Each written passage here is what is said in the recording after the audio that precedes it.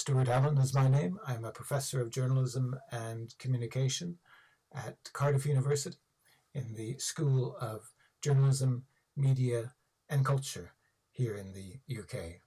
I have had the opportunity to visit Malaysia in the past. I thoroughly enjoyed my visit, and I hope one day I'll be able to come and join you again. There's so much rich and interesting scholarship in our subject area within Malaysia that I always am keeping my eye on it, sometimes helped along by PhD students. And indeed, my very first PhD student that I supervised to a successful completion was from Malaysia, and that was only a few million years ago. Okay, as you saw with my title slide there, my title for today's presentation is Visual War and Conflict Reporting, Past and Future Communication Perspectives, which I hope will resonate with all of you in relation to the theme of your conference today. Okay, the ongoing crisis engendered by Russia's invasion of Ukraine has recast anew long-standing concerns about the challenges confronting those striving to record the lived traumas of human suffering in ongoing conflicts. From the era of empire in the 19th century to the internet age of the 21st century, war photography has been a precarious vocation, one that is subject to ever-changing priorities and approaches responsive to the exigencies of the battlefield and the mediascape alike. As we have seen from the outset of this particular conflict, journalists have been risking their lives to bear witness in often harrowing circumstances on behalf of distant publics that are awash in imagery, fiercely contested across social media spaces. Many of these journalists are finding themselves deliberately targeted by the Russian military, and yet many are intent on crafting anew visual narratives to break through the darkness of deception, actively refashioning conventional approaches in order to better engage and focus public attention on the plight of those whose lives are caught up in these catastrophes. It's these more traditional understandings of war reporting that appear increasingly open to experimentation and innovation in the search for solutions that I want to discuss today. When we think back to February of last year and the launch of this major escalation of Russia's invasion of Ukraine, we recognize that right from the outset there were concerns about what was being called fake news or false criticism about what Putin was calling a special media operation. Certainly the words war, invasion, occupation, and so forth were being prohibited. In part, this was a deliberate propaganda effort on behalf of the Kremlin, which controlled and continues to control the media within Russian society. So we see examples of this one that I'm illustrating before you, of efforts to actually subvert that hegemony, to challenge it, to open up spaces for alternative types of messages. And this is something which I'll be exploring in our topic today, trying to kind of better understand kind of the politics of deception, which is very much at the forefront of efforts to rethink journalism and envisage for it a much more productive future in dealing with these kinds of concerns. Now, all of us will, to varying degrees, be aware that social media has become increasingly important, especially, and here I hesitate to generalize, but especially for younger audiences who may not be in the habit of watching a television news broadcast every day. They might not buy a daily newspaper. They may instead be relying on social media to tell them what's going on in the world. And depending on how they approach social media, they will certainly find a tremendous amount of information there. The quality of that information, of course, depending on where you're looking, whether it's TikTok or YouTube or Twitter or Facebook or Instagram or wherever, will of course vary quite markedly between legacy news organizations having their material across those spaces, very good types of alternative reporting that may well find a home across social media platforms, but also, of course, a lot of material which is disreputable, is not to be trusted, is deliberately, for whatever reason, malicious or otherwise, striving to misinform audiences, to propagate ideas and viewpoints which are not aligned with questions of accuracy or cannot be independently verified. And certainly during the start of the major escalation of the conflict in last year, we saw the extent to which TikTok in particular came to the fore as offering a very different, very interesting kind of alternative space for people to engage in eyewitness reportage of what was happening on the ground. When you look at some of the news media commentary about what was happening, which I personally always found rather interesting, we can call it meta-journalism in the sense that it's journalists talking about journalism, which I think, if you're interested in journalism, is always worth examining. We see a lot of commentary, a lot of reporting and editorial views being expressed in the mainstream media about TikTok as this source of alternative reporting. For example, there was a Reuters report, and I'll quote, "When Russia invaded Ukraine last week, some of social media's youngest users experienced the conflict from the front lines on TikTok. Videos of people huddling and crying in windowless bomb shelters, explosions blasting through urban settings, and missiles streaking across Ukrainian cities took over the app from its usual offerings of fashion, fitness, and dance videos." End of quote. We see impromptu video clips and still images, many live streamed by citizen witnesses who happen to be in the wrong place at the right time, challenging the Russian government's assertions that its forces were liberators and heroes welcomed by the Ukrainian people. The Los Angeles Times reported, and I quote, "The bombing and violence in Ukrainian cities feature a cast of newly minted stars, social media standouts who rely on satire, grit, and an insider's sensibilities to document the horrors for a global audience." End of quote.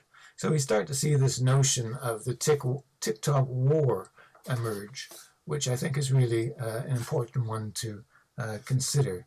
And that is the ways in which social media have helped to redefine our conception of what counts as war, just as war itself is undergoing an active redefinition and is certainly now thought about in very different ways than might have been traditionally the case as recently as a decade or two ago.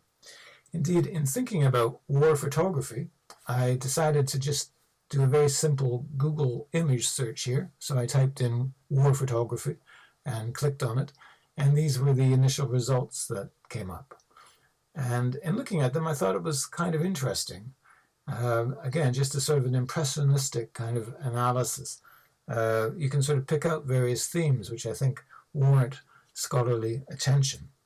For example, you probably noticed in looking at the image that most of the images were in black and white, which is, I think, interesting in its own terms. It gives us a sense of sort of the history of war photography, but also the recognition that black and white imagery connotes a degree of gravitas, a sense of seriousness, which sometimes color complicates. When color photography emerged, a lot of newspapers resisted the use of it. They still didn't, for serious news, prefer it over black and white photography. There was a feeling that color images are too emotional, too effective in influencing people's views and opinions. And there's something about the implied more, well, objective, really, sense of objectivity anyway, of black and white that seemed to be more consistent with professionalism. I think that's rather interesting for us to think about now in the social media age.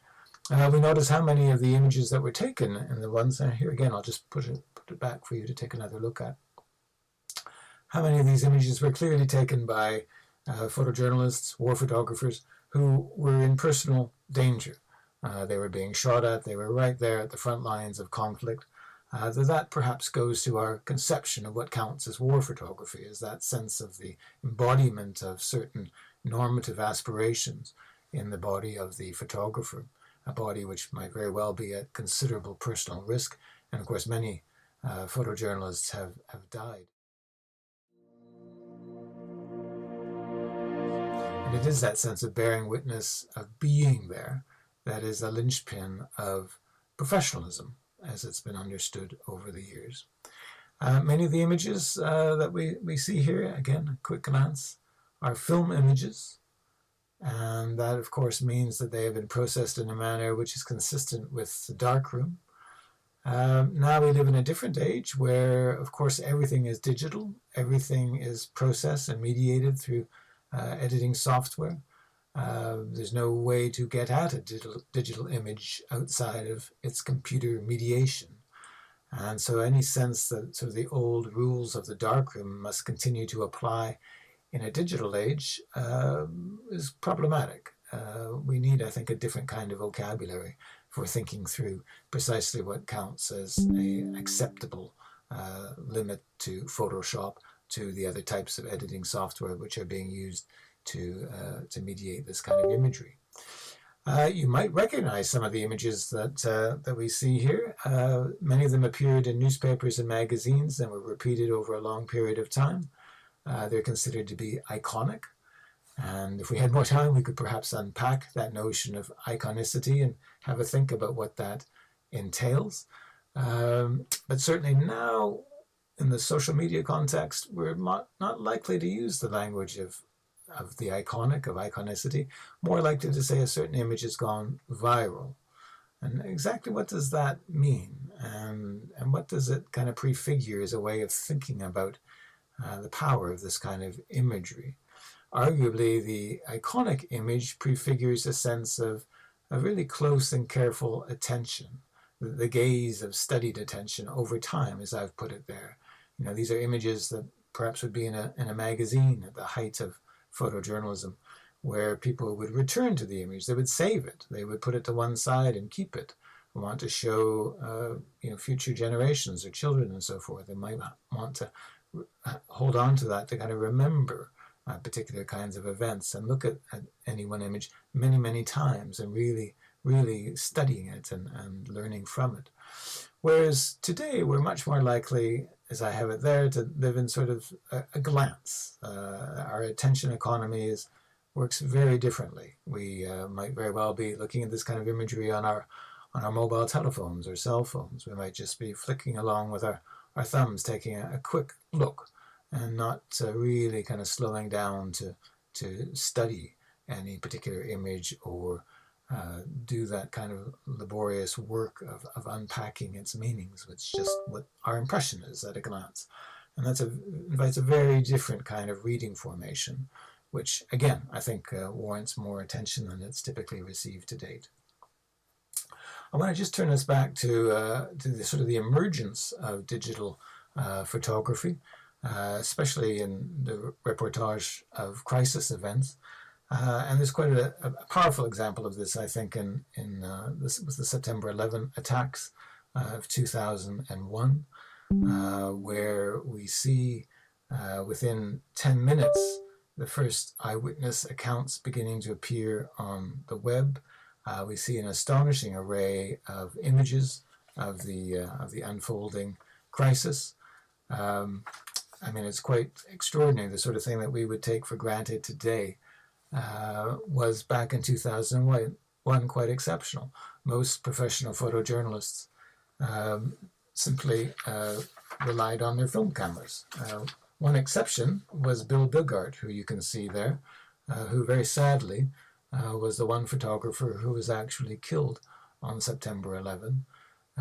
He had 3 cameras with him, 2 of which shot film, 1 of which shot digital images. Every canister of film that he had processed was destroyed on the day. Some of the very few surviving images you can see there in front of you.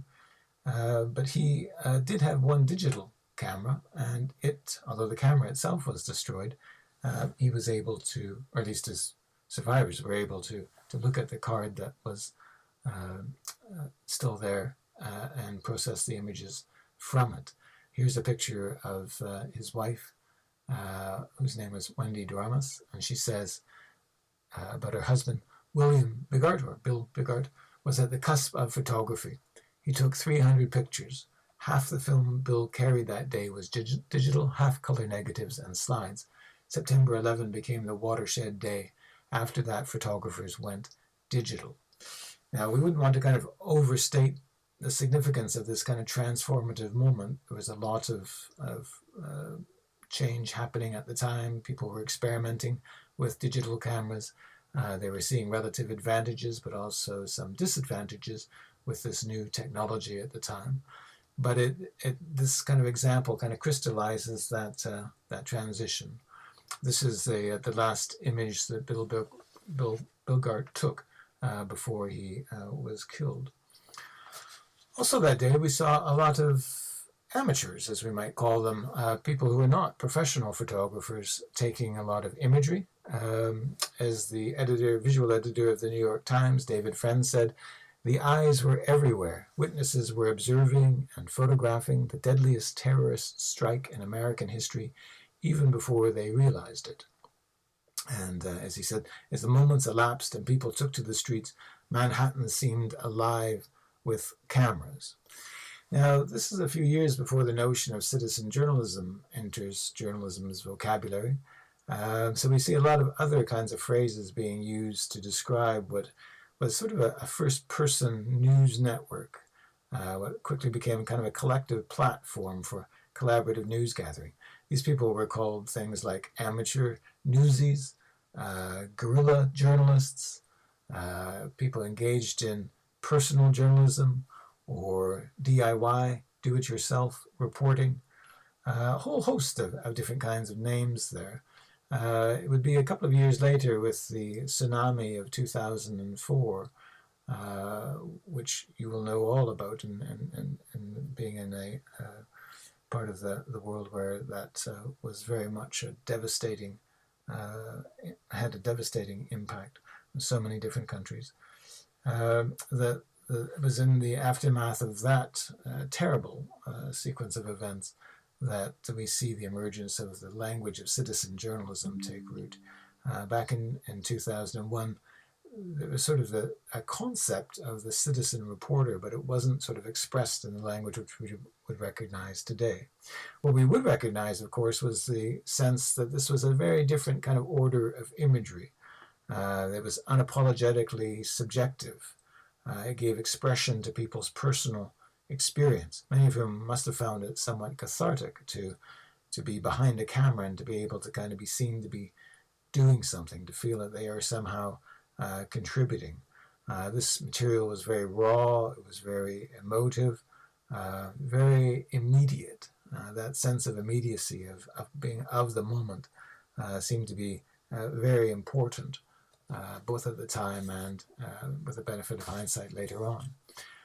We see a lot of efforts being established online to try to hang on and preserve this imagery, to almost instantly archive it for future's sake. And so we see websites sort of refashioning themselves. We see alternative websites being established in order to gather this material from ordinary citizens and to hold on to it, to effectively curate it, to kind of help tell a story, which was very different than what was being reported in the mainstream media. We also see, of course, in the aftermath of September 11, the Bush administration in the United States shifting to embrace a language of a war on terror, to very swiftly begin an invasion of Afghanistan, which would last for 20 years, and a couple of years later try to use September 11 in part as justification for invading Iraq, even though Iraq didn't have anything to do with September 11. And of course, the vast majority of people in either Afghanistan or Iraq had nothing to do with the September 11 attacks. And so we see, again, a new kind of ethos beginning to emerge, very much an alternative type of reporting.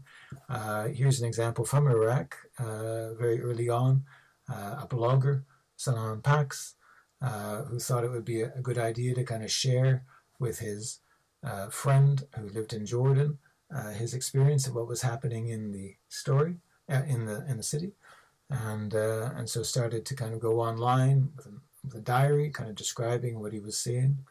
And this, again, at the time, was seen to be quite remarkable. He had no expectation that anyone else would be interested in this, let alone news organizations from all around the world.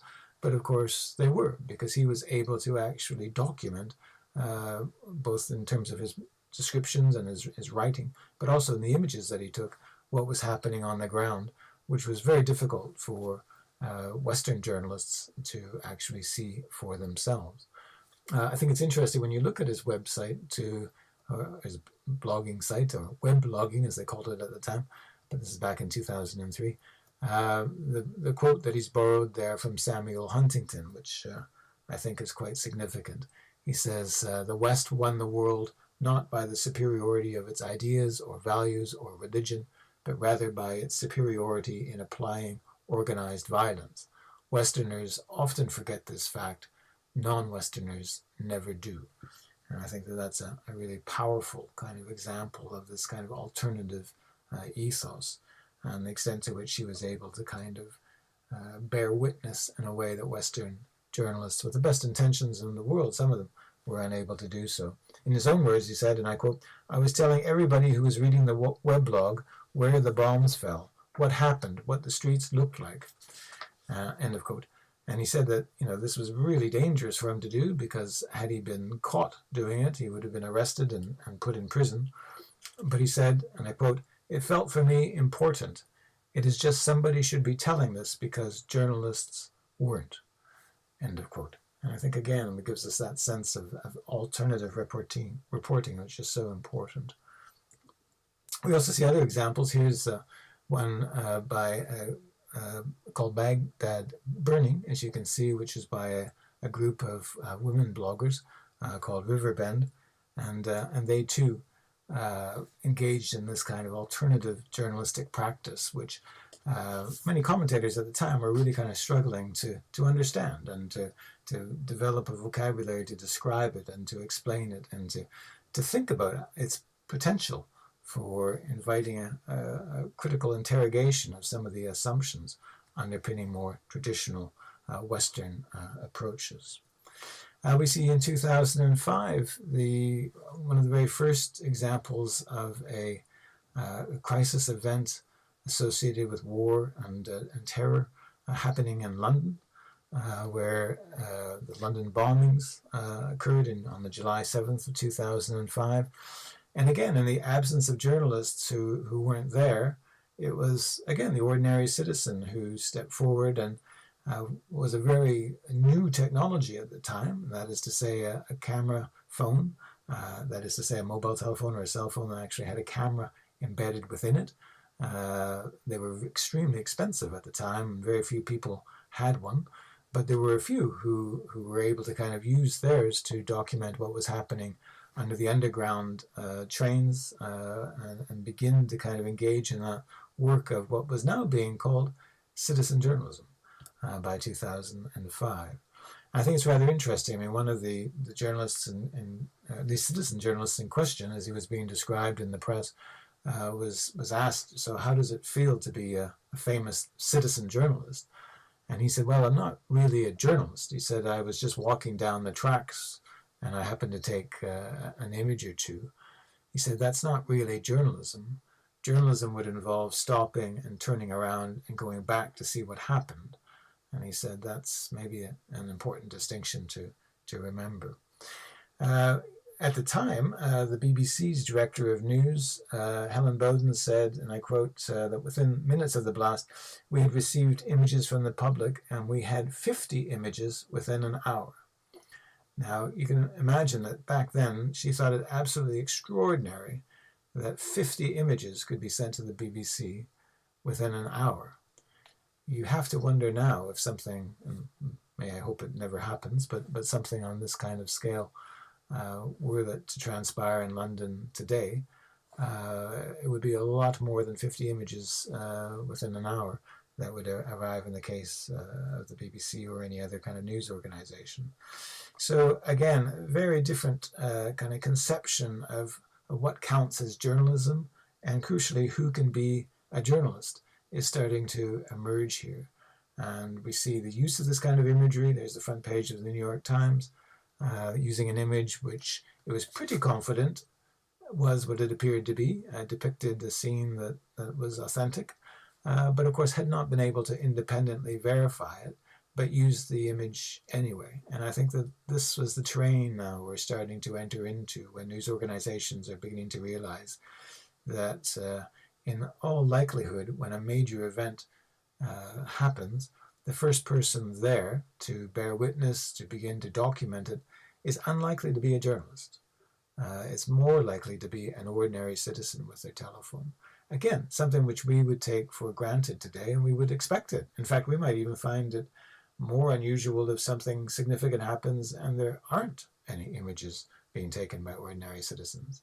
But back in 2005, this was very much a new and novel kind of phenomenon.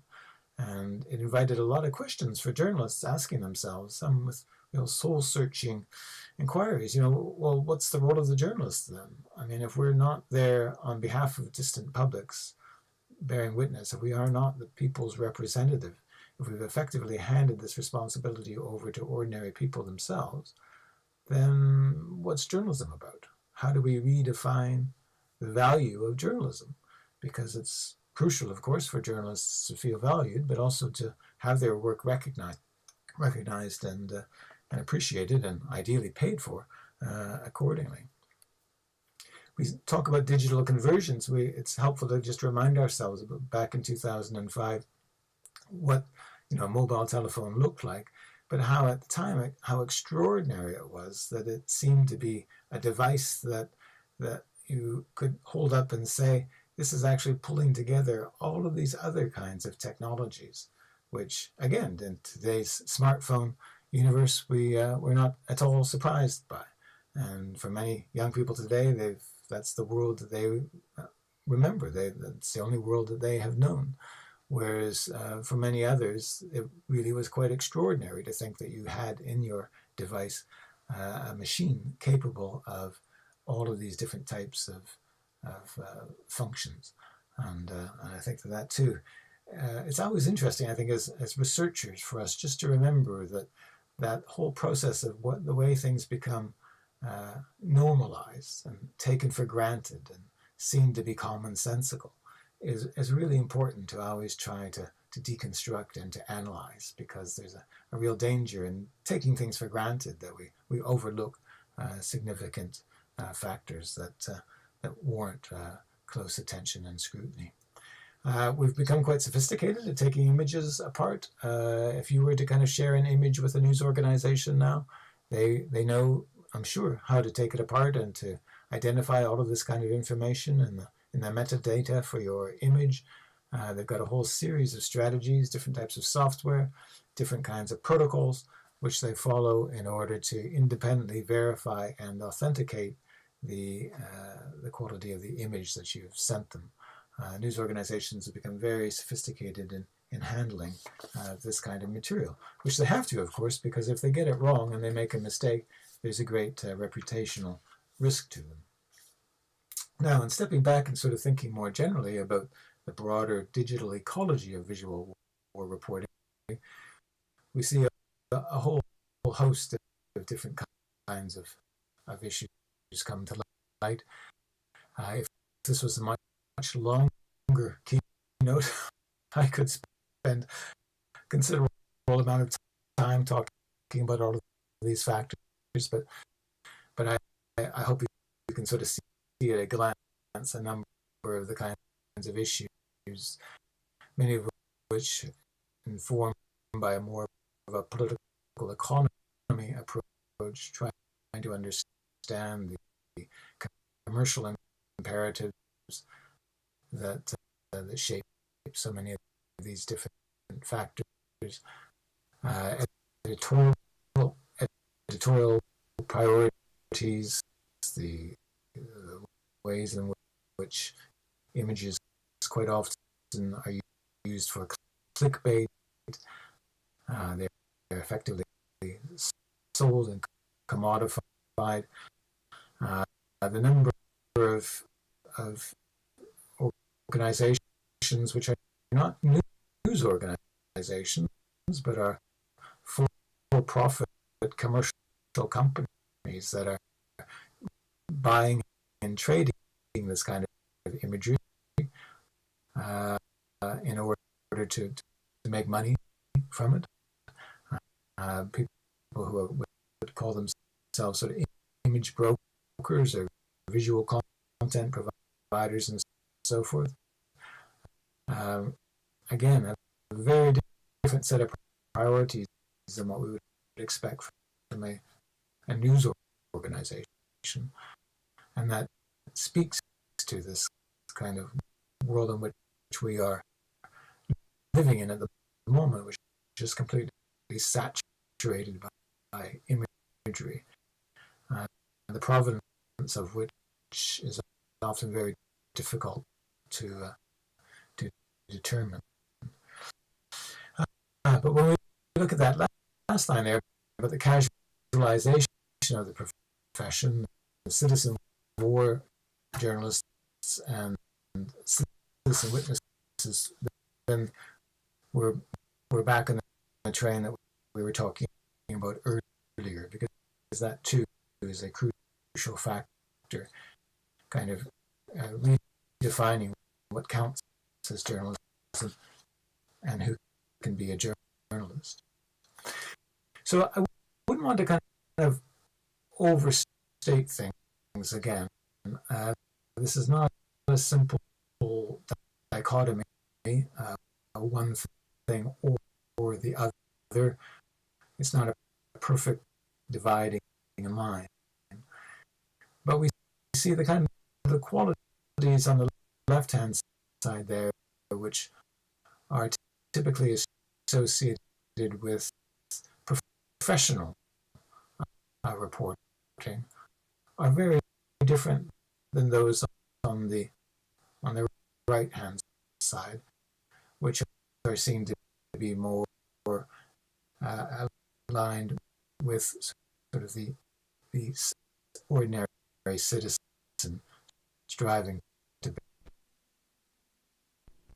But for the professional, is usually a top-down, outside-in perspective. That is to say, they are arriving on the scene from somewhere else, very quickly trying to kind of figure out what's going on.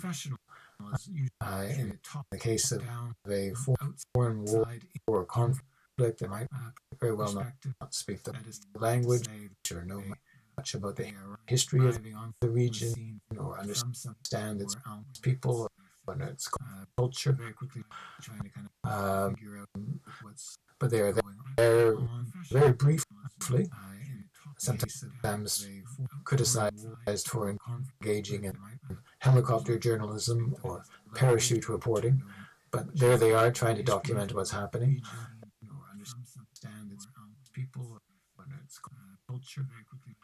Kind of characterize the ensuing reportage. Again, we could go through each one of those points, but a really important one is in effect the idea of the lecture at the bottom. The journalist stands there with their microphone speaking to camera, saying, I am in the possession of the facts, and I will tell you what happened. I am effectively engaging in a bit of a lecture. Whereas, conversely, we see on the other side the kinds of values which are typically attributed to citizen reporting, and there it's unauthorized, it's raw, it's subjective, more interactive and connective, but also crucially more of a conversation. It's more of what can be contributed, perhaps in a small way, to a large.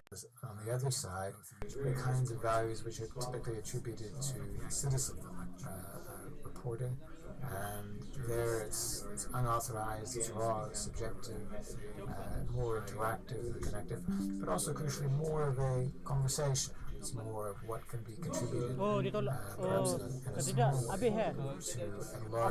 On the other side, the kinds of values which are typically attributed to citizen reporting, and there it's unauthorized. unauthorized laws subjective, more interactive and connective, but also Ni aku tak apa. Main audio ni tak apa. Tak ada apa kan. Tak kacau setting punya. Oh.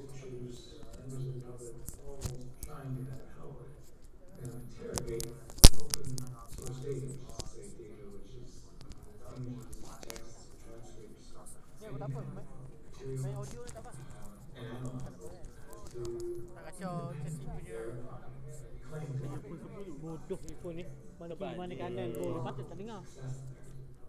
Tapi memang tak dengar lah.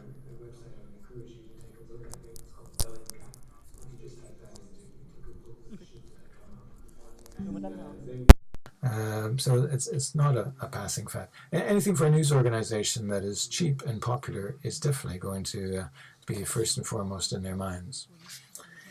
Now, in thinking about the war in Ukraine, which we've talked about a little bit already, we can talk about sort of the visual ecology of digital media that's apparent to us. We can talk about the extent to which so much of the imagery which we are seeing coming out of Ukraine invites a certain kind of skepticism. People may not be confident that they are actually seeing what they think that they are seeing. So here's another Google image search, war in Ukraine, and this is the kind of material which comes up. Very interesting if you think about questions of media literacy, our relative capacity to kind of take images apart and understand them and to recognize where they come from and to have a broader appreciation of the ways in which we need to kind of carefully interrogate an image before we learn to trust it. We simply cannot take things at face value. How media literacy turns into news literacy, and how news literacy prefigures a certain degree of digital literacy. So these kind of contending literacies are very much in public discussion and debate. You see a number of news organizations. Here's an example from the BBC, amongst others, which are trying to help people by saying, well, here's how you can tell for yourself whether or not something might not be authentic or truthful. And there's different bits of advice that a lot of news organizations are now offering members of the public to help them kind of get past this worry that so much material that they're seeing may also be a hoax, or it might be part of a conspiracy, may be someone deliberately trying to spread rumors, might be someone who thinks that they're somehow being funny, that they want to just use this as a bit of a parody, and so forth. And we certainly have seen a lot of imagery which has not proven to be truthful. A lot of photoshopped images. We certainly see weaponized memes, deep fake videos, all manner of different types of content which people are posting, might contain half-truths, maybe outright lies, using images which they say were taken in Ukraine but were actually taken elsewhere, images taken from films and television programs and various other things. I guess for many people, just to kind of generate, controversy or to get more followers, or to be, perhaps they have, a range of different kinds of motivations. That's definitely something which I think is important for us to be looking at as researchers, as to why people spread this kind of content, and also the extent to which people accept it at face value and believe it to be true. And again, there's just so many examples of how this kind of material can actually amount not only to misinformation, where someone has perhaps, for whatever reason, been misguided enough to share information which is not true, but might very well have been sincere and didn't know or didn't realize that what they were doing was perpetuating falsehoods, or, of course, disinformation, which is where someone is quite deliberately spreading fake imagery or false information, trying to kind of influence people's perceptions because they have a particular kind of agenda, whether it's to advance a particular point of view on a conflict, to support their government in a war with another government, or whether it's to make money. whatever is their purpose, their rationale. Disinformation, of course, is a very different order of problem. And it's, here's an example from the UK, which is on the website of a government minister.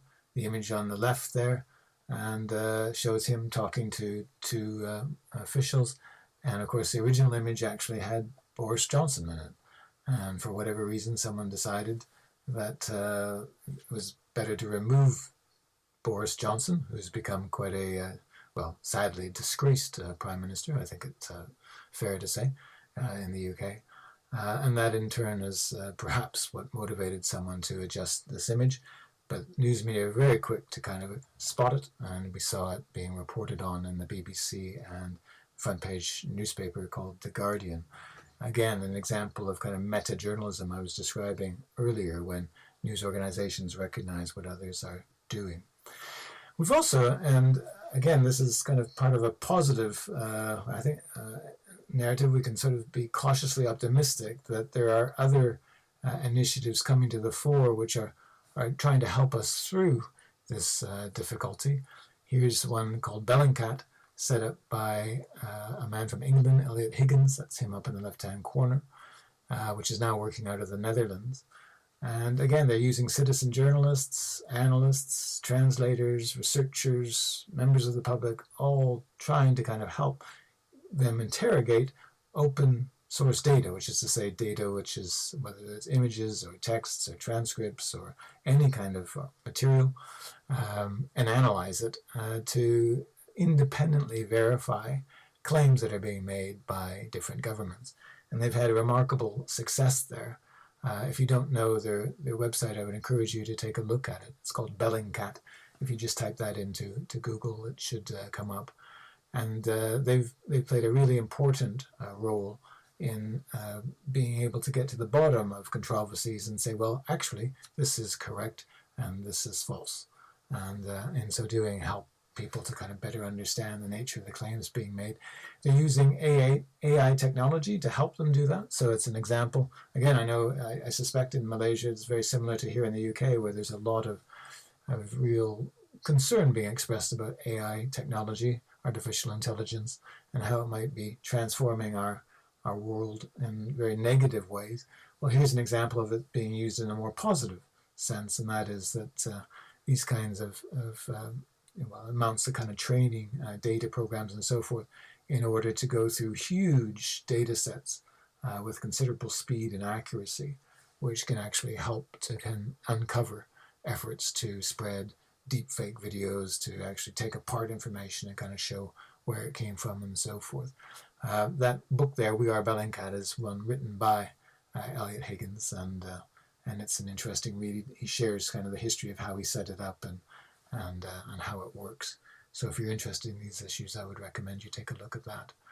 And so we're seeing a number of news organizations now coming forward to kind of involve members of the public, be web sleuths, as they're sometimes called, or web detectives, digital sleuths, and so forth, saying, you can be involved, you can participate, you can, you share your time and energy and possibly your expertise to help us kind of, collectively work through some of these materials.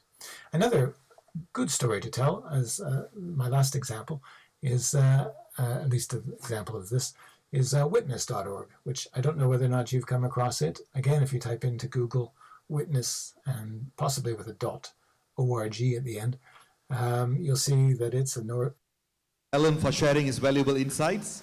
It is a pleasure to have him today over the video session. And ladies and gentlemen, second session for the day will be about fulfilling the new needs and wants of the fast-changing content consumers. And here we have the Director General of RTM, Mr. Suhaimi Sulaiman. Thank you. A little intro about Mr. Suhaimi Sulaiman. Over the last 32 years, Mr. Suhaimi has been playing an important role in our media industry. You just name it, he has done it.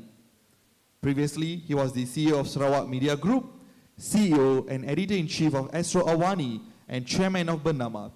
As well, all of us have really enjoyed is news presenting, anchoring in TV3 as well. So we can say him as the pillar and also strategist of Malaysian media.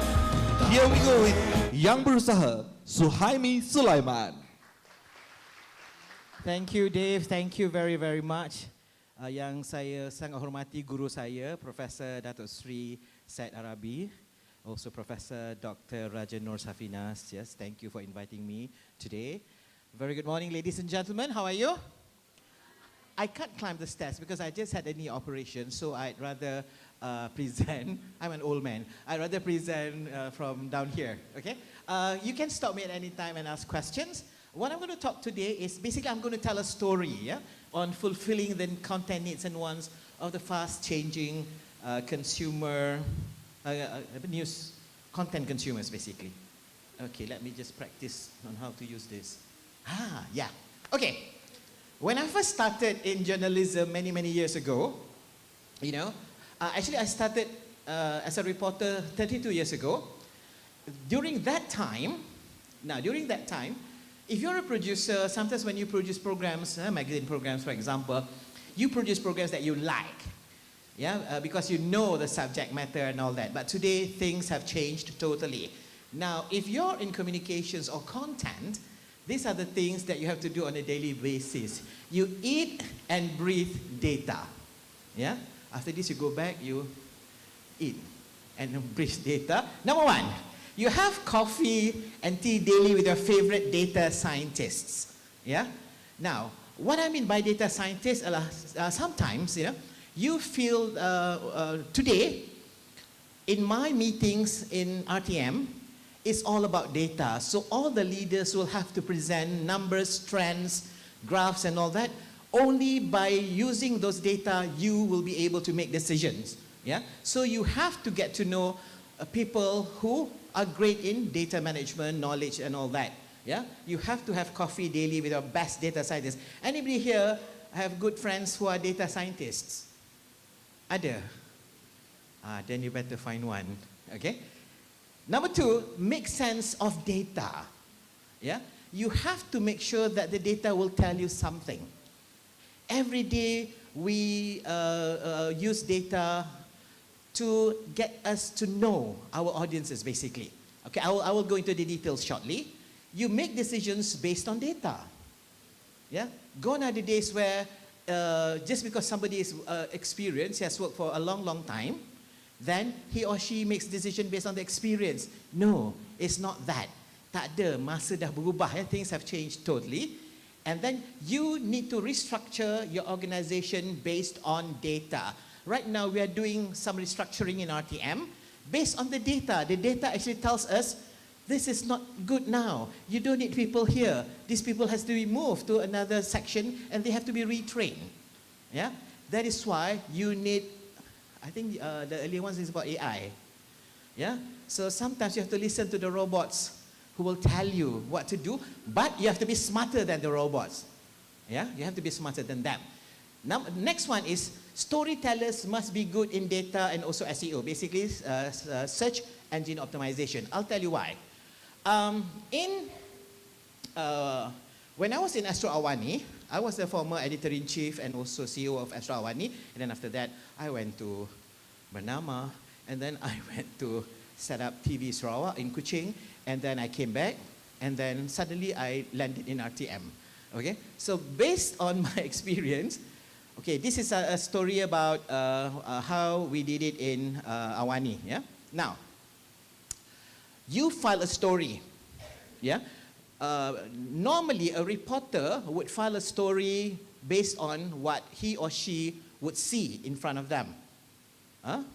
Now, things have changed totally. Today, when you file a story, you have to put yourself in the shoes of those who will consume your story. So you will have to know what kind of search keywords that they will use. And you have to make sure that those keywords will be in your story.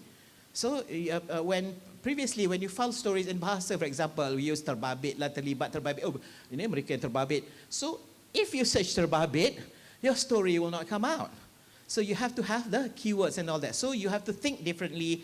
You must be good in search engine optimization and you have to check your data daily. For my colleagues in RTM, in fact, yesterday I've got the latest report. How are we doing? What's the data saying? How many people watch this? Yeah? So this is why if you're in communications, if you're in content, you must be a good data person. Okay, let's go on. Okay, so according to our favorite data scientists, this is what's important. Number one, attention span is getting shorter and shorter. Because most of you here are very clever people, so maybe you're not part of this. But let me tell you, the majority of content consumers in this country, their attention span is shorter and getting shorter and shorter by the day. Yeah? And people are always on the move. They don't stay at home anymore. Yeah? They move around. After office, they will go. We are becoming Japan. We are also becoming like Vietnam. In Vietnam, people don't go home until 10 o'clock because, I don't know why, because I guess the houses are so small. You know? So they love to go out. But they want content, so they're always on the move. Next, people don't like to be told to make appointments for TV viewing. Linear is dead. Could be. It could be true. Now, what I mean by this is, normally on television you will notice some of the advertisements, some of the promos, we say, jangan lupa, tontonlah berita perdana di RTM pada pukul 8 malam. So we tell the people, hey, drop whatever that you're doing, watch us at 8 o'clock. And people hate us for that. They don't like to be told. They want to consume content as and when they want to consume. So things have changed. People have changed. So don't tell them to watch at whatever time that you feel that they need to watch because they will throw stones at you. So you have to change. Next, people are so stressed today. You know, I will tell you how we solve the problems of very stressed people. Yeah? Because that's part of inform, educate, and entertain. So if you're a storyteller, you have to take all this into consideration. Next, when you wake up in the morning, you don't say hello to your spouse. You grab the phone first. Yeah, if you're on the bed, kan tak adalah good morning darling, tak, you ambil phone dulu. You know? So you check your phone first for messages from your bosses, for example. They love phones and other gadgets. Next is they only read headlines. They don't read. You know, they read the first two sentences, perhaps, maybe 3, maybe 4. 5, I don't think so. Yeah. This is, by the way, this is not random sample scientifically, yeah, but this is based on research juga lah, yeah, which is basically true. And people hate clutter. What I mean by clutter is when you present something, don't make it very complicated because they will tune out. They want something very, very simple. Yeah. Because of that, we solve the problem. Aha. Now. This is a program that we name it Kanta 744. Any one of you here have pernah tengok Kanta 744? Please say yes. Ah, nice. Very good people. Now, based on the problem statement, earlier on, the earlier slide is basically our problem statement.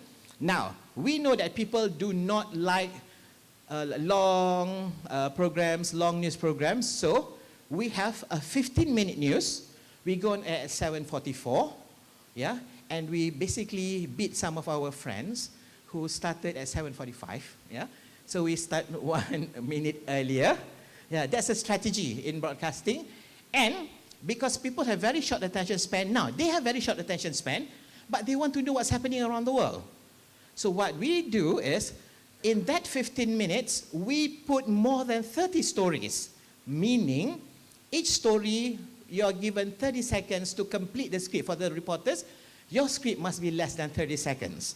So we speak at 3 words per second. Now do your mathematics. Yeah? So how long is that story? Now, when we have 30 seconds, 30 stories, that is a sense of completeness in people's mind. So they know what's happening around the world. Yeah?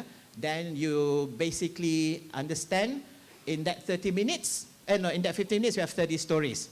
Now, because of that, Kanta 744 has overtaken our Berita Perdana. Viewership is very, very high. Yeah? Kita telah mengalahkan Berita Perdana. Now, Berita Perdana comes second after Kanta. And people watch Kanta because they have this feeling of sense of completeness in the story. So basically, what we have done here is the presentation is very smooth, straight to the point, and no clutter. Clutter means people look at the font. If you see RTM today, it's very modern font, very soothing colors because people are so stressed. If you are so stressed, we give you clutter, we give you very complicated presentation, people will tune out. They say, oh, I already have problems. Why you give me more problems? You know? So they're beginning to scared of something complicated. So television must be simple, straight to the point. You have keywords. So that solves the problem. So for us, because we listen to our data scientists, we look at the problem statement, we solve the problem. So Kanta is our success story. Then, our sister program, which is Berita Perdana, which goes on air at 8 o'clock, felt threatened. So it's an internal competition now. So they have increased the pace of presentation. They have they changed the scripting to be more compact and concise. And now they're beginning to overtake Kanta 744. So it's an internal competition, and their ratings have gone up 3 times. 3 kali ganda naik viewership. Because people love short, straight to the point stories with very minimal, tak ada complicated lah, yeah. So one thing we learn here, so for us, so the data here is keep it simple, yeah. But of course, for all of you who are very learned people here, you want long forms. We have. It's a program called Narrative. Yeah, you can go for the details, but the ratings will not be very high. Because orang pandai dalam dunia ni tak ramai. Only you all. Not even 10% of the population. The smart ones lah. The rest, I'm not saying that they are not smart, but they want simple lah, you know. So the smart ones are in this room. So I believe you guys will go for the lengthy ones, yeah? Okay. Next, we realized that they hate to be told when to watch the news. Yeah, so because of that, we rely on our OTT. My friend Nurul Husna in the afternoon will go into details in our OTT. What is OTT? OTT is over the top, which is basically, for us, is RTM Click. So for those of you who have yet to download RTM Click, please download RTM Click. We have all the news, we have all the dramas, telemovie dan sebagainya. You can consume all the content as and when you want it. Because that's the deal. They hate to be dictated when to watch the news. They just want to watch it whenever that they feel free to do so. So that's why we go for OTT RTM Click. And now we have good viewership numbers and news. And RTM sangat ke depan, you all. RTM is way, way ahead. Now we work together with TikTok. Because you are the TikTok generation. Yeah, so because of that, we put on TikTok. Hey, that's Finn. Finn is our master expert in TikTok. Yeah, he's seated right behind. If you have questions, hey, stand up, Finn. If you have questions on TikTok, you might want to talk to Finn Layson. Finn Layson, anak Ludan, is our expert when it comes to TikTok. And the numbers from TikTok, okay, let me tell you this. The population of Malaysia is 33 million. Yeah. Now, during the finals of SEA Games football, Indonesia versus Thailand, guess how many people watch TikTok RTM for that particular match? Just guess. Huh? 1 million? 100K? 100K? Are you serious? No way. No? Okay, more? 3 million.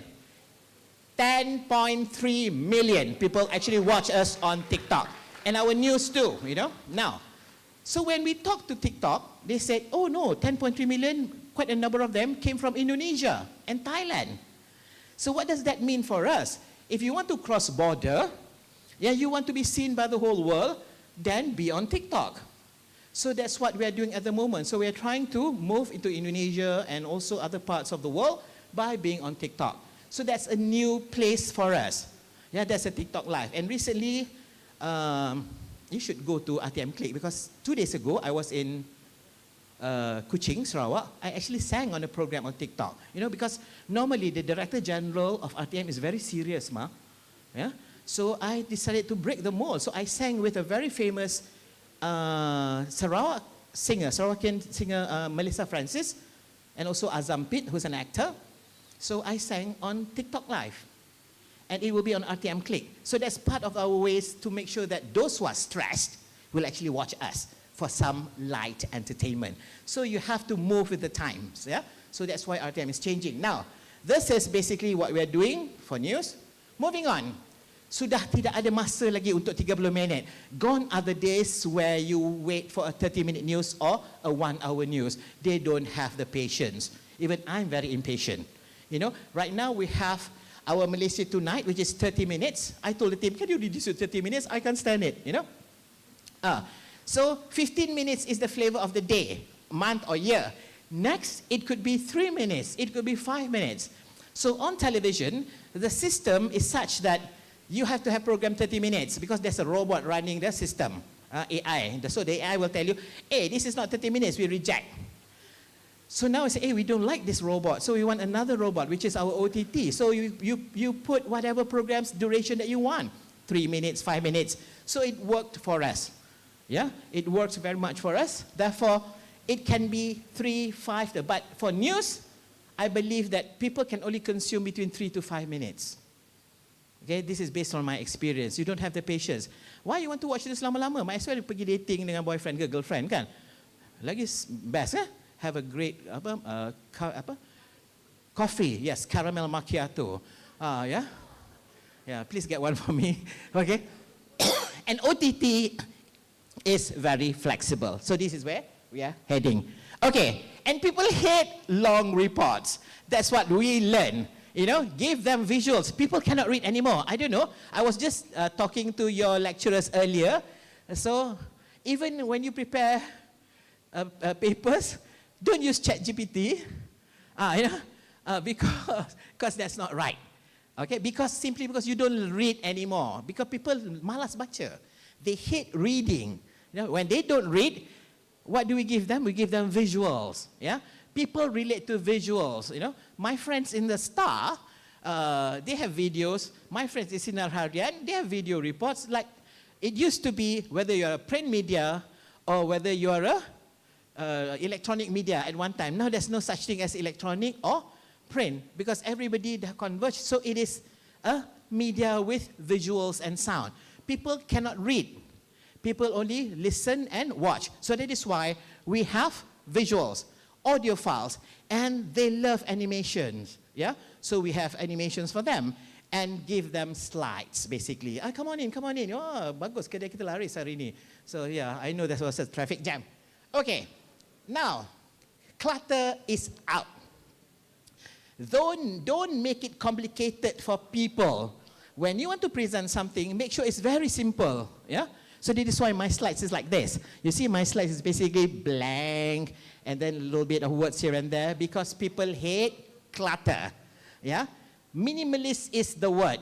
So in your presentation, everything has to be minimal because people cannot manage long information anymore.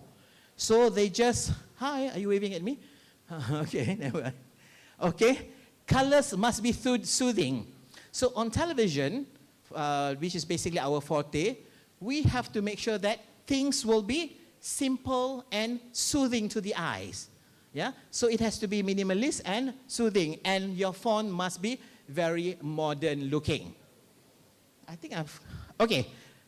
Next, walaupun, even though people cannot read, the attention span is very short, people, this is the contradiction. They want a complete story.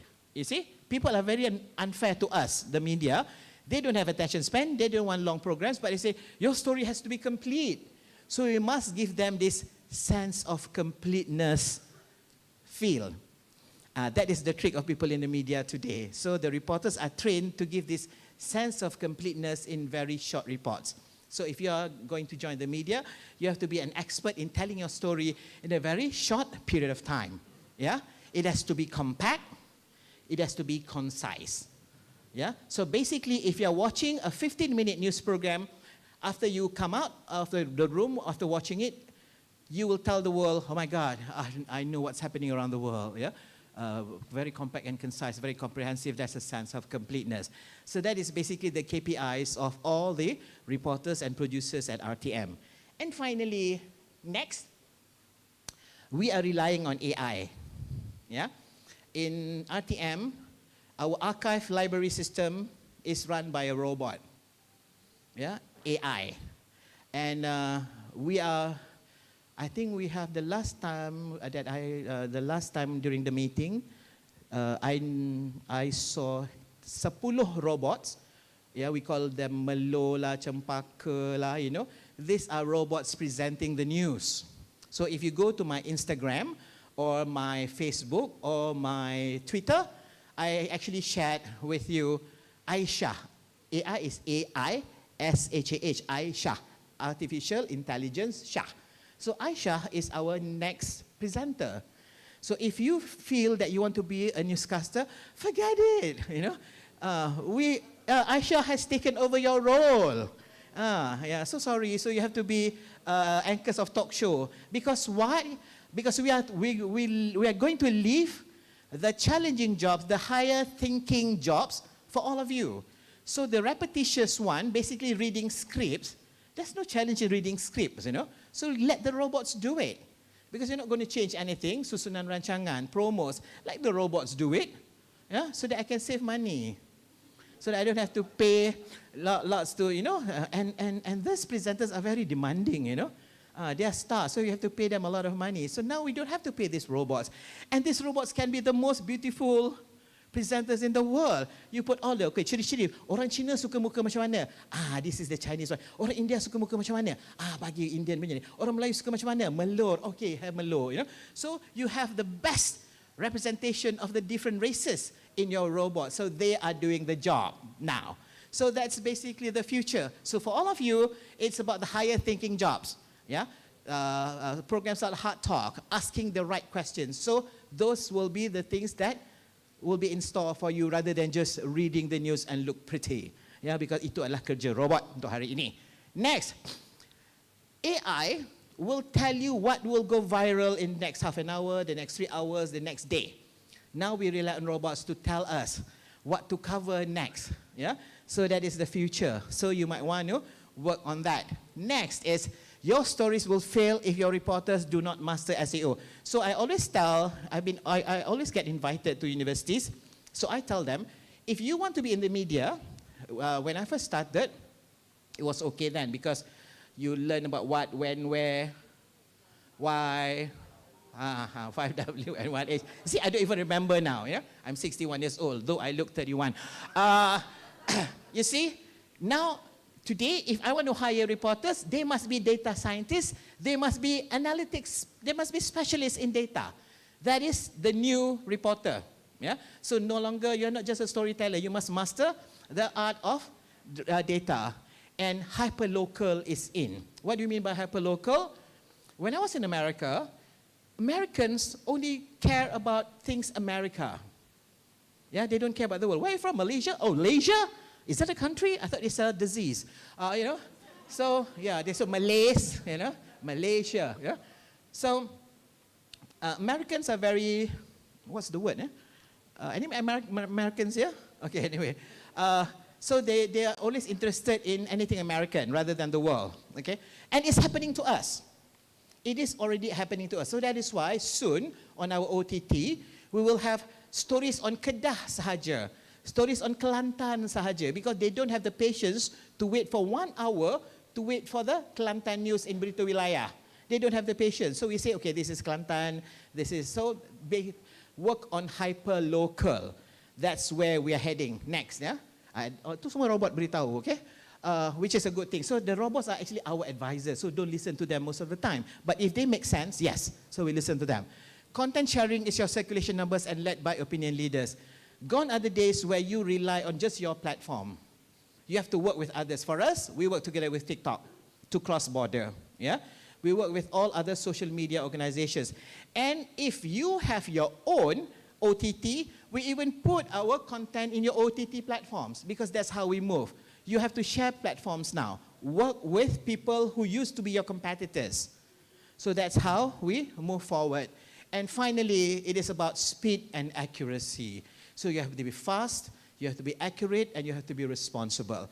So for us in RTM, if you don't remember anything that I talked about, because this is the end, the last slide, there are 3 things that we are very concerned at RTM. Number 1, we have to be relevant. You have to move with the times. If you're not relevant, if you keep on doing same old, people will ignore you because People are moving, people are changing, number one. Number two, you must be relatable. This is not just RTM. I think you can use this in your personal life. If you're not relatable, orang pun tak nak gang dengan you. Tak ada orang nak tackle you pun. Ya? And you have to be relevant with the times. Kenapa pakai bell bottom? Sekarang tak pakai bell bottom lah. You know? Relevant, relatable, and your brand must be lovable. If people don't love you, people don't want to go out with you. So that's what we believe in RTM. RTM now is a lovable brand. And now we're so beautiful. You know? So that is where we are heading. Finally, habis. That's me having coffee. Thank you very much. I don't know whether we have time for question and answers, but you can stop me anytime when we have coffee, anything else if you have questions. Thank you so much. It's a pleasure.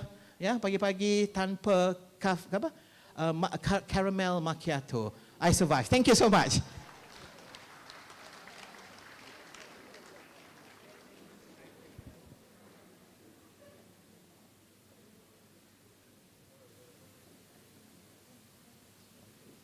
Test 1, 2. Thank you very much, Yang Berusaha Encik Suhaimi Sulaiman. He's my big boss. So how was it? You guys enjoyed the session today? You guys understand about TikTok? Caramel macchiato?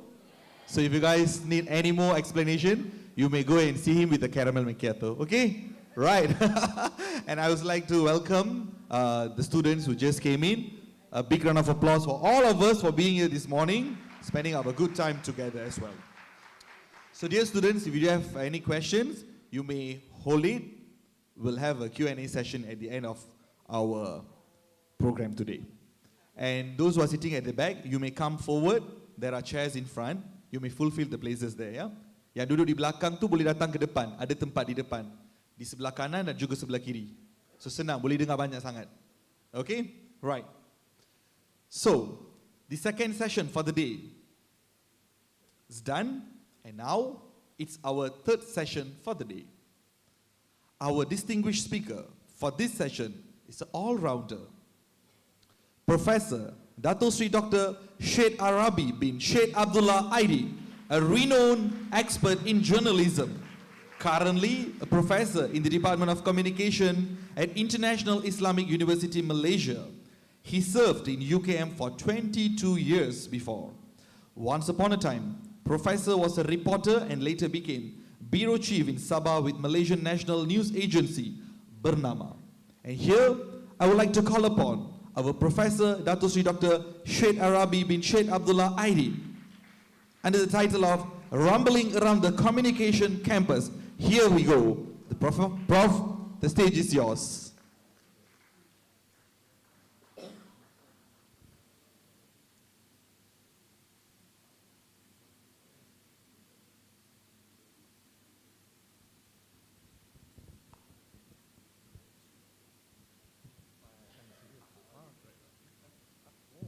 It's a big crowd. Thank you very much. I think Suhaimi has brought you in. So I hope I will not drive you out. Okay, Bismillahirrahmanirrahim. Assalamualaikum warahmatullahi wabarakatuh. I'm going to ramble about communication studies. Just to introduce myself, I was a reporter way back, Suhaimi, 31 years ago. I think I was 41 years ago. So a few years with Bernama, then joined UKM, and then jumped into academia in UKM, and then jumped into IIUM. So I'm now in IIUM. So I've been looking at these. Oh, I have to take this one. I'm looking about the insights of communication. Yeah? I hope the majority of the audience here are in communication, and I hope that you can relate. I'll be talking about curriculum, I'm talking about communication research. So I'm looking at, in fact, two worlds, the worlds of academe and the professional world. So Suhaimi has talked to you about the professional world. I'm going to talk to you about the academic world and how the academic world is related to the professional world. Now I introduced the word communication campus. You have heard about communication science. You have heard about people dismissing communication as mass media, as interpersonal media. And Murad Marikan has talked about communication being a victim of the convergence of disciplines. So there are many definitions of communication. But let me talk to you about communication as a communication campus. My idea of communication campus is that you can break the whole dimensions of communication, public relations, journalism, broadcasting, film, the new media, as part of, or turn them into faculties. And within the faculties, you have dimensions or departments like crisis communication, political communication, English language, you have it, and whatnot. So that to me, I would term it as the communication campus. Yeah? So, and that gives the flexibility for communication to expand, and communication to get new ideas, communication to make itself relevant, related, approachable, so that it will be not tied down to the old disciplines. The old disciplines become very, very conservative and not able to maneuver. Communication itself must be able to cope and be able to relate to the new dimensions of the new technologies. I will explain to you more on this. Now you had in the past Barrelson and Wilbur Schramm. In 1956, they were thinking that communication as a field will wither, will die away. Because the founding fathers, Laswell and others, were dying and were leaving the field. And Barrelson thought that with these founding fathers leaving the field, communication itself will die off. And Wilbur Schramm said, to term, the definition at that time was, people came in a caravan, they stopped for a while and move on. And that is why communication as a field of research, as a field of study, is supposed to wither away. But scholars like you have proven Barrelson and Wilbur Schramm to be wrong. Now, a lot of people tarry and few leave communication. Instead of what the observation made by Wilbur Schramm, that many left communication, only few. But now I think the reverse is true. Many people stayed on, few leave communication to other fields. Today the condition is very different. The condition is very different because communication has diversified, has expanded, and it has also been very, very sensitive to incorporate new ideas. And I will explain to you more on this as we go along. So communication is not a discipline. It's a field of study. It's a field of study. In other words, it can absorb theories and is open to different methodologies. If you are a discipline, you only observe only one methodology. You'll be restricted to certain theories. But communication has a field of study. You are able to master, and you are expected to master many methods of research. And you are open to various theories, but at the same time, as a field of study, you begin to nurture and find out theories that are peculiar or relevant to you. So you become very absorptive. You draw in theories from other disciplines, from psychology, from sociology or political science, but then you adopt and adapt these theories or concepts into the communication field. Now, communication has a field of study has expanded. Expanded. You can say it started from America, but of course the scholars from Europe will say no, we started communication. But I will take it that American scholars expanded the study on communication. They expanded. They brought in people from Malaysia, like people like us, study in America, got a PhD or the master's and came back to open up departments in Malaysia. So you had the first department or the first communication program in USM in 1971, followed by UITM, that time was called ITM, and later in 76, we brought in communication department in UKM, and it expanded. We went into UPM, and then you went to UPM, UM, and now I think you have now in UPSI. Has a field of study, yeah? But communication has also expanded into parts of Africa, into Latin America, in various parts of China, Japan, and etc. Yeah? So that's why I say communication is very flexible, is very absorptive, is very sensitive, and he has invited many scholars to join the field of research.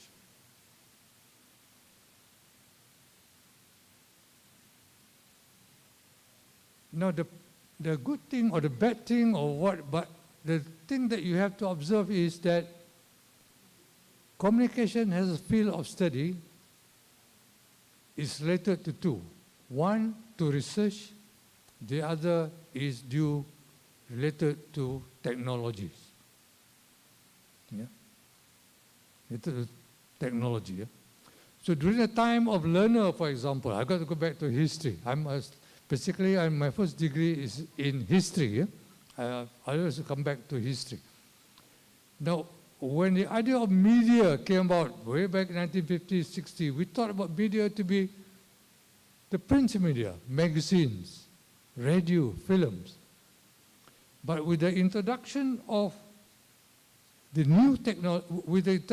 technologies, we accepted television, we accepted videos. Now we have accepted the social media to be part of the technology to be studied, to be used. And this is why you see people like Encik Sohaimi who are able to tell you, oh, we need to change because the audience has changed. And we need to change because the students have changed. Yeah? And the students are going to be the future producers in RTM. They need to understand the audience. And because they have been able to understand the students, they are able to understand the audience.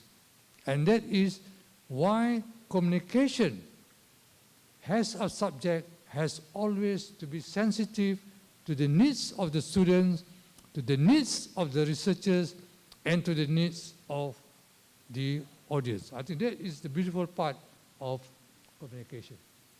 Now I'm looking at the milestone. We have changed.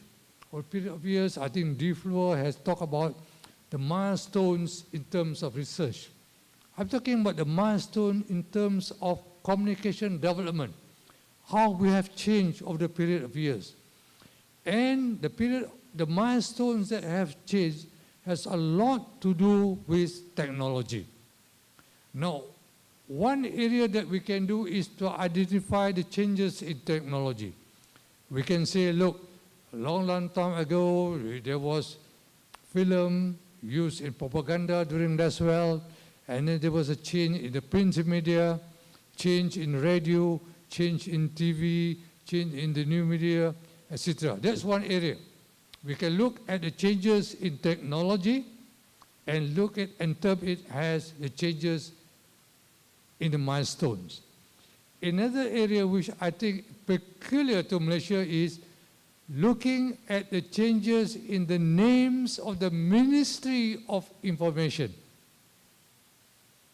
How the Ministry of Information, the name, has changed over a period of years to indicate the milestones in the communication scenario. So when we achieve independence, or I would begin earlier on. Way back in 1910, the 1910, when we had the Malay States Development Agency, way back, we were earlier than the Empire Marketing Board. Empire Marketing Board was 1923. We started earlier, 1910. Yeah? And I link up with the idea of these information departments and Ministry of Information to two things: the development of technology and the political change in the political landscape, changes in the political landscape. Very important.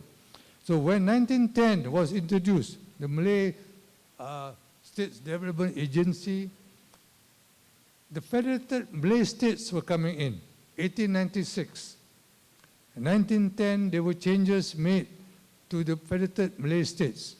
And the colonial masters needed investment. And one of the reasons they formed this Malay States Development Agency was to promote investment to the federated Malay states. So the federated Malay states operated in London. It has nothing to do with Kuala Lumpur at all. But the name was Federated Malay States. And it moved on. It went on to Malay States Information Agency, 1911 Information Agency. But I think the need to understand is, before the war, we had other departments called the Information, Publicity, and Moving Shepherd, 1946, and Department of Information and Publicity, Victor Purcell, and then it went on to Information Services, 1950, and on and on. So there were these changes in the name of the Department of Information, and it led on to 1961 when we had the first Ministry of Information, headed by Tunku Abdul Rahman.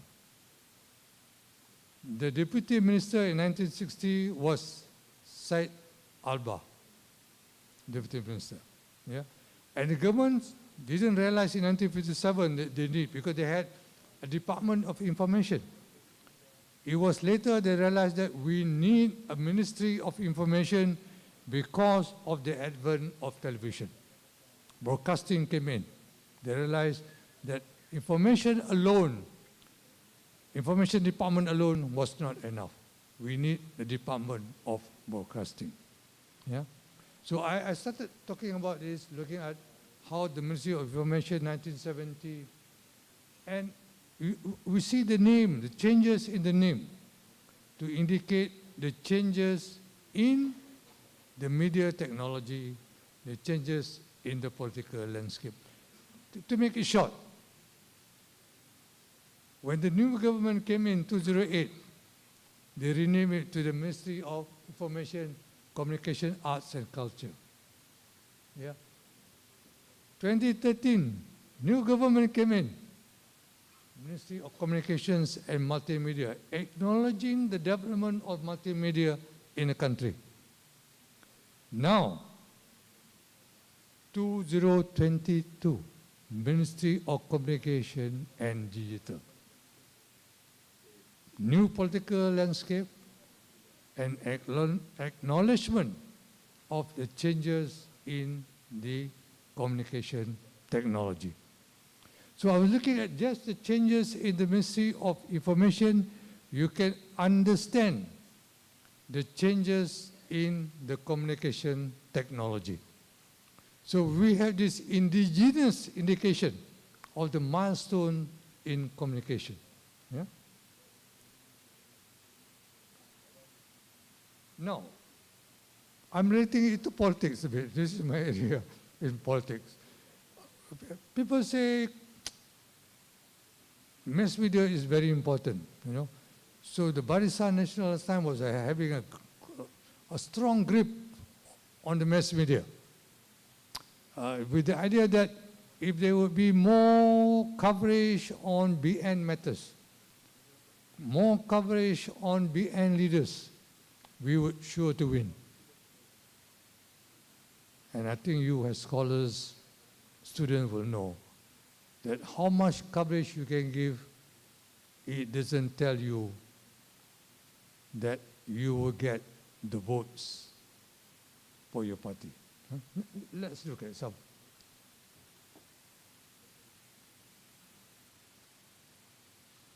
Yeah, always been the fact that we hold to the strong effects of the media. We say media has very strong effects. If I can push you all the content, make people watch, listen to the media, they are going to vote for me. They're going to love my product. They're going to love my services. I think no, it's not that pure, simple. You have to understand, as Swami said, you have to understand the audience. And work out is how you get the audience to be interested in your product. Not telling them that you have this product, this service, you must love my product, you must love my service because I told you so. It doesn't work that way anymore. So what happened? We look through, we have been conducting these surveys in 1990. You can look at, the blue is BN, BN. How BN has fallen. But the other thing you have to notice is the rise of the internet, the purple. As the internet went up, the BN has gone down. In other words, the BN did not realize the importance of the internet. They were always looking at TV and the newspapers. And although TV and newspapers were giving them due coverage, it had nothing or no correlation with the popularity of BN votes. But the opposition was very cunning. Since they could not have access to the main media, they went to the internet. And that's why people began to look for the alternative, and they saw it in the commercial media. Now you have a change of government. I think the government has also to understand this. Huh? Now we have been going look at this 1990 up to 2013. We have done some more. I will not release to you. This, I think later. I give everything, then I have no model anymore. Okay, so decline in the traditional media and a slow, gentle increase in the exposure to the new media. At that time, 2030. But now I think there is a tremendous increase in the new media. And what is the effect of that? This is the thing. Now you see over the period of years, people's exposure to the traditional media has going down. It's going down. Way back in 1990, you can see people that exposure to TV was about 80%. And then it kept going down and going down. In 1920, this is what I found, January and December. In January, it was 56%. In 51, it went down to 51%. Akbar was the same, 31, it went down to 19%. Radio, Swami, 31 to 30%. Yeah. And traditional media was going up. Yeah. You can see the pattern going out. But now, I'm going to show you another pattern. The exposure to media for both traditional media and the new media is coming down. Exposure to TV has gone. This is 2022, and the latest we have 2023. TV 40%. This is on daily, because two times a week I think it will be different again. daily, 40%, 31% exposure to TV. Newspaper coming down, 22, 17%. Radio, 22, 21%. And you look at the new media, it's also declining. Again, I think Elon Musk's threats is also a good thing to study. But TikTok has increased a bit. TikTok. Every time there is a new media, it will increase. Yeah? Now, the Reuters report, the Institute of Reuters also found the same thing.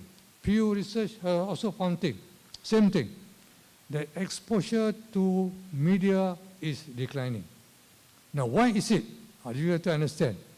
My understanding is because of the fragmentation of the media. You have more access to media, and you have only 24 hours of the day. You wake up, as Simon said, you look at the media, or you look at your wife or your husband. You have 1 minute. So you say, I look at the WhatsApp first. So you have to choose. And this is happening to us. In other words, exposure to a particular medium, which we have assumed for in the old days, is gone. You have to reach the audience through several media. So you cannot just say, I use TikTok only. You have to say, I use TikTok, WhatsApp, I also use TV. During crisis, I got to increase frequency of TV exposure. During mundane times, I got to use radio. So in other words, media producers have to understand the media audience. Yeah? Now, I'm talking about this. Now, how about media use? We say media use, decrease in the traditional media. Am I okay, Amelia? Now, about effect. I'm always concerned about effect. I've been studying effects. And the days of, we studied effects last time of violence, way back 1950.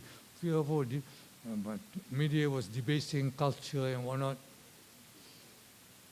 Friends, today the same thing is happening. Cyberbullying. Same, in 1950 it was violence. Now it's cyberbullying. It's also violence. So the issues keep repeating under a new name. Yeah, under a new name. So we have to be alert to this. What is actually the effect of the media? I don't think I can be able to understand this. Now, politicians come in and say, if we can get the media to be supportive of us, we have the voters in our pockets. And I don't think so. Yeah? Now we asked them in 2023 after the election, what are the things that made you to decide on your vote? People were saying TikTok. TikTok was very, very important. With TikTok, PAS got it. Everybody voted. So the green, this green tsunami, they're going to use TikTok. There's no empirical evidence. So in 2023, in our post-analysis, we asked them, hey, what actually drove you to vote? Issues, political issues, economy, yeah, stability of the government, very important. Next, what's it? Political parties, political leaders, the image of parties, the image of political leaders are important. What next? Parents. Yeah? Parents are very important. Your friends are important. Television, newspapers, yeah, but not that important. Social media, important. Among social media, yes, we have TikTok coming in. Yeah? But I'm just talking about communication scholars.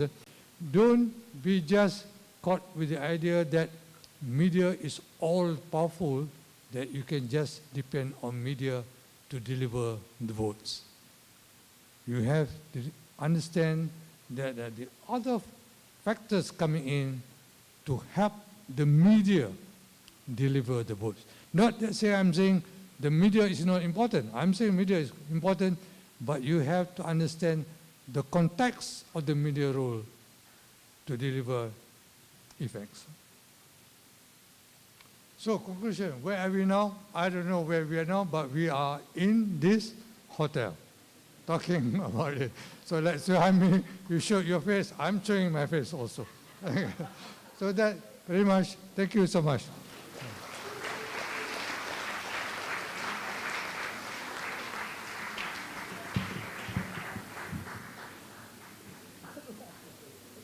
Thank you, Professor, for the valuable insights. It was a good session for all of us. Was it good? You guys enjoyed? Got new messages? Can I have a big round of applause for our professor?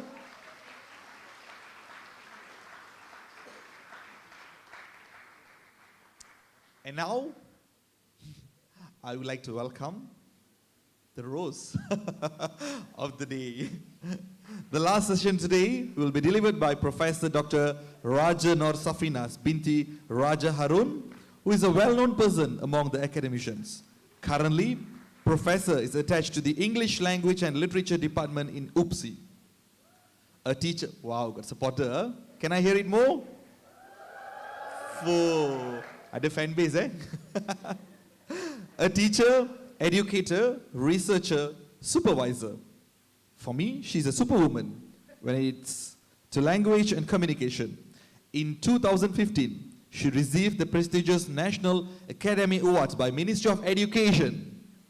And now, I would like to call upon Professor Dr. Raja Nur Safinas binti Raja Harun, under the topic, the media representation of teachers, the realists versus the idealists. Here we go.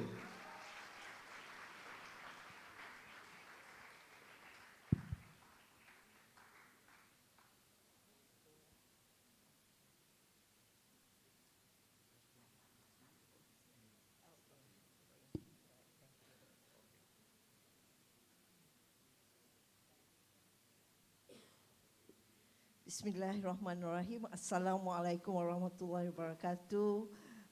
Prof. Dr. Said, Encik Suhaimi, and ladies and gentlemen. Okay, actually, it's a very great pleasure to be here today, to be talking to all of you, to be listening to Encik Suhaimi from the industry, to be listening to Dato, and also on the AI, yeah. And the images generated by AI, okay? Although I miss it, you know, I wish I could listen to it longer. Okay, basically, I was a teacher, okay? I was an English language teacher for 6 years, and I've been a teacher educator for 23 years now, okay? So it has been a long time with Universiti Pendidikan Sultan Idris, and I've been with the English language department, yeah?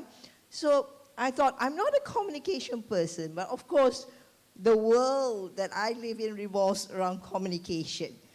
So I decided to maybe, okay, I know there are a lot of communication students here, what we call in UPSI as non-education student, not entitled to become teachers, yeah, teachers. You go into the industry or whatnot. But I feel that, okay, the media representation of teachers is something, okay, it's worth talking about, especially in the context of Universiti Pendidikan Sultan Idris. So, ladies and gentlemen, if you were to look at the number of teachers, okay, in Malaysia, we have around 279,000 teachers. So that's a huge population of what we call as a community of practice, yeah? And this issue of teachers not filling in vacancies or shortage of teachers, okay, over the years you have always, you know, it's always on the news, okay, it's always on the news. And we have around 19,431 vacancies, okay, which need to be filled in, at least by this year. So, thus this significance of teachers, okay, not only in the Malaysian context, but everywhere in the world, okay, because basically, okay, when we talk about teachers, they uphold the national agenda, okay, and as well as the national aspirations. When we talk about educational reforms, yeah, who else would carry out those reforms if it's not teachers, okay? And they are also change agents. We talk about how teachers play their roles, okay, how teachers play their roles, okay, in shaping future generations, yeah, as well as, of course, teachers' competencies have always been the focus, okay, of the Ministry of Education in terms of developing teaching profession as a profession of choice. So if let's say, okay, if let's say we were just to do a random Google news on teachers, we can see all sorts of things, okay, being presented, okay, and a newspaper is just one media. Definitely there are a lot of other channels as well, okay. So it shows that because of the large population, okay, because of they are a group of community of practice, definitely, okay, they receive a lot of media attention, okay. And when we talk about representation of all these teachers, okay, there is a representation theory, which is there is not a true representation of people or events in a text. Okay, when you look at a text here can be in the form of images or words or whatever, okay? There is not necessarily a true representation of it, but there are lots of ways that these can be represented, okay? We come from different backgrounds, okay? We come from different sort of culture, okay? And how we see things, okay? And how we construct meaning, somehow or other, are actually influenced by all these factors. So, sometimes people blame the media, okay, for certain things. But if you look at it carefully, okay, sometimes it's the way how we actually make interpretations of what's there for us to see and how we attach those to our to how we make meaning. That makes a lot of difference. So representation is not about whether the media reflects or distorts reality, okay? So reality is actually within us, whether we realize or not. There are certain realities, like for instance, if you watch a drama, okay, some people would cry watching drama, but some people would not, because you know what is a reality to a person might not be a reality to another person. So there is no one true meaning. Okay, meaning is actually constructed. Okay, when I talk about drama, the ladies are smiling because you see why they can actually relate to themselves. You know, I know of my sister. Okay, she's almost approaching 60s. I said, nobody watch drama anymore. She said, no, don't call me at 7, okay? Because I want to watch the drama. And meaning is constituted by representation. So we have to understand this, okay? Especially for students, because I don't want you to be so naive in terms of making your interpretations, okay? By what is present, but what you see, what is absent, and what is different. Thus, meaning can always be contested. You see, sometimes when you have arguments, okay, I see some masters and PhD students, I suppose, okay, when you argue with your wife, okay, or you argue with your spouse, okay, each person has always, something is right about something that you said in both, by both parties. So that is why I said meaning is contested. Okay, now we are going to look at history a little bit, okay. I was only 5 years old, but I'm sure many of you are not even around yet. God knows where you are, okay? This is by Utusan Malaysia in 1975, okay? It's really, how would I say, it's really an important event. It's really significant. Why? Wanita boleh masuk MPSI. Okay? Wanita boleh masuk MPSI. Before 1975, okay, education basically was just being dominated by the males. Where is the place of women at that time? You stay at home, take care of the children. Okay?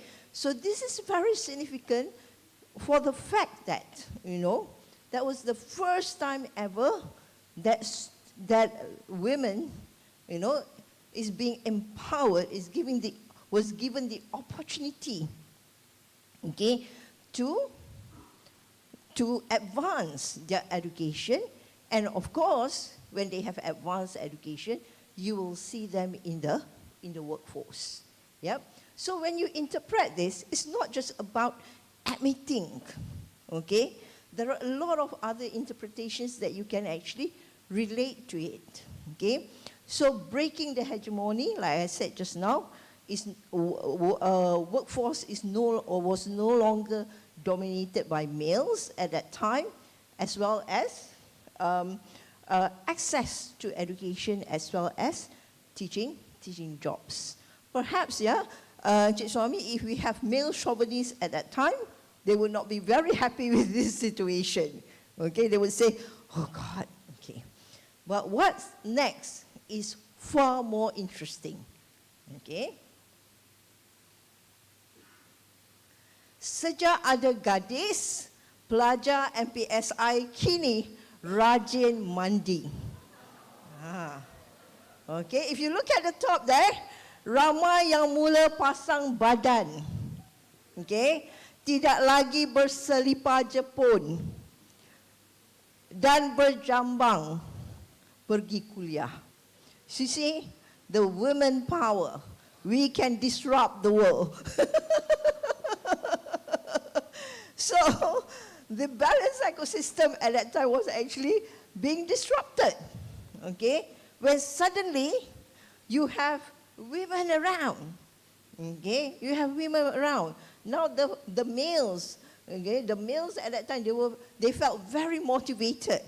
Okay, this would be the time that they would have to dress up to make sure that at least, among the 141 women there might have the potential of becoming their spouse as well in the future. So, why I say culture, when I say culture, I'm referring to culture at large. I'm not referring to culture as in whether you're a Malay, whether you're Indian, or you're Chinese, okay? So the culture has changed, okay? Previously, perhaps, I do not know, okay? Perhaps the males at that time were more relaxed in terms of their appearance and persona, okay? But when the females entered, okay, there was also a need for change. So change, Dato, is not just now, but even then, okay? Even then. But that's this idea of gender stereotyping, okay? Why I say gender stereotyping? Because when there's women, there's always, some kind of attention. Males are always attracted to the females. But perhaps now things are slightly different, okay? But that is the gender stereotyping, okay? So basically when we talk about media representation, the media create representation as central, okay? As central signifying practices for producing shared meanings. Of course, there are always similar meaning being constructed, but at the same time also there might be differences, okay? The representations are constitutive of culture, meaning, and knowledge about ourselves and the world around us. So that's the thing that I said, when we make this meaning out of certain media representation, there's always different room for interpretation, okay? Because there are a lot of, it's not just you looking at things face value, but there are also a lot of things around you that you bring into making the interpretation. So besides mirroring reality, media representations can carry certain ideological connotations as well, okay? It's not always straightforward, okay? Sometimes there is certain intention and purpose why media is created in that form and why the media representation is as such. So these ideological connotations, of course, okay, there are two sides of the story. Sometimes it can give positive consequences, but at the same time also, it's not always positive. There are also negative consequences. And of course, it can be implicated in sustaining social social and political inequalities, okay? Like when we talk about certain people, okay, who have been marginalized, okay? There are certain social inequalities that are actually being portrayed, okay, to those group of people. Like I said, I'm an English language teacher, okay? There was this time that there were a lot of debates on the teachers' English proficiency, okay? Of course, it can be demoralizing for the in-service teachers, for the teacher educators, okay? This is actually a critical reflection on what we have been doing, because it actually, you cannot help having this question at the back of your mind. Okay, they are all trained teachers, and how come? Okay, but there's always a story behind it that we need to understand why the situation is as such. Okay, when we talk to teachers, when we talk to the English teachers, okay, they were asked to sit for this Cambridge placement test, okay, many of them argued that the way the tests were conducted and, there are many other factors as reasons or as justifications, okay? But this was the very difficult time, okay, for many of the English language teachers. And of course, okay, the National Union of Teachers, the NUTP, need to counter, okay, on this crisis, I would say.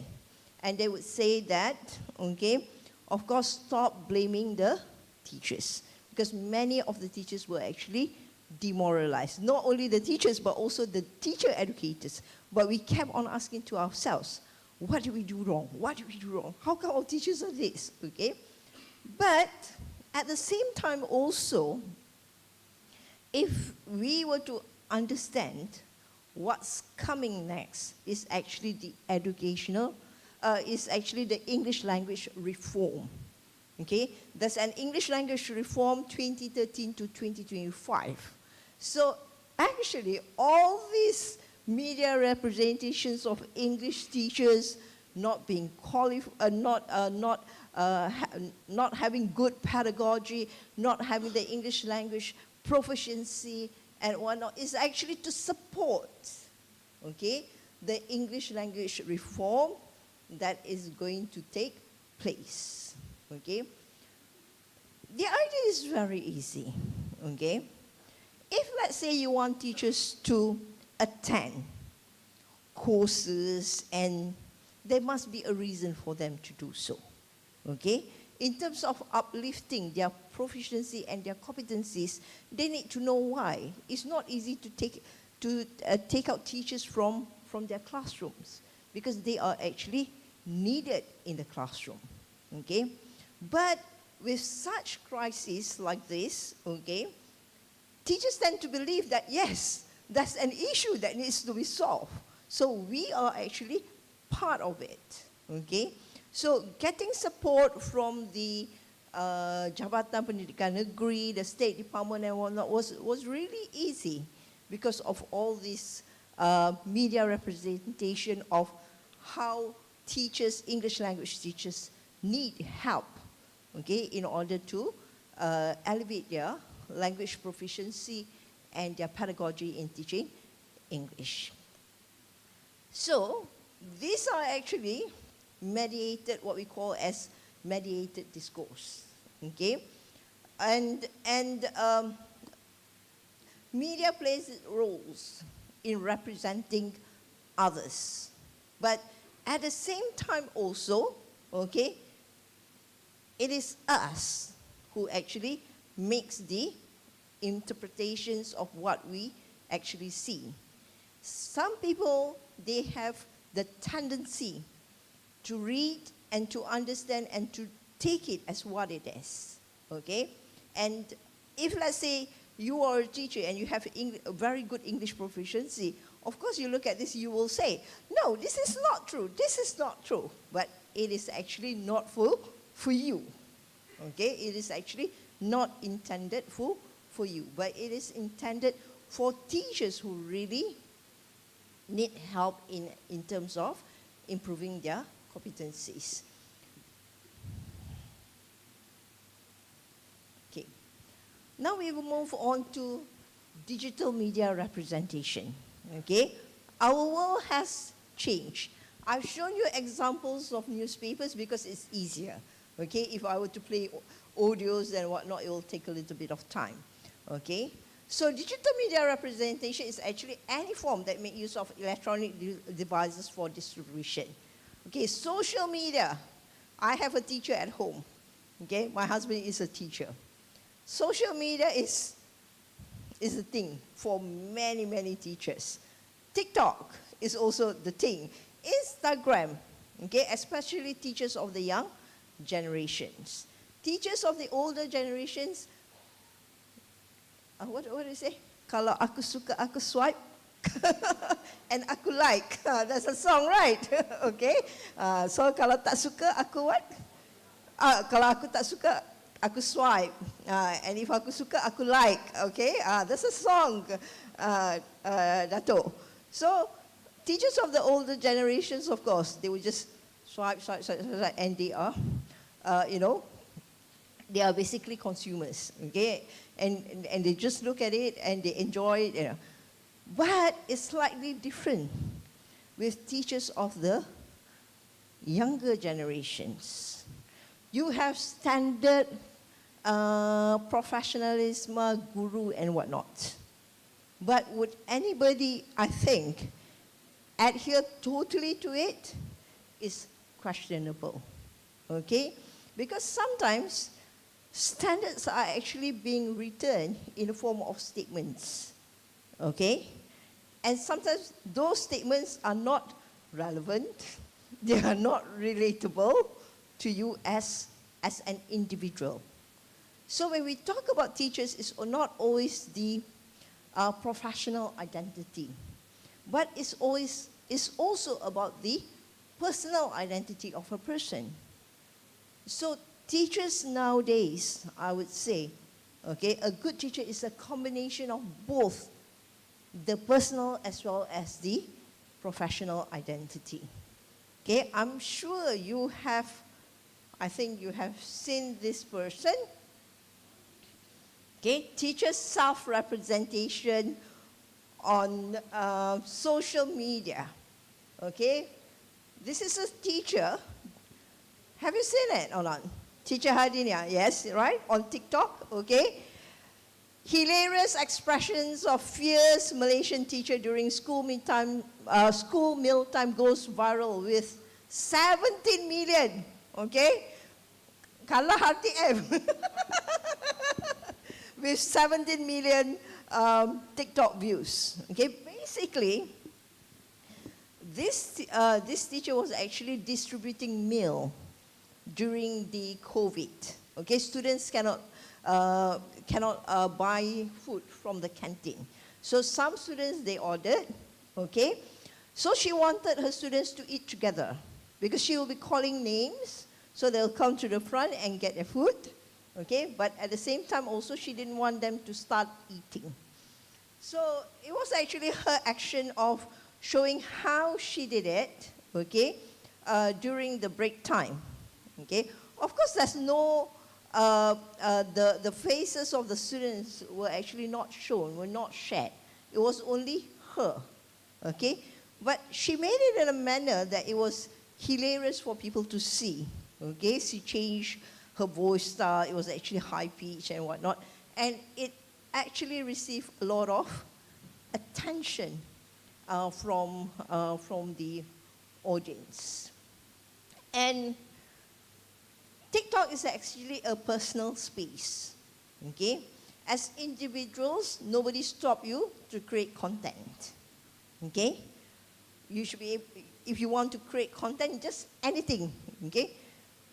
To the extent that sometimes when we go out to eat, the first thing that people say, don't touch your food first. I said, why?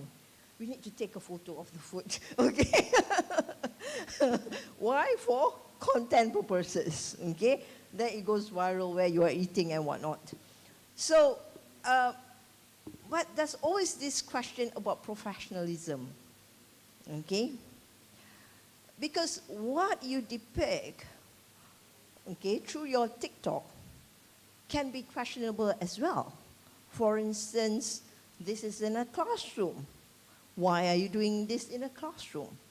You know?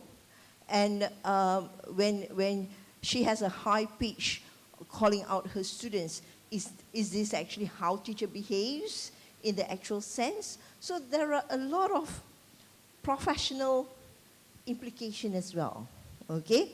Although she innocently said, okay, that she did not expect the clip to go viral, saying she had recorded it during recess and not during lessons, but still, okay,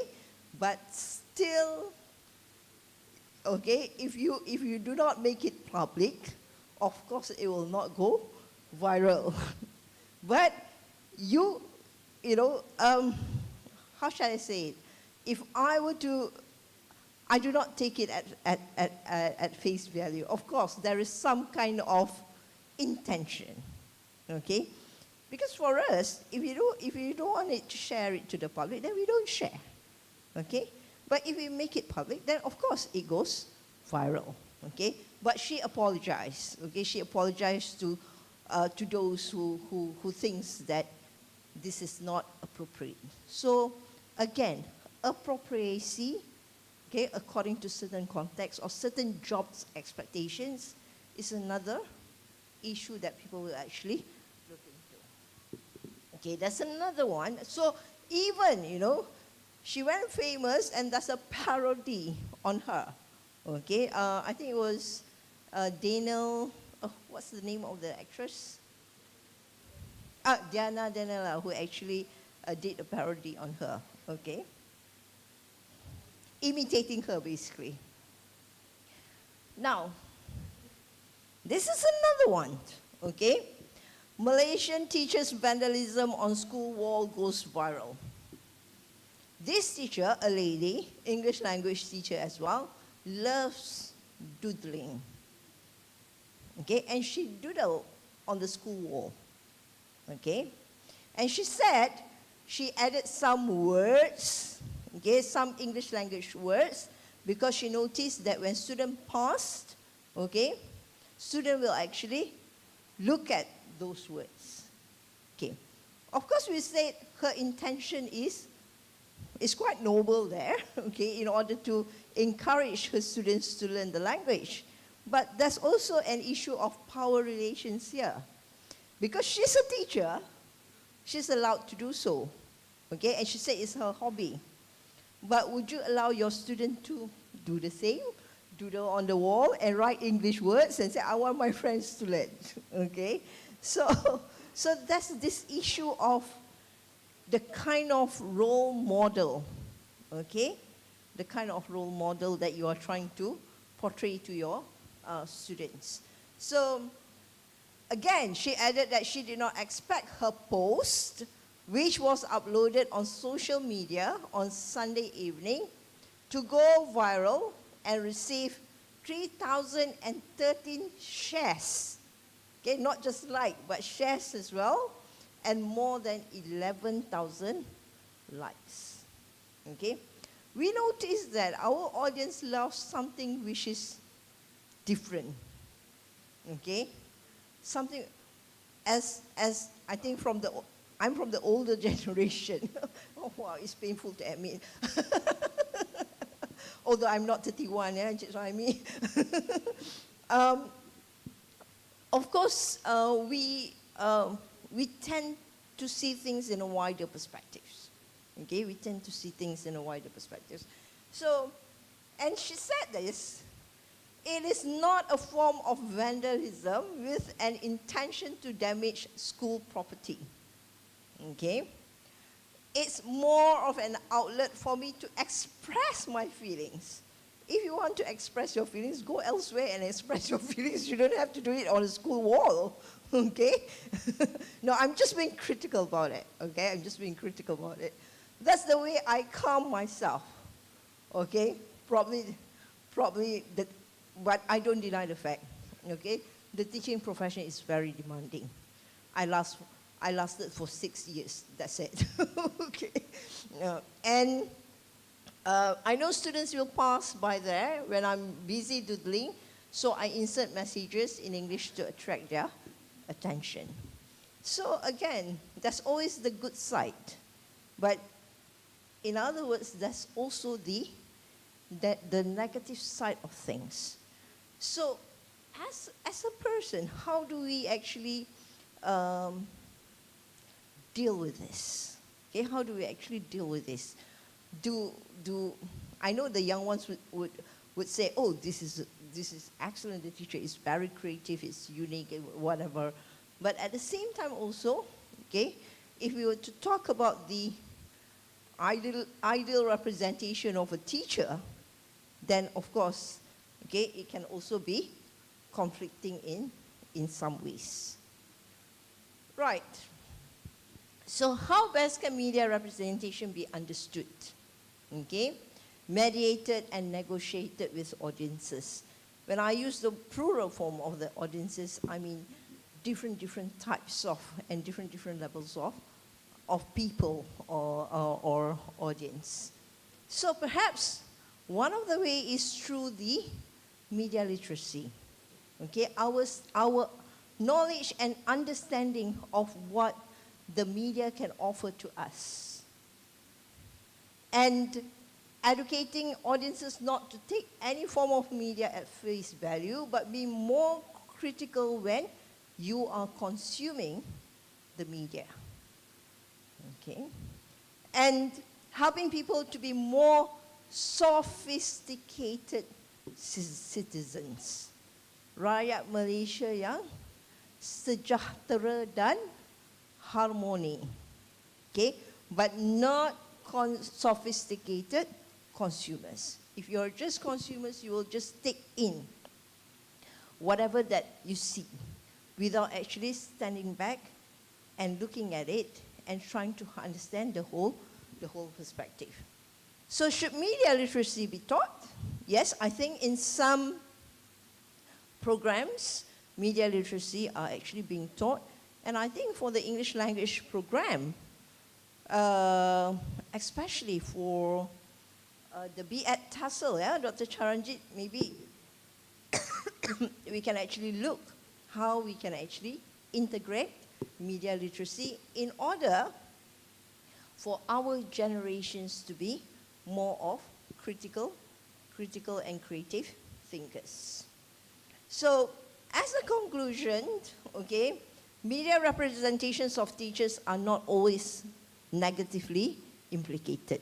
So don't always blame on the media. Media is not doing justice to us.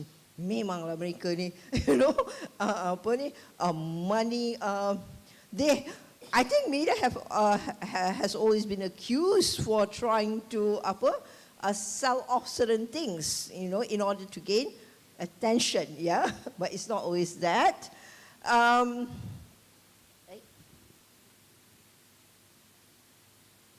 Okay.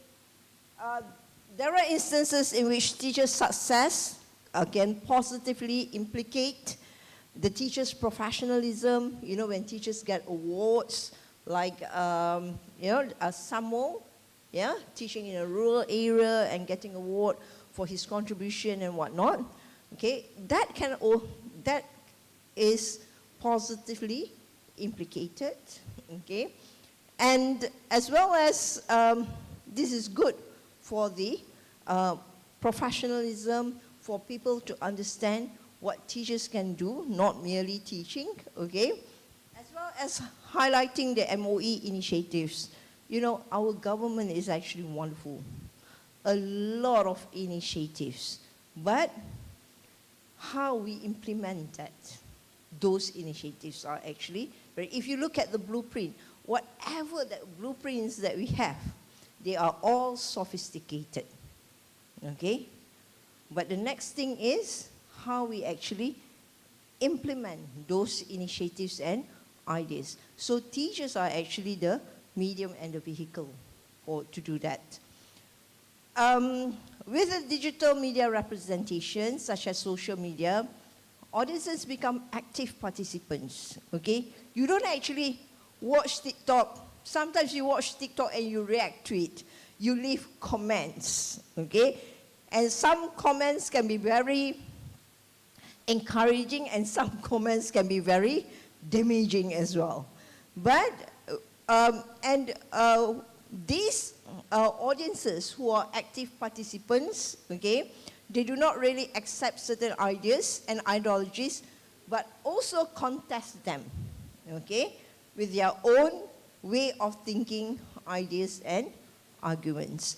So, ladies and gentlemen, we are talking about being creative, okay? We are talking about being creative for the future, But creative communication also means being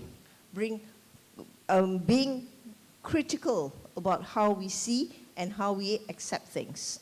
Okay, with that, thank you very much. Wabillahi taufiq. Assalamualaikum warahmatullahi wabarakatuh. Thank you, Prof. I'm sure it was a very nice offer, a very good information. Even I learned a lot of things about teaching. Can I see how many future teachers here? Ada yang nak jadi guru ke? Tak nak? Tak nak ke? Oh, tengok keadaan yang dibincangkan oleh Prof tadi, tak nak jadi ya. But it's a very good profession. All of us are teachers in our own way. So once again, a big round of applause for all our speakers today, Mr. Suhaimi Sulaiman, Professor Datuk Sri Dr. Syed Arabi bin Syed Abdullah Aidid, Professor Dr. Raja Noor Safinas binti Raja Harun, and also Professor Stuart Allen, who's not here, but it was a great session with him, with the 40 minutes video just now in the morning. And now, it's a Q&A session. Ada soalan? I personally feel it's a great opportunity for you guys to ask few questions to our speakers, where you can learn a lot of new things. Any questions from the crowd? Yeah, you may. Yeah.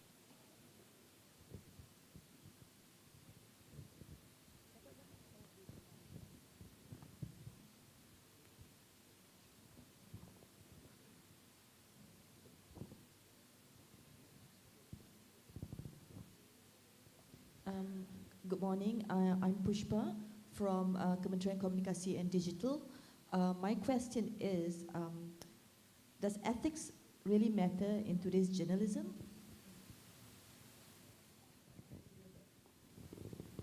The question is for all. General if question. you want to answer that, yeah. Bagilah cikgu saya jawab. Oh, I think ethics, no, I think ethics is very important everywhere in journalism, in everyday life. If you don't have ethics, people don't trust you anymore. No? If I say I'm telling you something else, I mean something else, I think I'm gone. So ethics, especially in teaching, when you give grades to your students, you must really give them proper grades. You can't say, just because this student is doing me a favor, I give him or her higher grades. No, I think you shouldn't. You should be very objective. There are certain guidelines and etc. And I think I know all organizations subscribe to that. Some are very explicit to that, yeah? And some very implicit, but I think all organizations value that. And in our RTM also, we have that. UPSI, IIUM, we do have that. Okay, perhaps what I mean is, how would you address citizen journalism, ethics in citizen journalism? Okay, you're contrasting with the traditional media. In traditional media, you have these gatekeepers. Gatekeepers will look at it, the sub-editors, editors. When I was in Bernama, editors look at it and say, hey, you made a mistake here, the date is not correct. You know, please check whether this is a deputy minister of or the minister of what. He's always checking. So the news is delayed. The news is delayed. But citizen journalism is a title given freely. I write something in the media. I'm a journalist, you know. So I subscribe to my own ethics. We don't have ethics that we in a community define. Yeah.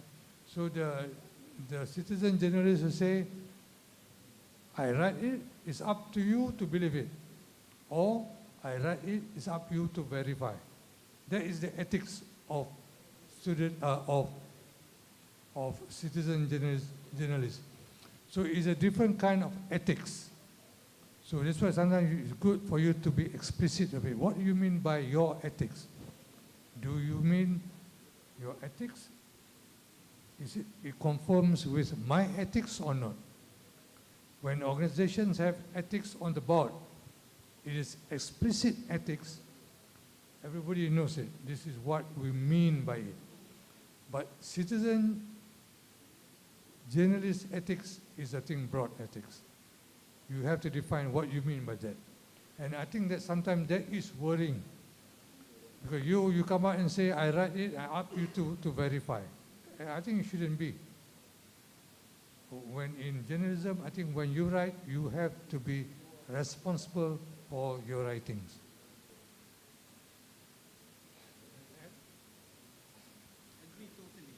Agree totally. Any other questions? Yeah. Oh, we have questions. Right. The mic is there. Yeah. Okay, Assalamualaikum and very good morning. So I dedicate this question to Mr. Suhaimi. As you mentioned, in modern times, there seems to be a preference for simple and concise information, right? That is, I believe this trend might suggest a potential decline in fostering critical thinking skills and also the intellectual depth among future generations. So considering this, how do you foresee the impact of our intellectual capacities and also the development of critical thinking skills in the future? Well, I think there are two things here. When I mentioned earlier about being simple, straight to the point, short attention span, is in getting the news. Okay? That's why I mentioned also during my talk that Okay, we have a short version of the news, and there's also a longer version. Meaning, to start with, you have to know, just give me the gist. And then therefore later on, if you have time, therefore you go and get the details. So, but most importantly is, before this, you give everything like comprehensive, long version. So today you have a choice. You just want to know the gist first, okay? Later on, when I have time, when I go back, I go and find the details. So, about being someone to go to find out the details and all that, it is all up to the individuals, basically. But most important thing is you have to know what's happening. Later on, get the details. So that's why we are changing in that sense, lah. Yeah, because we know that, for example, if you're busy, if you're busy, let's say you're a leader of an organization, you have so many people wanting to see you. So you don't have time for everyone to say, oh, give me the gist. So give me the most important points. What are the salient points? And then later on, you will indulge yourself to find the details. So it has nothing to do with orang tu nak pandai ke tak pandai. Later on, if dia rajin, dia akan jadi pandai. If not, kesianlah mereka, you know. So it's like that. That's normal. Yeah, that's normal. Okay. Yeah. I'll just sit here just in case, you know. So the chair is susah nak tengok, you. So can I just like sit and face people? Yeah. Okay. Thank you. Thank Hold you. the mic. Thank you, Suhaimi. The next question. Okay. Okay. Assalamualaikum, selamat pagi. Saya Amiruddin dari RTM. Saya ingin bertanya kepada Profesor Datuk Seri Syed Arabi. Di dalam slide Profesor ada slide, maaf kalau soalan saya ini sedikit berbau politik, tetapi saya nak bertanya, di dalam slide Prof mengenai trend internet terhadap Parti Barisan Nasional, apabila trend internet naik, trend barisan menurun, ada pada pandangan Prof, adakah BN tidak belajar sesuatu dari peningkatan keperluan internet itu atau bagaimana? Sebab kalau kita tengok dalam beberapa trend pilihan raya, saya rasa kalau kita tabelkan trend tu, kita akan mesti nampak penurunan BN, saya rasa. So saya mohon pandangan Prof lah.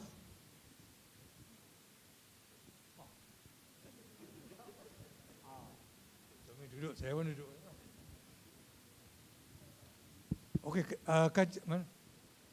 kajian saya itu kami hanya memilih BN, because dia parti lain ada juga. Dia kata PAS, DAP dan sebagainya. Hanya kita gunakan BN.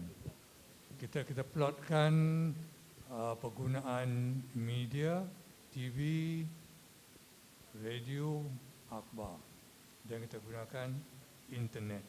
Ya, kita tengok dua perkara. Satunya pendedahan, exposure, lagi satu credibility. Ya, pendedahan, credibility. Jadi terlihat juga credibility itu masih tinggi, ya. TV, newspapers, people trust. Although the penggunaan menurun, tapi the trust is still there. Yeah. But as we go along, 1990 dan sebagainya, because then we see that the trust is there, going up or going down. But the trust for the internet is always going up. But bila election time, the votes for BN menurun. So this is correlational. I'm not going to say it's causative. It's correlational. So other words, bila exposure to TV akan meningkat dan sebagainya, BN pun meningkat. BN menurun over the years. So we plot another one, internet. Internet was going up. So correlational wise, we look at it and say opposition were using the internet. People were exposing themselves to the internet and believing what the internet was telling them about the opposition. So we're telling that the BN did not capitalize early days, 1990, 95 dan sebagainya. Yeah. Only of late lah, they started using. But then it became too late because PH, in particular DAP, was very sophisticated in the use of the social media. So I had an interview with Tan Seng Kiao baru ni. Tan Seng Kiao dah retired. He said the new politic is whoever gets to the smartphone first gets the vote. Whoever gets to the smartphone first gets the vote. Otherwise, if you're fast inputting out your news or information, you get people's attention. I don't know whether saya telah menjawab soalan. We have one last question. Oh, yeah. Right. Hi, Bismillahirrahmanirrahim. I am Muhammad Zoy bin Abdul. I'm a Universiti Pendidikan Sultan Idris student. My question is, as a researcher or maybe a journalism, is our dream of wanting to be a newsreader still relevant nowadays? Since right now we are experiencing the AI phase. Saya ulang, sebagai journalism, maybe researcher, adakah impian untuk menjadi seorang pembaca berita sekarang ini still relevant sebab kita sekarang sedang mengalami fasa AI? Sekian, terima kasih. Terima kasih. Kita boleh jadi newsreader yang pandai. Sebab AI tak pandai. AI kita yang program dia. So if you want to be a newsreader, you must be a newsreader who will also be good in asking questions, knowing answers tu, kemudian buat follow up questions. It's basically communicating. So we leave the job of just reading benda-benda yang tak payah difikirkan kepada robot semata-mata. And dia lagi cantik daripada kita. You know. So you can create robots, tetapi robots tak boleh menjalankan tugas-tugas manusia, berfikir dan sebagainya. There will always be positions for you at RTM, for example, you know. Yeah. So tapi lebih thinking skills. Yeah. So we focus on that more than anything else. Jangan risau, pekerjaan masih ada. You need to be an all-rounder. So with that, we would like to conclude our morning session. Once again, a big round of applause for all our three speakers. And ladies and gentlemen, we are the architects of the future communication. We can definitely create a world where communication elaborates diversity. Together, let us embark on this beautiful, remarkable journey of exploration and collaboration. Once again, thank you for joining us. We will meet all of you shortly. Thank you.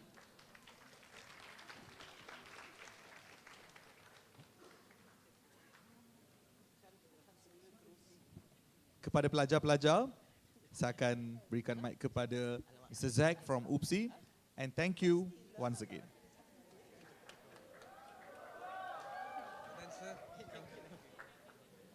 Terima kasih kepada Encik T. Vegan sebagai moderator hari ini dan para pengucap tamu yang telah membentangkan kertas kerja, berkongsi informasi dan kepakaran dalam menghadapi era yang mencabar ini. Dengan ini, kita tangguhkan majlis kita sebentar dan hadirin dijemput untuk menjamu selera dengan juara yang telah disediakan di Kafe Fantasi yang berada di ground floor pada pukul 11.30 pagi. Kami juga menyediakan kudapan pagi di luar dewan bagi makluman semua. Kami turut memohon jasa baik hadirin untuk berada kembali ke dalam dewan.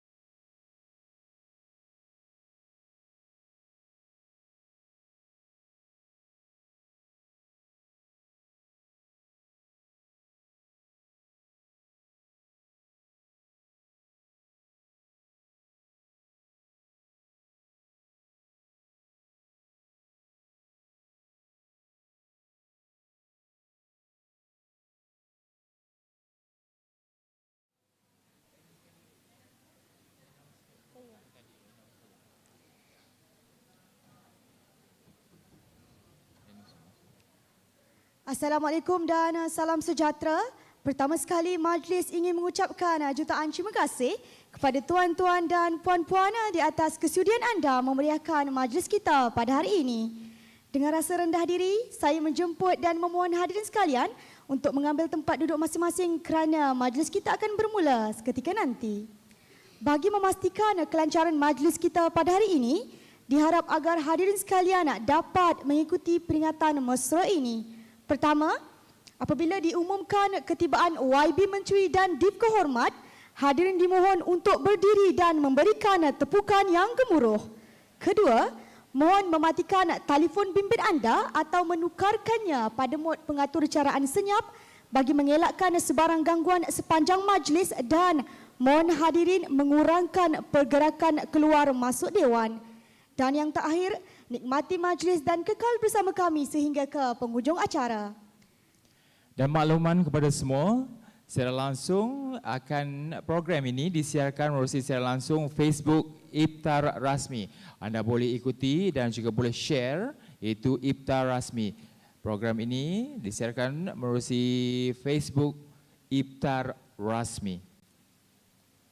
Kita masih lagi menantikan ketibaan Yang Berhormat Menteri dan kita harapkan semua peringatan tadi dipatuhi dan juga terus kekal berada di Dewan sehinggalah selesai majlis perasmian kita pada tengah hari ini.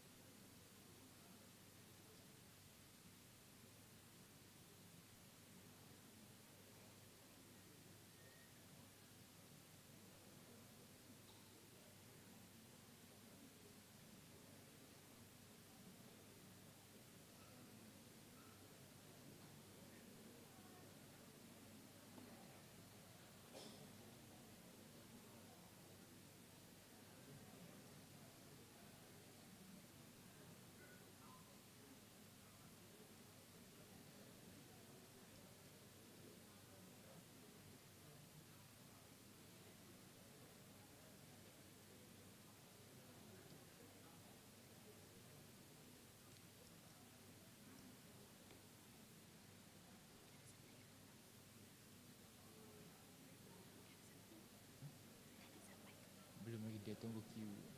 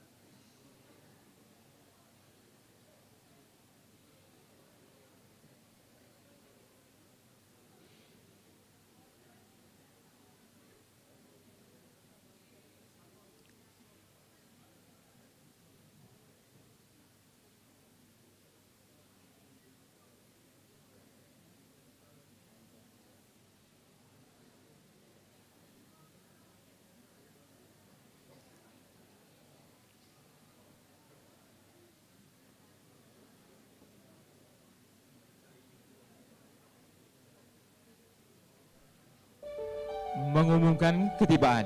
Yang berhormat Fahmi Fadzil, Menteri Komunikasi dan Multimedia, Menteri Komunikasi dan Digital, diiringi div-div berhormat.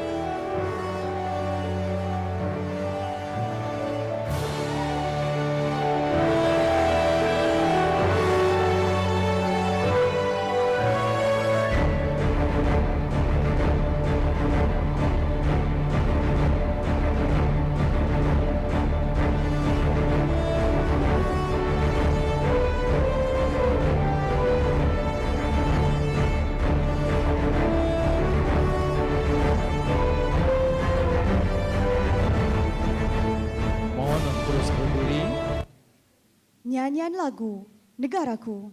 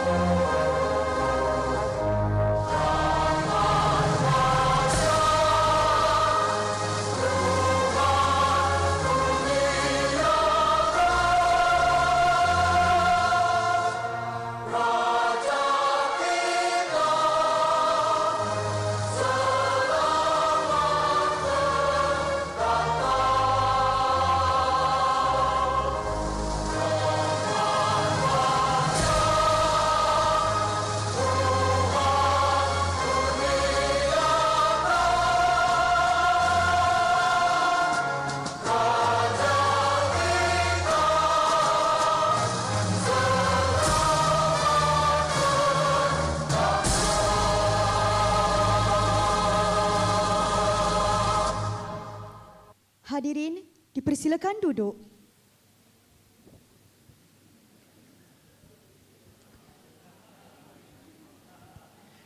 Yang berhormat Fahmi Fadzil, Menteri Komunikasi dan Digital. Yang berusaha Puan Mastura Ahmad Mustafa, Timbalan Ketua Setiausaha Strategik Kementerian Komunikasi dan Digital. Yang berbahagia Profesor Dr. Marzita Binti Putih, Timbalan Naib Chancellor Akademik dan Antarabangsa Universiti Pendidikan Sultan Idris.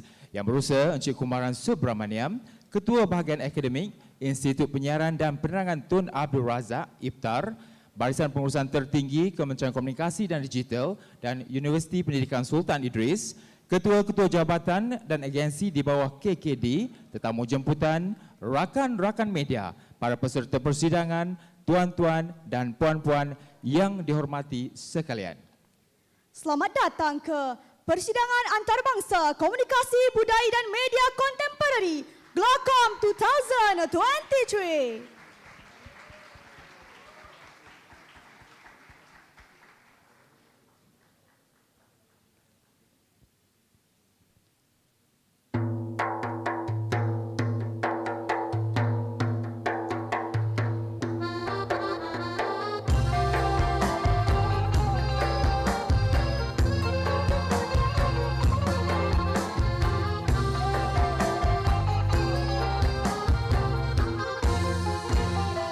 Sopan santun anak Melayu, senyum terukir bila disapa.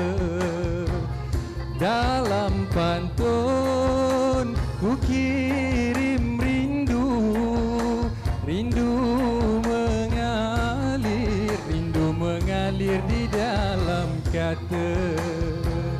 Lemak manis ala amboi, santan kelapa ala amboi, ku pandanglah manis ala amboi, anak siapa? Lemak manis ala amboi, santan kelapa ala amboi, ku pandanglah manis ala amboi, anak siapa?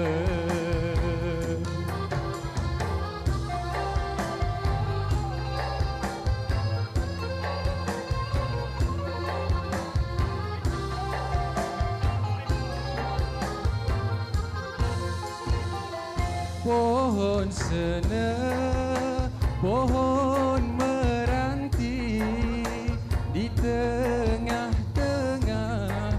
tengah-tengah buluh perindu.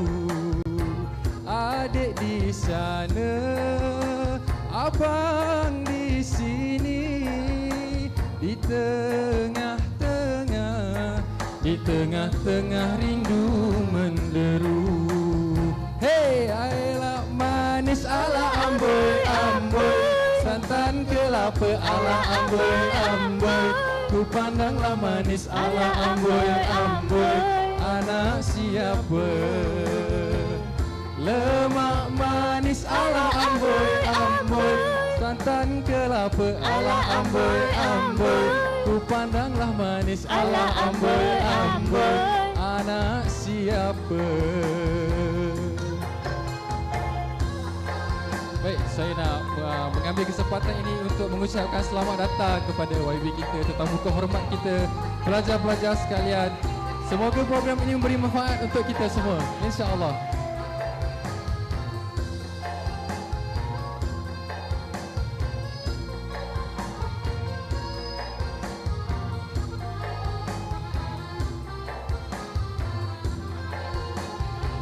Hujan di hulu tak reda-reda, ributlah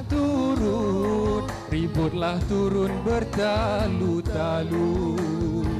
Abang di hulu, adik di Kuala, ku hanyut rindu dalam perahu. Lemak manis ala amboi, santan kelapa ala amboi, ku pandanglah manis ala amboi, anak siapa? Lemak manis ala amboi, santan kelapa ala amboi, ku pandanglah manis ala amboi, anak siapa?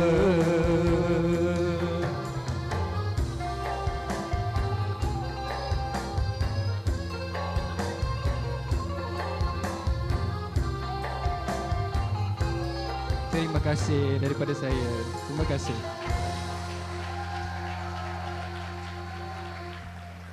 Persembahan nyanyian lagu Lemak Manis yang sungguh memukau sebentar tadi merupakan persembahan daripada Saudara Muhammad Ulul Azmi bin Hazhar, pelajar ijazah sarjana muda Komunikasi, Komunikasi Sosial, Universiti Pendidikan Sultan Idris.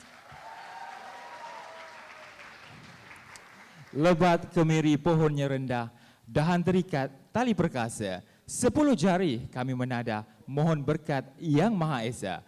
Bagi memberkati majlis kita pada tengah hari ini, molek kiranya kita dahulukan dengan bacaan doa, memohon kerahmatan dari Ilahi. Untuk itu, majlis ingin menjemput Saudara Bazli bin Abdul Razak bagi memimpin bacaan doa. Dipersilakan. Assalamualaikum warahmatullahi wabarakatuh. InsyaAllah Al-Fatihah.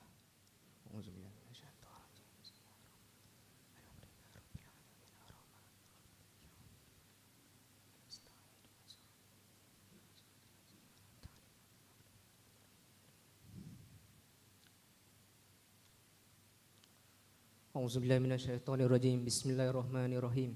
Alhamdulillahirabbil alamin, hamdan hamidin, hamdan syakirin, hamdan sabirin, hamdan yuwafi ni'amahu wa yukafi'u mazidah.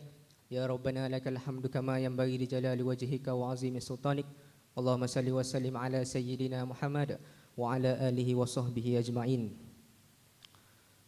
Sesungguhnya kami berhimpun pada hari ini bagi menyatakan kesyukuran di atas kurniaan-Mu yang tidak ternilai. Jadikanlah kami hamba-hamba-Mu yang sentiasa bersyukur, sama ada nikmat yang sedikit, lebih-lebih lagi nikmat yang melimpah ruah kepada kami. Ya Allah, Ya Rahman, Ya Rahim, Engkau berkatilah dan rahmatilah perjalanan program Persidangan Antarabangsa Komunikasi, Budaya dan Media Kontemporari Glocom 2023 pada hari ini.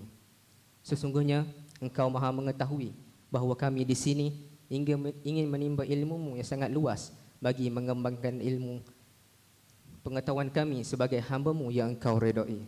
Ya Zal Jalali wal Ikram, Kurniakanlah jua kepada kami kesihatan anggota, kecergasan minda, ketenangan jiwa, kekuatan semangat. Semoga dengannya kami mampu mendepani cabaran, berdaya saing dan mampu mengangkat martabat diri, keluarga, masyarakat dan negara.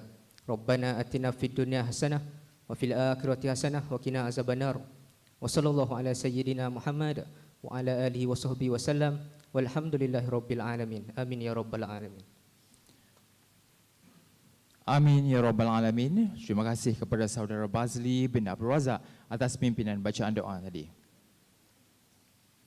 Hadirin sekalian, pada permulaan persidangan ini, kita berkumpul bagi meneroka lanskap komunikasi, budaya dan media kontemporari yang sentiasa berubah. Persidangan ini menjadikan platform untuk pertukaran intelektual dan perbincangan aras tinggi yang bakal membentuk arena masa depan dalam bidang-bidang ini yang lebih mampan.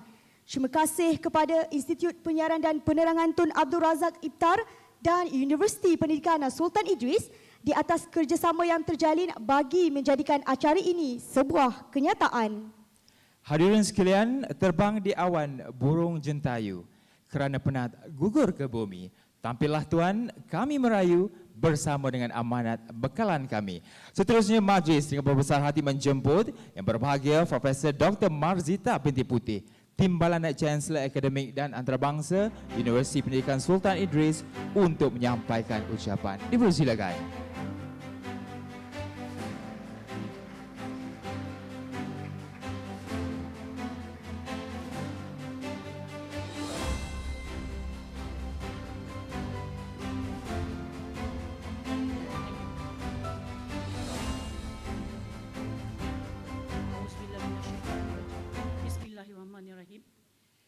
Yang berhormat Tuan Ahmad Fahmi Fadzil, kali pertama berjumpa secara bersemuka. Handsome dan segak orangnya. Kita beri tepukan kepada YB kita. Yang berusaha Puan Mastura Ahmad Mustafa, Timbalan Ketua Setiausaha Komunikasi Strategik dan Industri Kreatif, Kementerian Komunikasi dan Digital. Yang berusaha Encik Kumaran, anak lelaki Subramaniam, iaitu Ketua Bahagian Akademik Institut Penyiaran dan Penerangan, Tun Abdul Razak IPPTAR ataupun IPTA, Pengurusan Tertinggi Kementerian Komunikasi Digital, UPSI dan IPPTAR, Jawatankuasa Sekretariat Global Conference of Communication, Culture and Contemporary Media ataupun Glocom 2023, rakan-rakan media, barisan penaja, para peserta, seterusnya sidang hadirin sekalian. Sekali lagi, bismillahirrahmanirrahim, saya ucapkan kepada semua yang hadir pada pagi ini. Saya memanjatkan kesyukuran kepada Allah Subhanahu Wa Taala atas limpah kurnianya kita dapat bersama berada dalam majlis ini. Sekali lagi, saya ingin semua memberi tepukan yang gemuruh kepada YB kita ini di atas kesudian beliau untuk bersama dengan kita. Yang berhormat, tuan-tuan dan puan-puan sekalian, pada era globalisasi ini kita berdepan dengan konsep dunia tanpa sepadan ataupun borderless world. Dan apa sahaja berlaku di mana-mana sahaja penjuru dunia akan kita dapat ketahui dalam sekelip mata. Peredaran masa kini juga memperlihatkan sistem komunikasi yang semakin canggih. Telefon pintar kita menjadi semakin nipis, tetapi mampu melakukan pelbagai arahan dengan aplikasi yang hebat-hebat yang diperkenalkan oleh programmer ataupun pengatur cara. Justru bertitik tolak dari transformasi kehidupan ini, maka usaha menganjurkan Global Conference of Communication, Culture and Contemporary Media, Glocom 2023 oleh Jabatan Komunikasi dan Media, Fakulti Bahasa dan Komunikasi, Universiti Pendidikan Sultan Idris yang berkolaborasi dengan Institut Penyiaran dan Penerangan Tun Abdul Razak menjadi platform yang bermakna untuk membincangkan tentang isu dan trend komunikasi dan media masa kini. Sesuai juga dengan tema persidangan ini iaitu Cultivating Creativity for the Future Communication, cabaran masa hadapan untuk negara ini adalah melahirkan lebih ramai warga yang mahir dan kreatif dalam menghasilkan kandungan yang berfaedah dan mereka bentuk aplikasi telefon pintar yang berguna. Kita bukan lagi pengguna media namun menjadi pencipta kandungan dan pencipta teknologi. Kita menyaksikan kemajuan teknologi dan perubahan pesat dalam bidang komunikasi, budaya dan media. Justru kita tidak dapat mengabaikan pengaruh dan peranan teknologi digital dalam proses pembelajaran, termasuklah di universiti. Ini kerana keperluan untuk belajar dengan menggunakan media digital sudah semakin sebati dengan komuniti lokal dan global, terutamanya dalam kalangan generasi Z dan pastinya generasi akan datang. Oleh itu sangat penting bagi kita untuk memahami isu-isu dan trend yang berkaitan dengan pembelajaran dalam dunia digital. Tuan-tuan dan puan-puan yang hadirin yang saya hormati sekalian, satu lagi isu yang perlu kita ambil perhatian adalah jurang digital. Walaupun teknologi digital telah memberikan akses kepada peluang pembelajaran yang tidak terbatas, terdapat perbezaan dalam accessibility dan kebolehcapaian teknologi ini dalam kalangan pelajar-pelajar kita. Yang berhormat serta hadirin sekalian, sekalung tahniah kepada kerajaan kerana telah melaksanakan berbagai inisiatif di dalam teknologi maklumat dan komunikasi, sudah mampu berdiri teguh dan membentuk satu revolusi yang baharu di negara ini. Kita beri tepukan kepada apa yang telah dilaksanakan. Terima kasih kita ucapkan. Namun, kita sedia maklum masih terdapat cabaran yang memerlukan usaha berterusan dalam menangani isu ini, antaranya dalam menyediakan infrastruktur digital yang dapat memberikan akses internet kepada seluruh rakyat di negara ini. Kita percaya pihak kerajaan, khususnya Kementerian Komunikasi dan Digital yang diterajui oleh Yang Berhormat Menteri yang di hadapan kita ini, terima kasih, pasti sedang melakukan berbagai usaha untuk membantu komuniti kita yang masih kekurangan akses kepada teknologi media. Ini termasuk para mahasiswa yang memerlukan akses kepada internet untuk tujuan pembelajaran dan pengajaran. Trend pembelajaran dalam dunia digital juga semakin menitik beratkan pada pembelajaran yang kolaboratif dan interaktif. Dalam persekitaran digital, pelajar dapat berinteraksi dengan rakan sebaya dan pesyarah dari seluruh dunia melalui platform pembelajaran dalam talian. Fenomena ini membuka peluang untuk pembelajaran yang lebih holistik dan berasaskan projek aktif dalam perkongsian idea, menyelesaikan masalah secara kolektif dan berkolaborasi yang erat dan bersinergi antara pelajar. Namun begitu, kita tidak boleh melupakan kepentingan interaksi manusia yang sebenarnya dalam proses pembelajaran. Meskipun teknologi memberikan pelbagai alat dan sumber pembelajaran, kita tidak boleh mengabaikan pentingnya hubungan antara pensyarah dan pelajar serta hubungan sesama pelajar.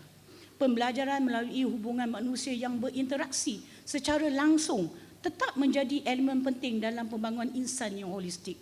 Oleh itu, kita perlu menemukan keseimbangan yang tepat antara pembelajaran dalam dunia digital dan interaksi sosial di dalam bilik darjah.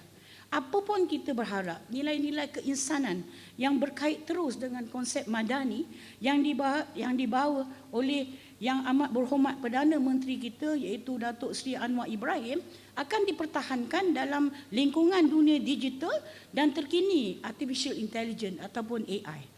Perkembangan dunia yang pantas memerlukan sediaan kita untuk mendepani perubahan.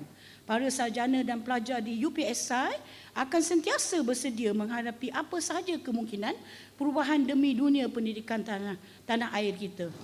Akhir kata, saya sudahi ucapan ini dengan dua rangkap pantun.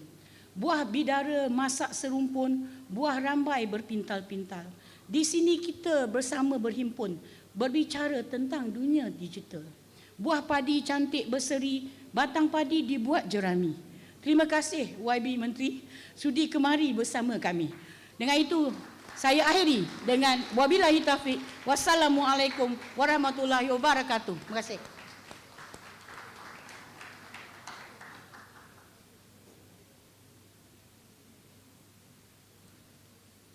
Terima kasih kepada yang berbahagia Prof untuk ucapan itu tadi. Hadirin sekalian, daun semulur di Pekansari, batang jerami rebah ke bumi, madah dihulur, sembah diberi, kata perasmi hajatnya kami. Kita menghampiri puncak acara, Oleh itu, dengan rasa bangga, kami mempersilakan Menteri Komunikasi dan Digital Yang Berhormat Fahmi Fadzil bagi menyampaikan ucapan dan seterusnya merasmikan Persidangan Antarabangsa Komunikasi, Budaya dan Media Kontemporari Glocom 2023. Dipersilakan.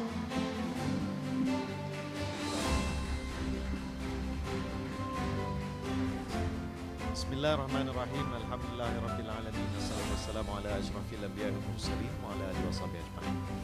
Yang berusaha Puan Mastura, Ahmad Mustafa, Timbalan Ketua Setiausaha Kementerian Komunikasi dan Digital. Yang berusaha Profesor Dr. Mazda Putih, Timbalan Naib Chancellor Universiti Pendidikan Sultan Idris. Yang berusaha Encik Kumaran, Lelaki Subramaniam, Ketua Bahagian Akademik IPTA. Pengurusan Tertinggi Kementerian Komunikasi dan Digital, UPSI dan IPTA. Dr. Kuasa Sekretariat Glocom 2023, rakan-rakan media, barisan penaja, para peserta, tuan-tuan, puan-puan, para mahasiswa dan hadirin hadirat yang dirahmati sekalian. Assalamualaikum warahmatullahi wabarakatuh. Salam sejahtera, wamampenyo tansahau, saudara saudari gile, vanakkam. Nama berita Kopi Vosian. Ya, Sawadikap. Nama pun global conference kan. Jadi kita Malaysia ni pelbagai latar belakang. Salam sejahtera, salam Malaysia Madani.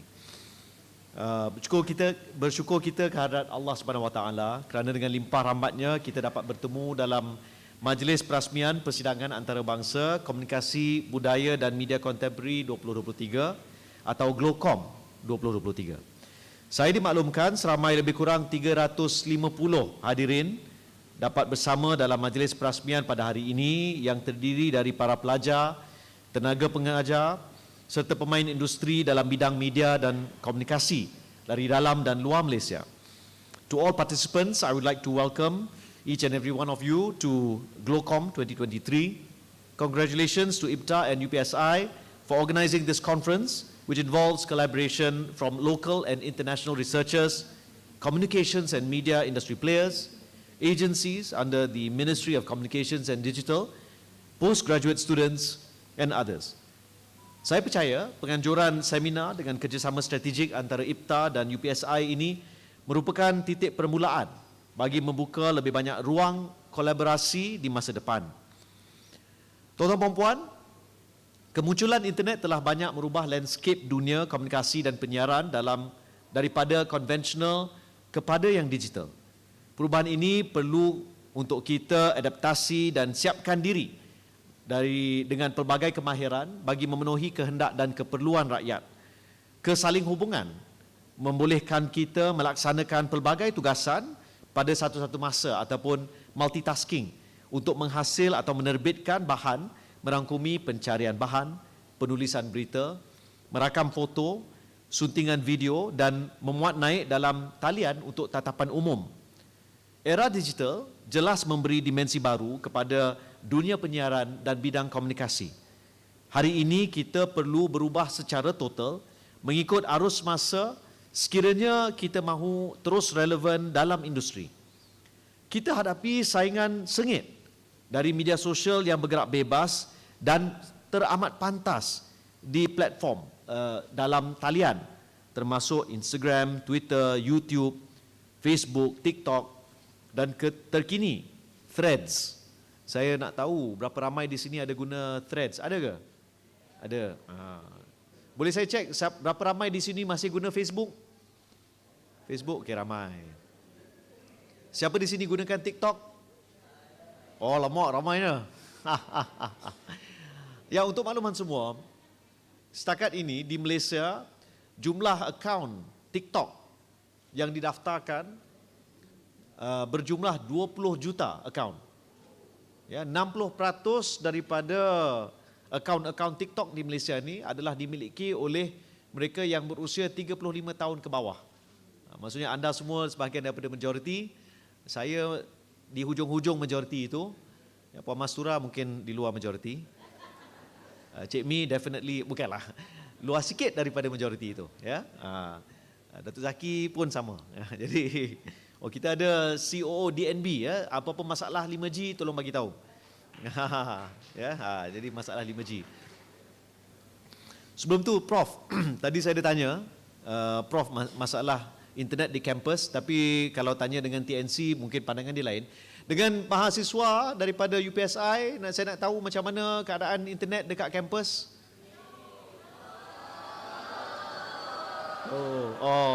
Okey, saya cek sikit ya. Dalam dewan-dewan kuliah macam mana? Slow, okey. Dia ada on campus housing kan, ada asrama. Macam mana di asrama? Down. Tak berapa ni ya. Baik. Beberapa hari yang lalu, Yang Berhormat Perdana Menteri telah mengarahkan saya untuk berbincang dengan pihak KPT dan juga semua yang ataupun kampus-kampus yang ada untuk kita segera selesaikan masalah internet. Untuk makluman semua, dia ada beberapa aspek kepada isu internet ini. Ada yang berbentuk mudah alih. Mudah alih ni handphone kita lah. Jadi dia ada yang outdoor coverage ataupun in-building coverage. Outdoor coverage ni merujuk kepada bila kita luar bangunan dan ada menara-menara, di situ kita akan dapat akses. Di dalam bangunan, dia bergantung kepada isu in-building coverage yang melibatkan pemasangan peralatan untuk boost signal selular dalam bangunan. Untuk isu high-speed broadband, fixed line internet, Unify, Maxis Fiber, Celcom Digi Fiber dan sebagainya, dia sedikit berbeza dan bergantung kepada kemampuan bagi pihak pengurusan untuk memasang access point yang mencukupi bagi mahasiswa, bagi guru-guru, tenaga pengajar di tempat-tempat yang strategik. Saya beberapa hari lalu telah melawat UiTM Dengkil dan di situ kita lihat pihak pengurusan telah berusaha untuk menambah double jumlah access point, Wi-Fi, router dan mesh, terutama di asrama-asrama. Dan ini insya-Allah akan dapat menyelesaikan masalah internet di kampus tersebut. Jadi saya minta UiTM Dengkil, cara mereka menguruskan dijadikan salah satu model. Pihak Suruhanjaya Komunikasi dan Multimedia, SKMM, Kementerian Komunikasi dan Digital, serta KPT akan bekerjasama memanggil semua pihak pengurusan bahagian pembangunan dan IT untuk sit down dan uruskan masalah internet ya. Jadi ini antara usaha kita ya dalam masa yang terdekat. Cuma saya harap bagi para pelajar dalam kita menggunakan internet dengan dan menggunakan aplikasi seperti TikTok, Threads, Instagram dan macam-macam yang lain, kita kena sentiasa berhati-hati tentang dua perkara, scammer.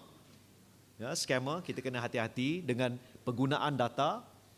Jangan kita sebagai contoh meletakkan muka anak-anak saudara kita yang kecil-kecil, ya, menonjolkan kita tinggal di mana, ambil gambar kita punya kad matrik ataupun kad pelajar kita supaya orang ada maklumat, ya, IC kita dan maklumat-maklumat lain. Kita mesti berhati-hati kerana scammer sentiasa bekerja untuk mengambil maklumat ini dan menyalahgunakannya. Kedua adalah mengenai berita palsu ataupun maklumat yang tak sahih. Ini penting sebab dalam budaya kita menggunakan TikTok, terlalu mudah kita next one, FYP.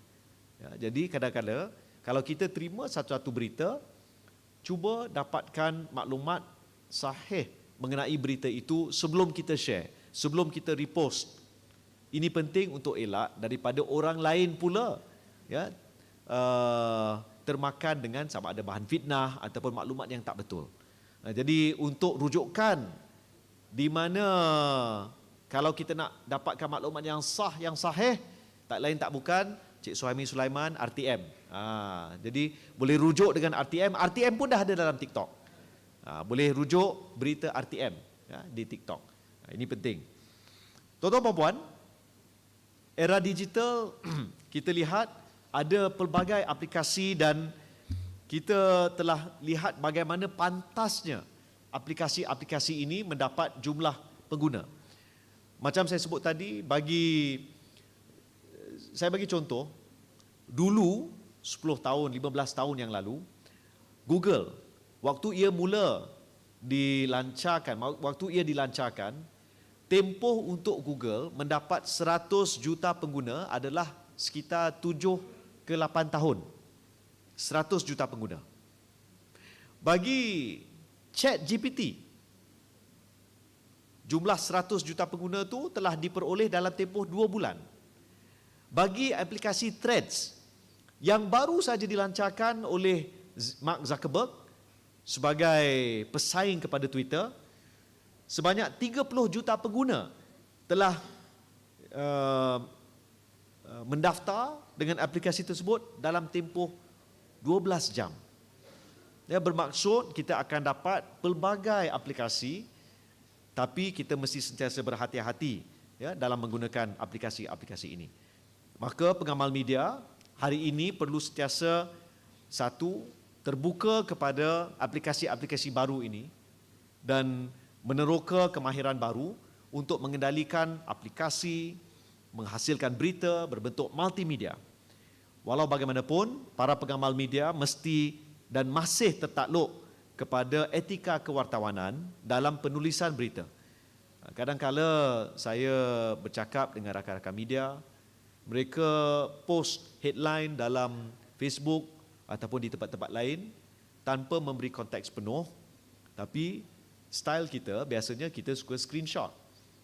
Dan bila kita screenshot tanpa konteks penuh, maka akan timbul separuh jalan, cerita separuh jalan. Ya, dan ini penting untuk elak dari salah faham. Kadang-kala headline yang ditonjolkan adalah harga barang naik 20%. Tapi bila headline itu dirangka, ia seakan-akan headline yang telah merujuk kepada seluruh industri. Rupa-rupanya bila diteliti hanya merujuk kepada satu pihak sahaja. Maka timbul satu keadaan berbeza pandangan bila kita baca headline. Jadi kepada para pengamal media yang akan datang, generasi yang berikutnya, saranan saya kita mesti berhati-hati, faham bahawa audience telah berbeza dari dulu dengan sekarang, dan bahan yang kita terbitkan sangat mudah untuk disalahguna oleh mana-mana pihak yang mungkin kepentingan mereka berbeza dengan kita. Teknologi internet dan media sosial telah menghasilkan pelbagai kesan jangka pendek dan jangka panjang. Ia telah mengubah fungsi dan peranan media, memungkinkan setiap individu menyumbang kepada kandungan media, menyebarkan maklumat, membalas berita melalui rangkaian maya, serta berinteraksi secara langsung dalam penghasilan berita. Malah kita tahu banyak media seringkali bila mereka membuat liputan tentang kemalangan, kejadian, bencana, mereka sebenarnya menggunakan hasil bahan yang diterbitkan oleh netizen, oleh warganet. Walau bagaimanapun, kadang-kala teguran perlu dibuat kerana kita juga kadang-kala terlalu beria, kita share video-video yang mungkin sedikit bermasalah. Contoh, berlaku kemalangan, video dashcam yang ada kematian sebagai contoh. Dan banyak lagi perkara yang seharusnya dari segi etika kewartawanan, terutama bagi anak-anak muda, terutama bagi para mahasiswa, we have to think this through. Is it ethical for us to share dalam WhatsApp? Contoh, apa yang saya sebutkan tadi, insiden-insiden yang mungkin very full of gore. Jadi kita kena sentiasa berfikir sebelum kita share. Saya harap ini boleh diamalkan. Perkembangan teknologi ini harus dilihat dari pelbagai sudut, sama ada sebagai pengamal media, ahli akademik maupun rakyat biasa. Dimensi dan evolusi seharusnya diterokai bersama untuk dimanfaatkan agar kita terus kekal relevan di masa depan. Agensi media juga turut bersama media sosial dan digital dalam menyediakan laporan berita mereka mengikut house style masing-masing. Sebagai contoh, aplikasi RTM Click oleh RTM memudahkan penonton mendapatkan informasi serta menonton rancangan-rancangan kegemaran bila-bila masa di mana sahaja mereka berada. Tuan-tuan dan puan, sebanyak 60 pembentangan kertas kerja serta kajian berkaitan komunikasi dan media akan dibentang sepanjang berlangsungnya persidangan 3 hari ini yang turut diadakan secara hybrid untuk membolehkan para peserta mengikutinya secara maya. Kita juga amat bertuah kerana dapat mendengar perkongsian dari dua orang ahli akademik, iaitu Profesor Datuk Seri Syed Arabi bin Syed Abdullah Aidit dari UIA dan Profesor Stuart Allen dari Cardiff University, UK. Saya dimaklumkan juga Encik Suhaimi Sulaiman turut hadir untuk menyampaikan perkongsian beliau pada sesi pagi tadi bertajuk Fulfilling the New Needs and Wants of the Fast Changing Content Consumers. Betul ke Cik Mi? Betul, baik. Saya kadang-kadang bila saya tonton Twitter, saya tengok orang puji Cik Suhaimi Sulaiman kerana kadang-kala netizen mengadu tentang konten dalam RTM. Contohnya, kenapa tak dimainkan sukan C contohnya, kan? Dan dijawab kadang-kala bukan dijawab secara bertulis, tapi siap dibuatkan video. Jadi beliau faham bahawa beliau bukan hanya menjawab kepada orang yang bertanya, tapi dengan kedudukan beliau sebagai Ketua Pengarah Penyiaran juga mewakili organisasi dan menjawab kepada khalayak umum. Jadi saya lihat cara beliau menjawab ini tepat dan perlu kita pertimbangkan. Mungkin saya juga semasa ke semasa kena lihat tengok tim RTM ini bagus ya untuk jawab seperti itu. InsyaAllah Kerajaan Perpaduan sentiasa menyokong pelbagai program ilmu seperti Glocom 2023 dalam usaha meneroka lebih banyak peluang, khususnya dalam merealisasikan hasrat Malaysia Madani untuk kemajuan masyarakat dan pembangunan negara. Akhirul kalam, tuan-tuan dan puan, saya harap lebih banyak persidangan seperti ini dapat dianjurkan pada masa depan supaya kita dapat berkongsi pengetahuan dan menambah baik bidang penyiaran dan komunikasi.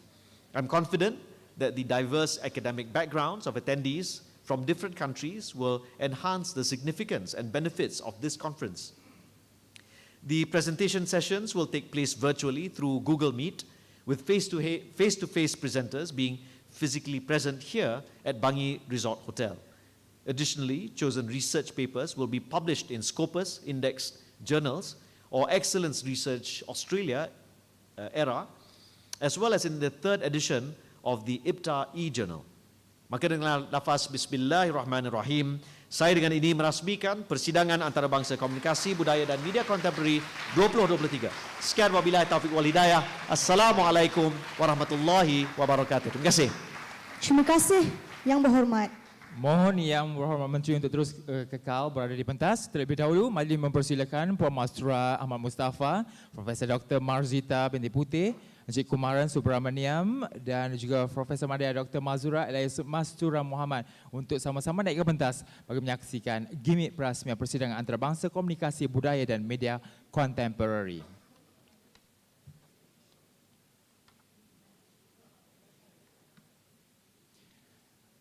Yang berhormat diminta untuk meletakkan tangan di tablet bagi menyempurnakan simbolik perasmian dengan kiraan 3, 2, 1.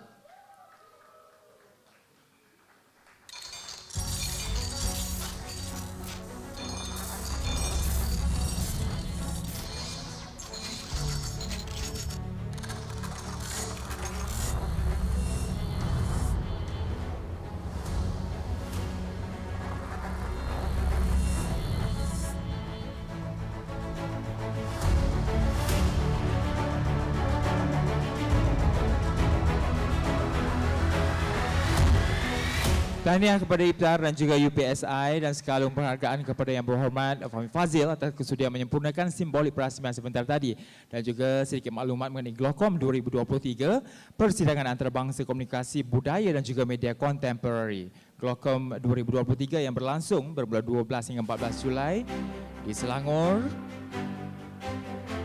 Persidangan ini merupakan kerjasama antara Institut Penyiaran dan Penerangan Tun Abdul Razak IPTAR dengan Universiti Pendidikan Sultan Idris UPSI dan menghimpun lebih 180 peserta dari golongan akademik dan pengamal media dalam dan luar negara.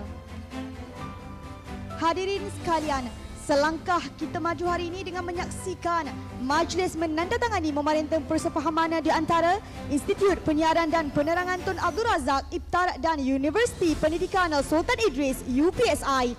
Perjanjian ini mendorong kepada pelbagai kerjasama dan membuka jalan ke arah usaha-usaha kolaboratif yang luar biasa. Oleh itu, majlis mempersilakan Puan Masrurah Ahmad Mustafa, Timbalan Ketua Setiausaha Strategik, Kementerian Komunikasi dan Digital mewakili pihak Iftar dan Profesor Dr. Marzita binti Putih, Timbalan Naib Chancellor Akademik dan Antarabangsa, Universiti Pendidikan Sultan Idris bagi menyempurnakan sesi perjanjian ini. Majlis juga mempersilakan YB Fahmi Fadzil bersama Dip-Dip Kehormat bagi menyaksikan detik-detik bersejarah ini. Dipersilakan.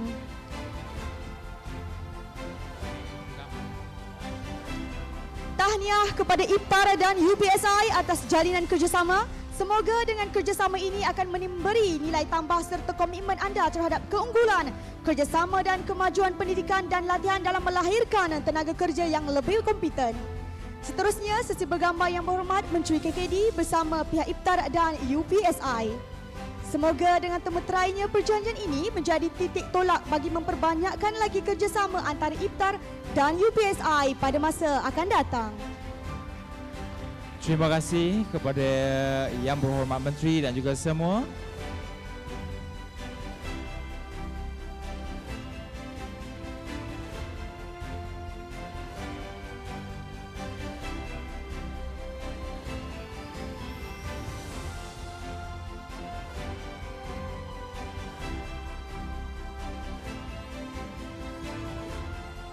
Sekali lagi terima kasih kepada Yang Berhormat Menteri dan juga semua.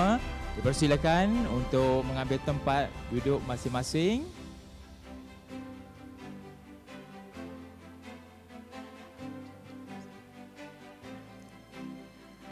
Hadirin sekalian, dengan berakhirnya acara perasmian persidangan dan juga MOU itu tadi, maka berakhirlah tugas kami pada tengah hari ini. Majlis juga ingin mengundang Yang Berhormat Menteri Komunikasi dan Digital Malaysia bagi sesi ramah mesra bersama-sama dengan mahasiswa dan juga peserta persidangan. Ini merupakan peluang untuk menyaksikan sendiri kemajuan yang luar biasa dalam bidang komunikasi, budaya dan media kontemporari. Terima kasih sekali lagi di atas kesudian anda memeriahkan majlis kita pada hari ini. Tahniah kepada warga Iftar dan juga UPSI atas sumbangan dan hubungan yang terjalin. Semoga ini menjadi titik permulaan bagi kecemerlangan di masa akan datang. Saya Nazwa dari Universiti Pendidikan Sultan Idris. Dan saya Rasul dari Institut Penyiaran dan Penerangan Tun Abdul Razak. Jumpa lagi. Kami serahkan pentas ini kepada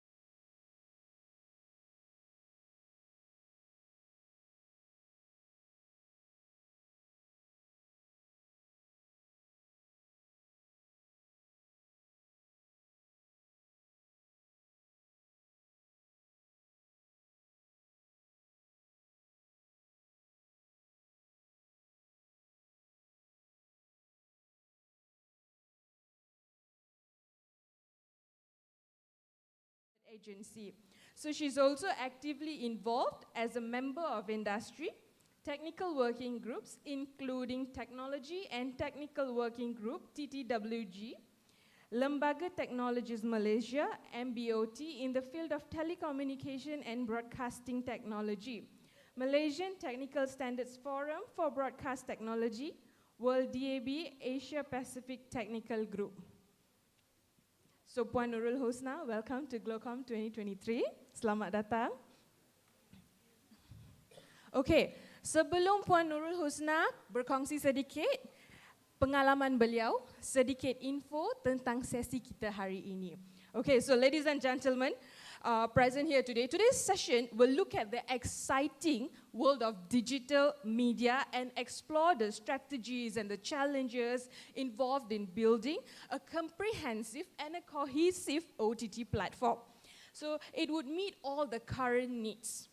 So, tuan-tuan dan puan-puan sekalian, era teknologi yang berkembang pesat dan landscape digital yang sentiasa berkembang mewujudkan konsep omnipresence. Oleh itu, penumpuan dan perkhidmatan media penting untuk jenama OTT seperti RTM Klik.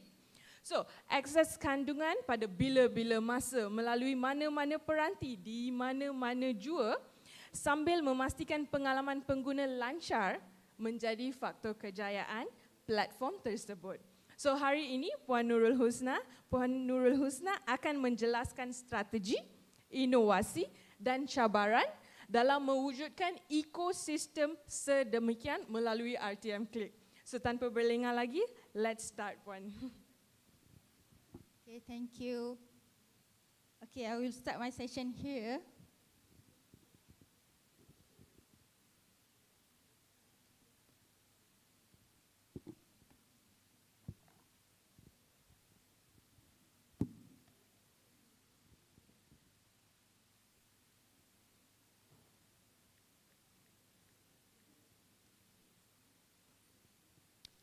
Okay, Assalamualaikum and a very good afternoon everyone.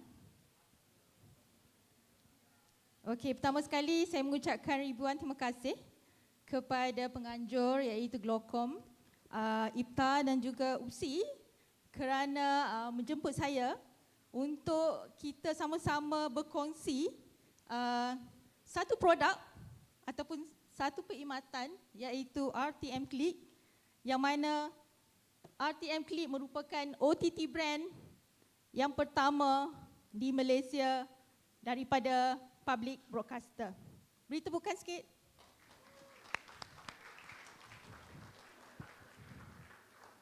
Okey, tajuk kita mungkin agak kedengaran bunyinya agak teknikal lah. Bahasanya omnipresent, media convergent and seamless services. Okey? Seperti mana yang kita dengar daripada Tuan Suhaimi Sulaiman tadi, so jenama yang kita akan bawa mestilah relevant, relatable dan juga lovable. So untuk saya punya sesi akan menjelaskan bagaimana ciri-ciri ini direalisasikan dengan teknologi broadcasting dan didesain in such a way untuk membawa RTM Klik di mana-mana. Okey? Oh, dia punya... Sorry.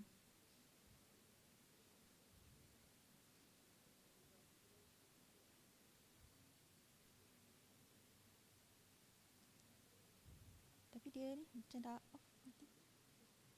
Tak, bukannya off.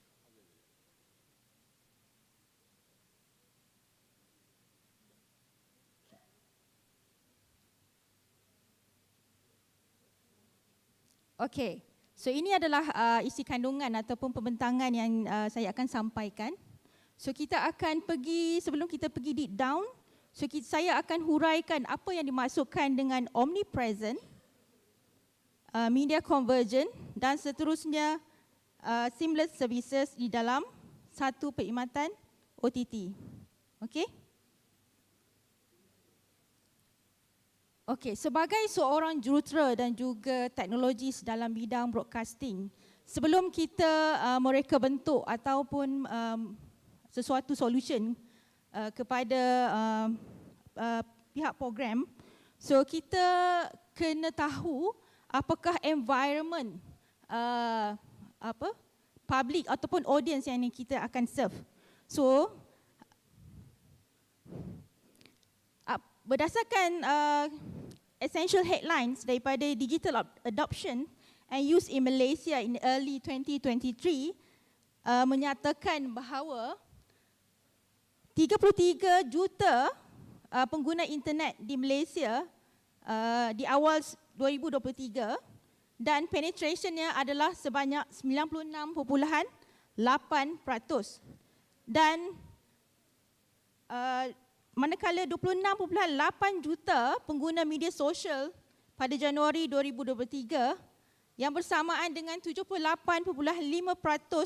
total populasi dan 44.5 juta pengguna selular adalah pengguna aktif di Malaysia sejak awal 2023. Dan angka-angka ni bersamaan dengan 129.1% jumlah penduduk. So, mengapa data-data penting? So, data-data ini penting sebagai seorang professional technologist kerana dalam mereka bentuk, kita mestilah menyesuaikan apa kehendak audience supaya apa produk yang kita akan design itu menempati apa yang khalayak mahukan. So kita tengok pula dari segi Malaysia population pada tahun 2023. So sekarang populasi Malaysia adalah sebanyak 34.13 juta. So kalau kita mapkan dengan digital adoption tadi data tu, so almost keseluruhan rakyat Malaysia telah beralih menggunakan internet. Okey? Dan 48.9% daripada populasi Malaysia adalah perempuan, manakala 51% pula adalah lelaki. So mengapa percentage ini penting? Ini kerana kita akan menawarkan produk-produk di dalam RTM Clip bersesuaian dengan nisbah jantina di Malaysia. Dan juga sebanyak 78.4% daripada populasi Malaysia tinggal di urban, kawasan urban atau kawasan bandar. So kawasan bandar kalau kita tahu mempunyai kapasiti dari segi kemudahan talian internet yang baik. So bagaimana kita nak sesuaikan kemudahan ini supaya kita memberikan perkhidmatan yang bersesuaian. Seterusnya 21.6% tinggal di kawasan luar bandar. Dan bagaimana kita nak menggunakan teknologi untuk serve juga penduduk-penduduk yang tinggal di luar bandar supaya dia punya digital gap tidak jauhlah ketinggalan dan supaya mereka juga dapat bahan-bahan ataupun mesej-mesej kerajaan sampai kepada golongan sasar. Seterusnya, ini adalah data daripada e-ekonomi daripada Google, Temasek, Bain and Company. Kalau kita tengok daripada 2019 sehingga 2022, so peningkatan yang ketara daripada 360 juta pengguna internet di Southeast Asia meningkat kepada 460 juta. So macam mana kita nak tap this figure supaya kita boleh design perkhidmatan yang sesuai, ya. Okey. So ini adalah top 5 leading sector di dalam digital economy, yang mana online media adalah antara sektor yang utama.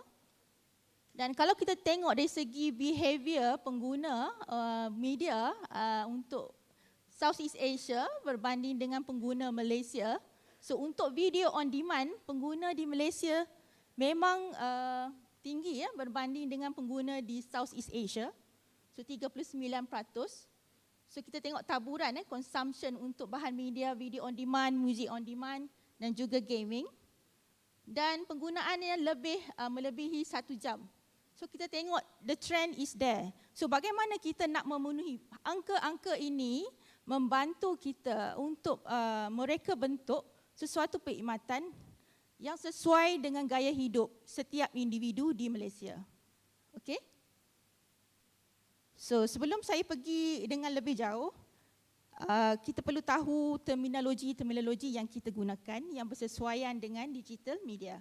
So salah satunya adalah OTT. So apakah OTT services? So OTT services ataupun over the top adalah perkhidmatan yang merujuk kepada mana-mana media yang deliver ataupun diberikan melalui talian internet. Okey? Berbeza dengan kaedah konvensional yang mana kita consume bahan media itu menggunakan devices ataupun peranti-peranti secara berasingan. Okey? So kalau kita nak tonton TV, kita perlukan guna TV. So sekarang kita hanya tonton dengan menggunakan handphone saja. So all in one devices. Okay. Seterusnya, OTT services deliver content over the top menggunakan existing internet services dan membenarkan pengguna untuk melanggan ataupun melayari pelbagai kandungan bahan media termasuk video, audio dan juga pelbagai bentuk bahan hiburan. Okey. Dengan menggunakan pelbagai peranti, contoh smartphone, tablet, smart TV dan juga komputer. Okey. Seperti mana yang saya jelaskan, OTT media memerlukan talian internet dan memerlukan aplikasi khusus dan juga website yang khusus bagi penyedia perkhidmatan OTT. Okey, semua kenal ini brand apa? Okey.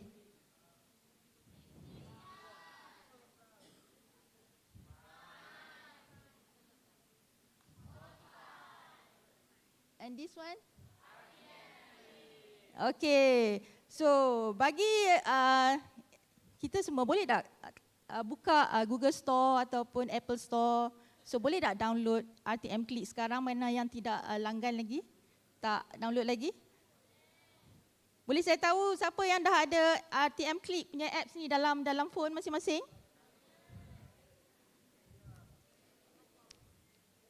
Okey.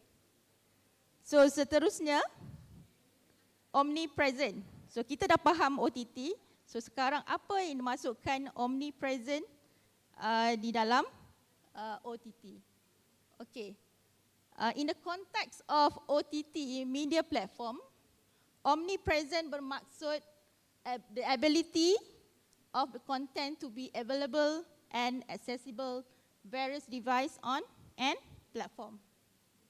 Dan OTT yang dihantar melalui streaming media content ini terus kepada pengguna melalui internet dan tanpa melalui media konvensional ataupun kabel network. Okey. Seterusnya adalah apa itu media convergent in OTT. So OTT platform memainkan peranan yang penting di dalam media convergence. Okey. Dengan adanya media convergence yang mana semua perkhidmatan dalam satu device menyebabkan wujudnya OTT. Okey. Dapat perkhidmatan OTT dapat dihantar ataupun dideliver melalui separate channel ataupun platform. Okey. Kalau dulu kita nak pergi tengok wayang, kita perlu pergi ke pawagam, betul? So sekarang ini pawagam dibawa ke rumah kita. Okey. So seamless services in OTT. So ada beberapa faktor ataupun kriteria untuk kita hasilkan perkhidmatan di dalam OTT ni, iaitu content access yang kita perlu pertimbangkan. So macam mana content access ni didesain secara sedemikian rupa untuk membolehkan perkhidmatan ataupun konten-konten ni dicari dengan mudah di dalam platform OTT. Cross device compatibility bermaksud apabila kita melayari sesuatu devices tanpa gangguan, ya. So daripada menggunakan tablet dan seterusnya menggunakan handphone tanpa ada gangguan, dan juga streaming quality bermaksud kita menyediakan perkhidmatan video content ataupun perkhidmatan high quality video content dengan tanpa delay dan juga tanpa buffering, dan juga offline viewing, iaitu kita menyediakan bahan-bahan yang boleh dimuat turun, contohnya bahan-bahan yang seperti podcast dan juga bahan-bahan video. Okey. Dan juga account integration, yang mana kalau ada sesetengah OTT yang memerlukan kita untuk langgan, dan kita pastikan langganan ataupun sign in untuk setiap peranti itu dilakukan dengan secara orang kata apa, kohesif ataupun tanpa dengan seragam lah, tanpa kita orang kata apa, mudah kepada pengguna, tanpa memberi tekanan kepada orang kata apa, kita punya pelanggan. Okey. Seterusnya kita dah tahu berkenaan dengan omnipresent. Kita juga dah tahu mengenai media convergence, dan juga kita juga telah tahu berkaitan dengan seamless services. Okey, seterusnya adalah case study berkenaan dengan RTM Click. Berdasarkan feature-feature tadi, bagaimana RTM Click direka bentuk supaya disesuaikan dengan behavior dan environment persekitaran setiap pengguna.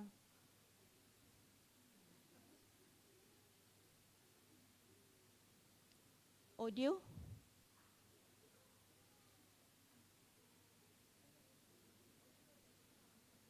Audio.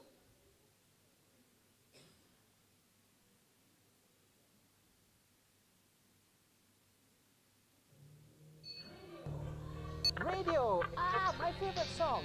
Kalau pergi Kuala Kubu, tulis nama atas batu.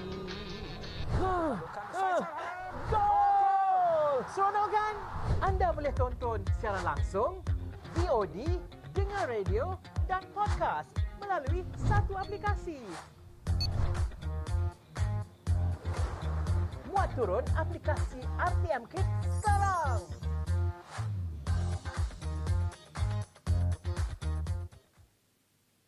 Okey, tu kita punya DJ Tuan Suhaimi Sulaiman tadi telah mempromosikan all-in-one services in one OTT brand.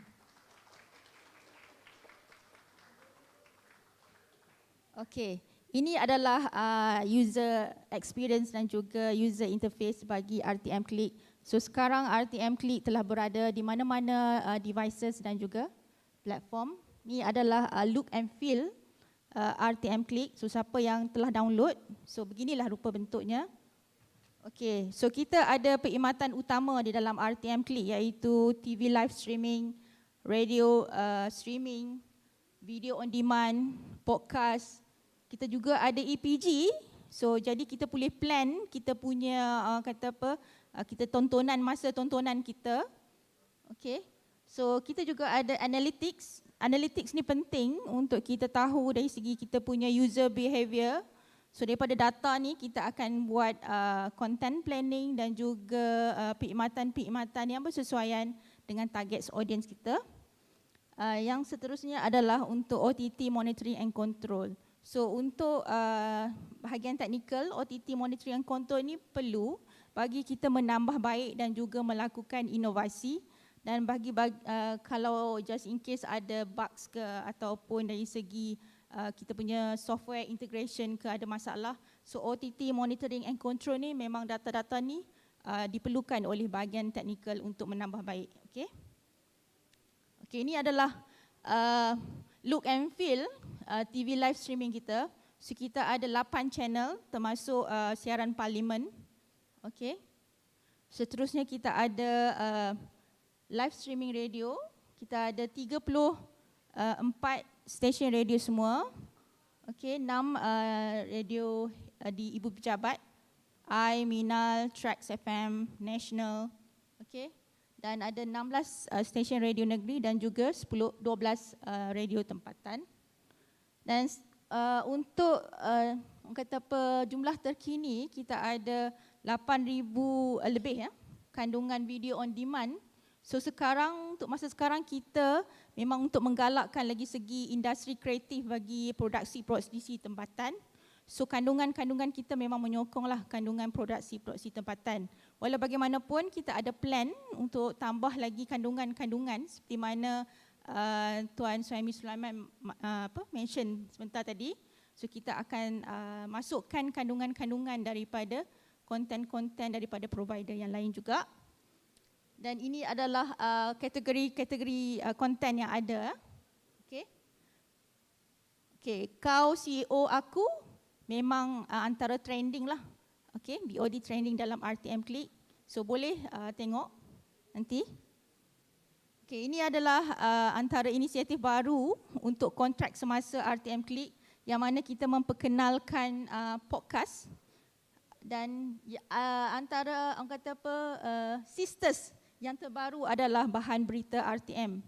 Okay, so tailor to regional content. So kita ada berita-berita, kalau siapa-siapa yang miss berita, so boleh pergi kepada podcast dan dengar semulalah bahan-bahan berita tadi.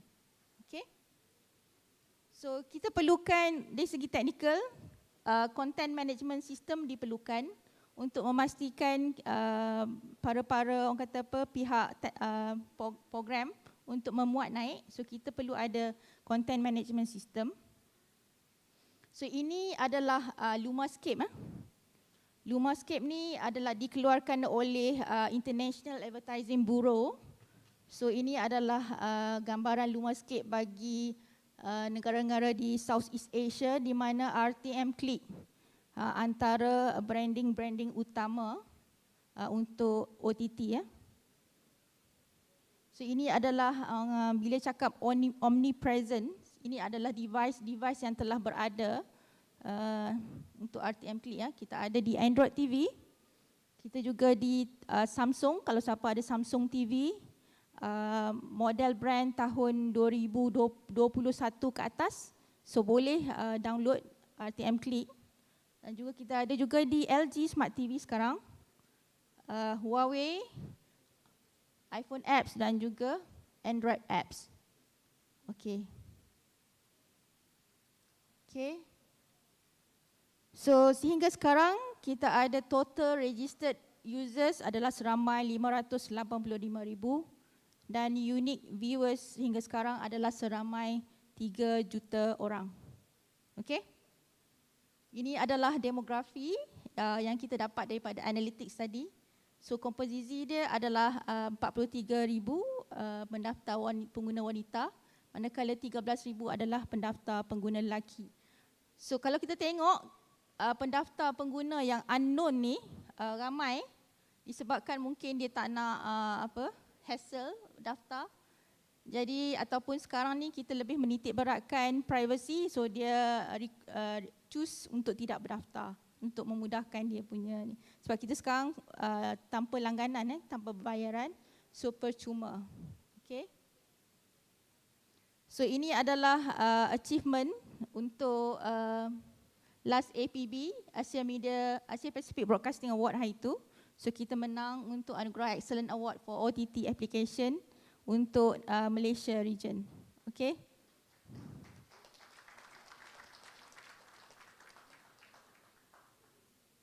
So ini sebelum saya akhiri ada satu video berkaitan branding. Okay.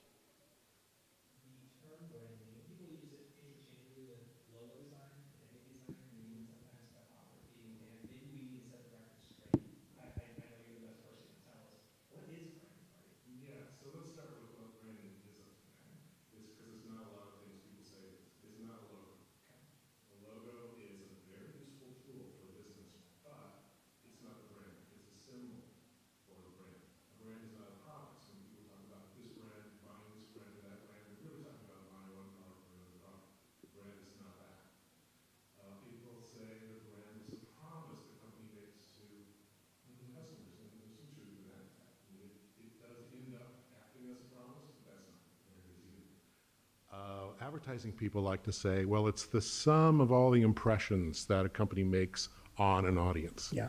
Well, you know, if you're trying to sell a lot of impressions, I can see where that might be useful to you. But from a business's point of view, why do they want that? Right? So, and how does that help Self-serving definition creative there. people understand what they're doing? Right. So none of those things are really what branding is. A brand is a result. It's a customer's gut feeling about a product, a service, or a company. It ends up in their heads, in their hearts. They take whatever raw materials you throw at them and they make something out of it. But they're making it, they're creating it. And so in a sense, when you create a brand, you're not creating one brand, you're creating millions of brands, like however many customers or people in your audience. Oh. Each one has a different brand of you. So a brand is like a reputation, right? So it's your business reputation, and everyone's going to be a little bit different about what that reputation is. And that's okay, as long as you've got it corralled mostly where you want it, and that it's beneficial to the company. So we tend to look at companies and designers tend to look at branding as, from our point of view, like this is something we're doing. We're telling a story. We're making a claim. We're making a pitch. And that's what we do, but that's not what a brand is. A brand is the result of that, and if you don't start there, you don't know what you're doing. You actually don't know what you think you know what you're doing, but you don't. So from a designer's point of view, I mean, I always tended to be this way. It's like, it was my gut feeling, right, about whether this is going to work or not. And then I would sell it as hard as I could to get the client to sign off on it. From the client's point of view, they're going, well, it's a checklist. I got the logo, I got the tagline, I got the ad campaign, click, check, and they think they're done. Right. None of that's right. What's right is what happens in people's heads. Like, what have we achieved? Like, what's the reputation that we've created through the products we're putting out, like the design of the products, the messaging we're putting out, the look and feel of them, our culture, how does that affect people? How our employees behave, how is that affecting our reputation? All that stuff counts. So it's a big world, and it actually takes in almost all of business. Not so much finance, but finance is involved too, because finance has to greenlight all these things. But almost everybody in a company is, affecting the brand, doing something with the brand, doing it for the brand, or hurting the brand. So you got to think of it that way. Whew. I didn't want to say one word because that was perfect. And this is unscripted. Marty's just talking from decades of experience and writing and articulating this. It's very clear to me.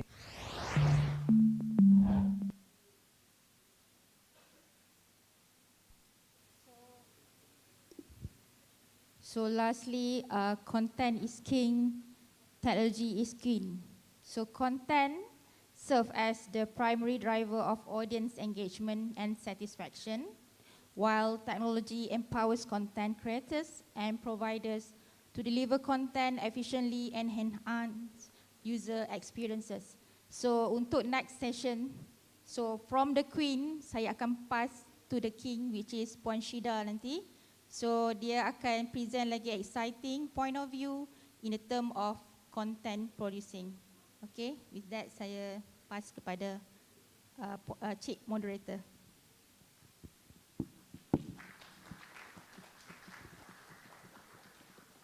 Thank you so much, Puan Nurul Husna. We would love to have you here so we can discuss more on some more questions we have.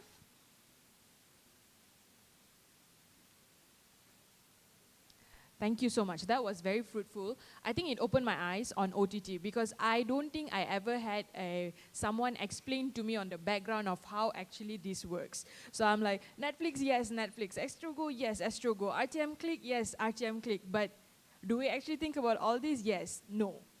We'll never know, right? But so, looking at the fact that this is the first OTT platform from public broadcast, I think it is a big deal. I think it is fantastic. So let's look at the questions I have for you, ma'am. So what are the benefits of creating an omnipresent media convergent OTT brand? Okay, kalau kita tengok tadi kan, kenapa kita perlu ada kan ciri-ciri tadi. omnipresence, media convergence and also seamless experience. Yang pertama, kita nak extended dari segi kita audiences. So bila kita berada di mana-mana, so jadi kita boleh reach to orang kata apa, kita punya audience sampai ke pelosok mana pun. Okay, macam tadi kita tengok statistik kan. So the urban area and juga the rural area. So macam mana kita menggunakan teknologi untuk serve this kind of groups. So kita ada adaptive bit rates. So those yang duduk di rural area yang mana dia punya connectivity adalah limited. So jadi kita provide dengan adaptive bit rate untuk membolehkan dia juga experience kita punya content dengan lebih baik. Okay, without ada perbezaan. So ada ciri-ciri inclusivity di situ. So dari segi tu, yang selain daripada tu, kebaikannya adalah dari segi increase consumption. So bila kita ada pelbagai perkhidmatan di dalam satu orang kata brand, so tanpa kita perlu memuat turun pelbagai apps, so senang bagi kita lah. So kita nak tonton, nak tengok video, tengok TV kat situ, dengar radio pun kat situ, nak kata apa, podcast pun kat situ. Okay, so kita tak perlu register dah, satu brand saja kita register. Okay, saya bagi 2 je lah tu kan, masa dah ni. Okay, next question. Thank you, Miss. Alright, so like this promotes inclusivity, and I think that's the best part of it. So we can watch it anywhere, we can do what we want anytime. So as we move on to the next question, it was interesting one to look at. You laid out 5 sectors of digital economy. So e-commerce, transport and food, online travel, finance service, and one of it was online media. So, and then I also heard seamless, when it comes to seamless services, we supposed to look at account integration, offline viewing, streaming qualities, cross-devices compatibility, and also the content access. So, what are the faktor utama that leads on or to contributes to the seamless services besides that? So kalau kita tengok OTT brand ni, so kita memerlukan talent internet. So those OTT provider mesti menggunakan talian internet lah. So kita perlu ada a good connectivity. So satu lagi adalah content delivery networks. So kita perlu memilih content delivery network providers yang boleh memberikan orang kata apa, viewing experience yang pleasant dengan low latency, tak ada buffering kan. Kalau tengah OTT kan kita nak watch satu-satu, so dia buffer. So kita tak nak yang CDN yang macam tu. Okay. Yang seterusnya adalah dari segi video quality. So video quality memainkan peranan yang penting, yang mana sekarang kita bukan hanya video yang berbentuk HD, UHD dan 4K. So jadi sebagai seorang teknologis, kita perlu think ahead and keep up with the trends, dan kita design kita punya infra in such a way untuk support this kind of video. Understand, Miss. I think it is interesting to look at that way. Of course, frustrating when we are watching something, then the video is kept on buffering. So it becomes a turn off, macam we don't want to watch it anymore, or we don't want to go back to it anymore. So that's where branding comes in, right? So we don't want to associate with that brand, but when the quality is good, the internet works well, and when the viewing quality, like Puan cakap tadi, HD, no more HD, but then the ultra high definition, the 4K. So when everything works together that way, we are much more interested. So that's when the branding comes in. So going to my third question, what do you think are the future trends in OTT branding? Okay, kalau kita tengok daripada landscape sekarang, so setiap kita adalah berbeza, betul? So ada yang suka makan nasi lemak, ada yang suka breakfast with caramel macchiato.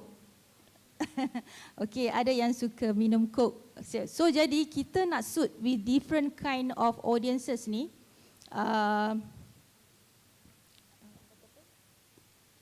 Kita perlukan personalization engine yang baiklah.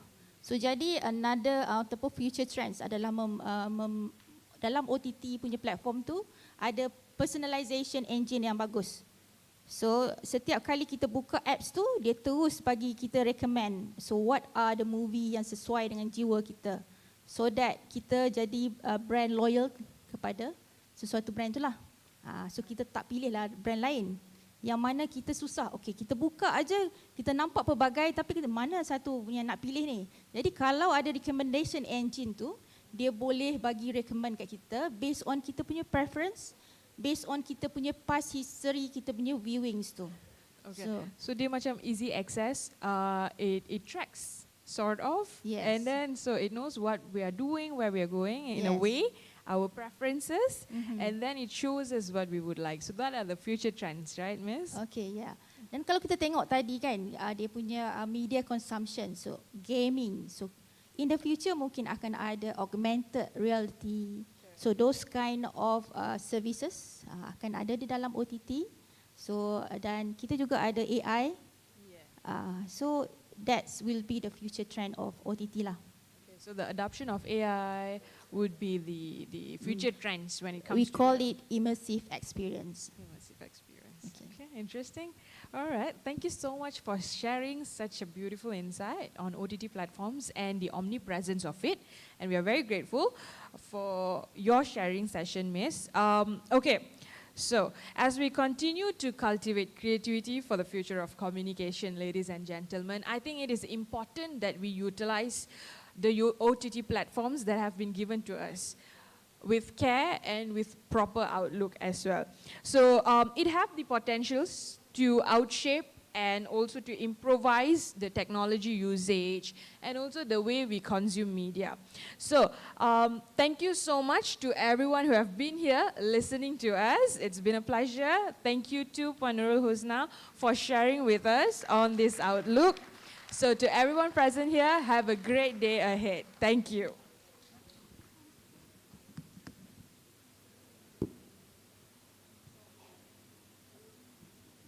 Sorry, Puan Nurul Husna, we would like to give you a Cendera Hati from us.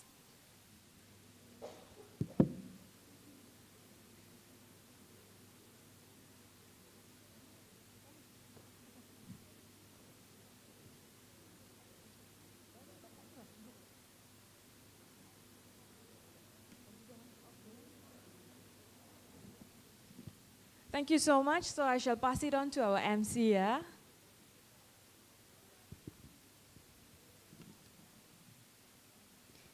Terima kasih kepada Cik Stephanie Ann sebagai moderator dan teknologis Nur Husna binti Muhammad Kasim, Ketua Penolong Pengarah Stesen Media Teknologi Aplikasi Jabatan Penyiaran Malaysia atas perkongsian yang cukup bermakna.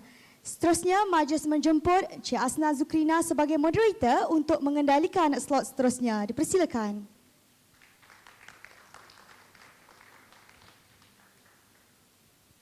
Bismillahirrahmanirrahim. Assalamualaikum warahmatullahi wabarakatuh dan salam sejahtera kepada tuan dan puan dan juga tetamu dan peserta Glocom. Selamat datang ke sesi pengkongsian First Global Conference of Communication Culture Contemporary Media Glocom 2023.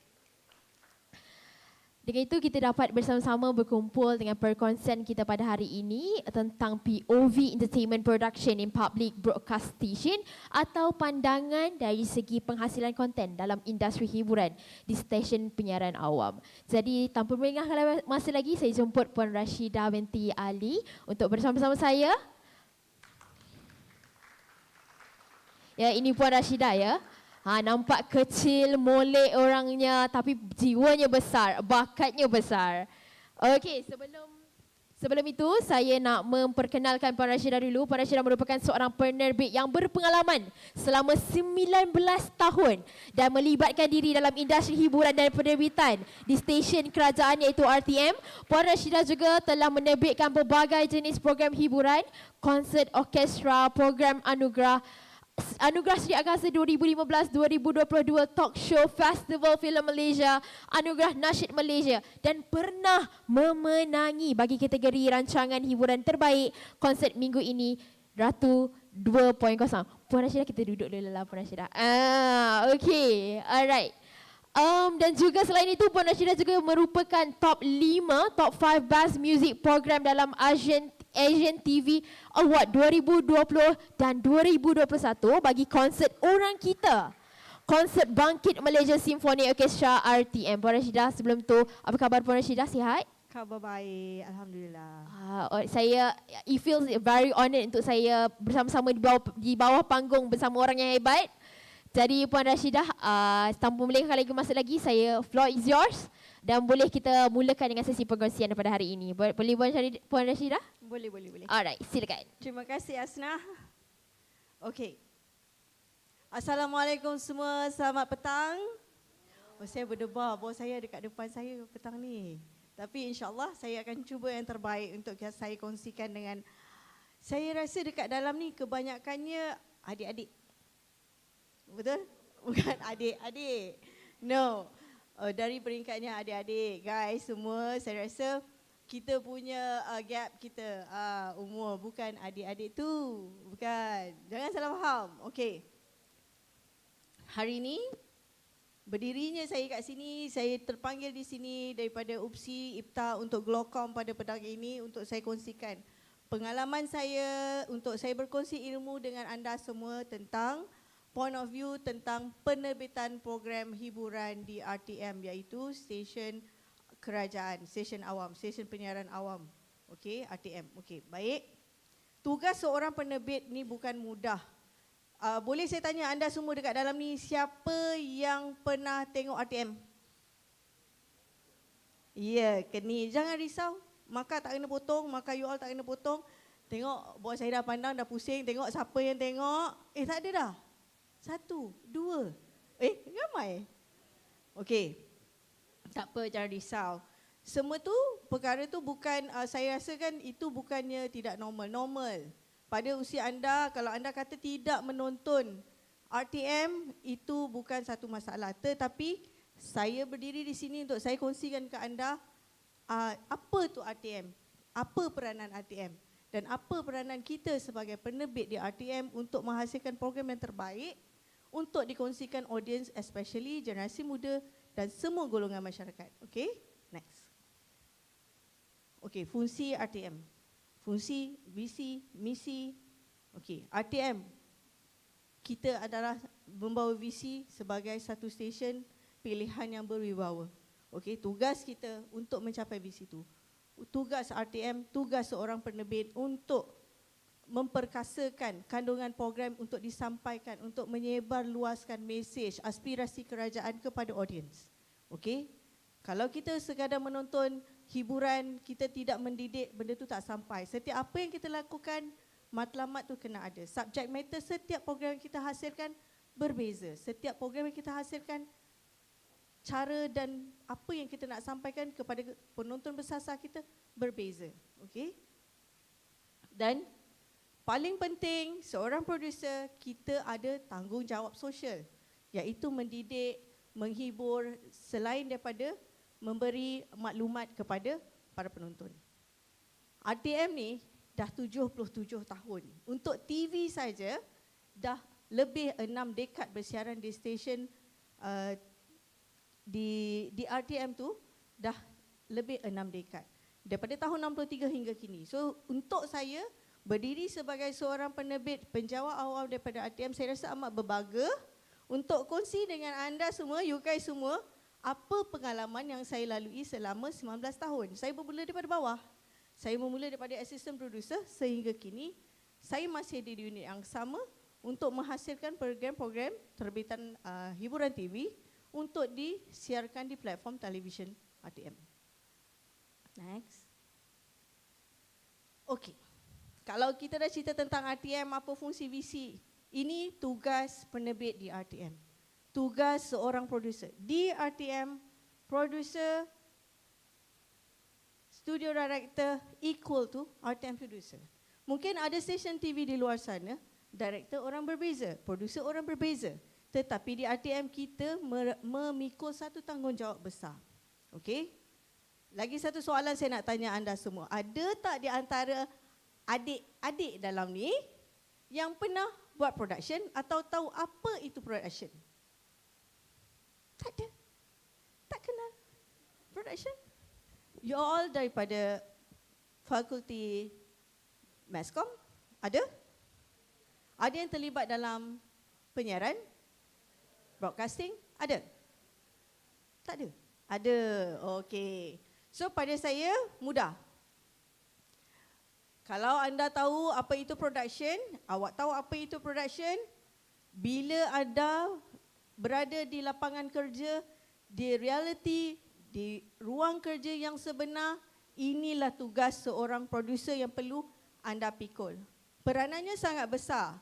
From zero to hero, you all kena fikirkan apa yang perlu dicapai, apa yang perlu dibuat, apa konten, idea, konsep yang perlu disampaikan kepada penonton.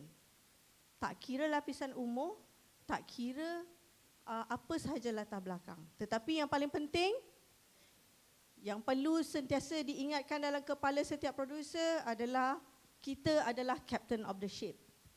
Daripada konsep yang kita cipta, daripada konten yang kita bina untuk menghasilkan sesebuah rancangan tu, kita kena bekerjasama dengan semua individu-individu di bawah kita.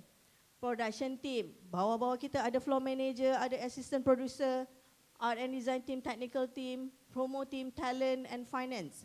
Semua itu di bawah kawalan kita. Bagaimana kita mencorak sesebuah program itu, bagaimana kita nak mencapai, mereka lah kumpulan sokongan yang berada di bawah kita. Okay?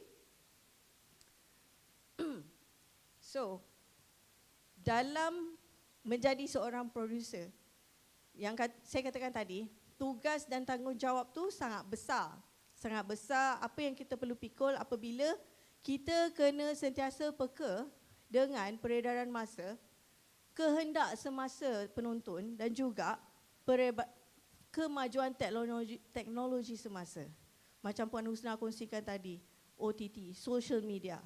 Benda tu selari dengan apa yang perlu kami sebagai penerbit untuk tahu apa yang perlu disampaikan supaya kita tidak ketinggalan. Kita punya current situation sekarang, kita punya trend sekarang, anak muda sekarang suka fast, suka cepat, semua at any time, semua kat ujung jari. Kita tak nak terikat dengan jadual siaran. So bagaimana penerbit nak apply semua kehendak semasa penonton sekarang ni dengan penerbitan rancangan program yang sedia ada yang perlu disampaikan kepada penonton. Next. Okay. Tadi saya dah cakap tentang tugas, tanggungjawab, responsibility. Sekarang baru saya nak bergerak dan fokus kepada penerbitan program dan konten hiburan TV. Okey. Lebih 6 dekad saya katakan tadi, lebih 6 dekad penerbitan hiburan TV sejak TV Malaysia ditubuhkan daripada tahun 1963, evolusi itu berlaku. Sebelum saya pergi lanjut, saya nak tunjukkan sedikit klip kepada tuan-tuan untuk anda lihat apakah evolusi yang berlaku dalam penerbitan program hiburan di RTM. Next, play.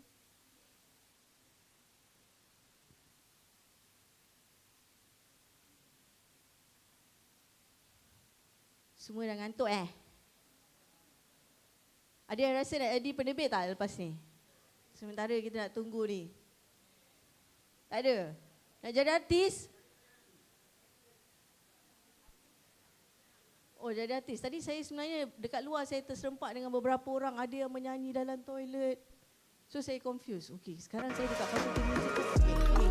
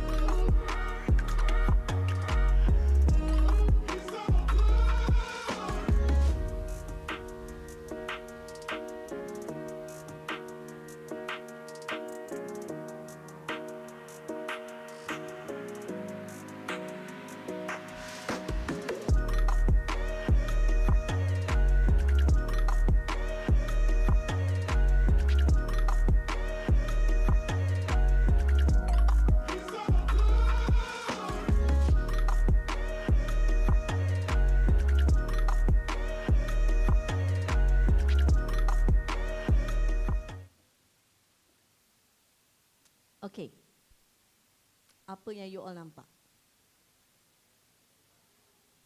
Perubahan dari segi color. Itu je. Okey. Dari mata kasar, kita back to gambar tadi balik. Slide tadi. Okey, dari mata kasar, betul. Itu yang you all nampak.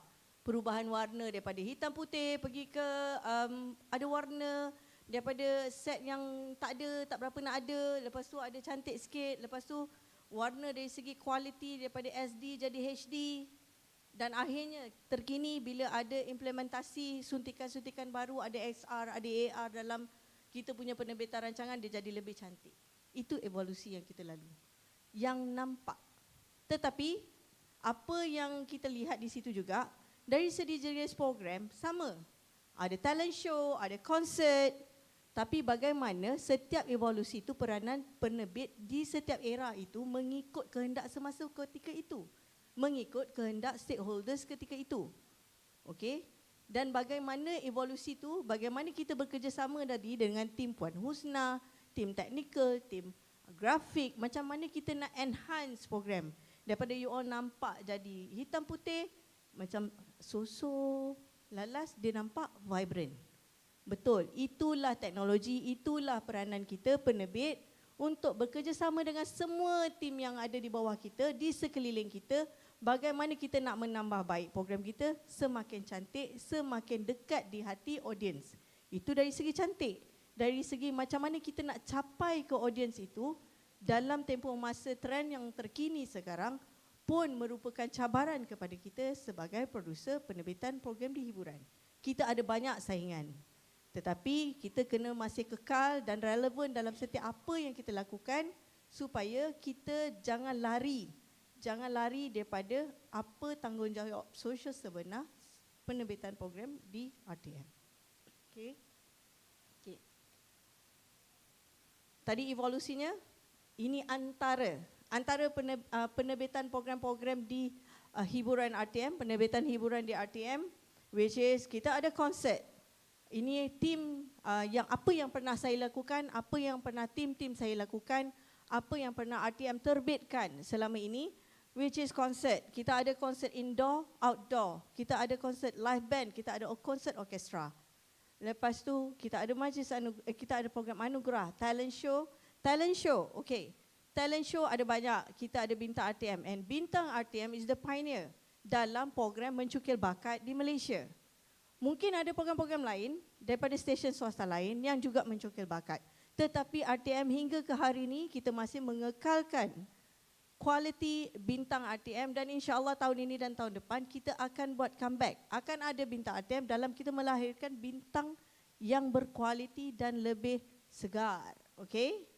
So kalau ada yang rasa nak masih dalam tempoh, dalam umur range yang boleh masuk uji bakat tu, boleh buka website RTM. Boleh buka any platform social media RTM, tengok kita sekarang dalam proses pencarian bakat untuk bintang RTM. Okey? Untuk game show international collaboration, kami bekerjasama RTM, Hiburan TV, RTM bekerjasama dengan negara-negara jiran, negara serumpun seperti Indonesia, seperti Brunei, Singapura dalam kita menjayakan sesebuah konsert. Itu penting dalam kita punya perhubungan dua hala, dalam kita perkongsian ilmu dari segi dunia penyiaran, dari segi sebab kita berkongsi minat muzik yang sama. Industri hiburan kita dan industri hiburan di dalam dari negeri-negeri serumpun ni selari. Minat yang sama, artis yang sama, artis Malaysia minat Indonesia, Indonesia minat Malaysia. So Singapura juga begitu, di Brunei juga begitu. So program kerjasama antarabangsa ini amat penting dalam perkongsian ilmu dan jalinan antarabangsa kedua-dua negara. Okay, next.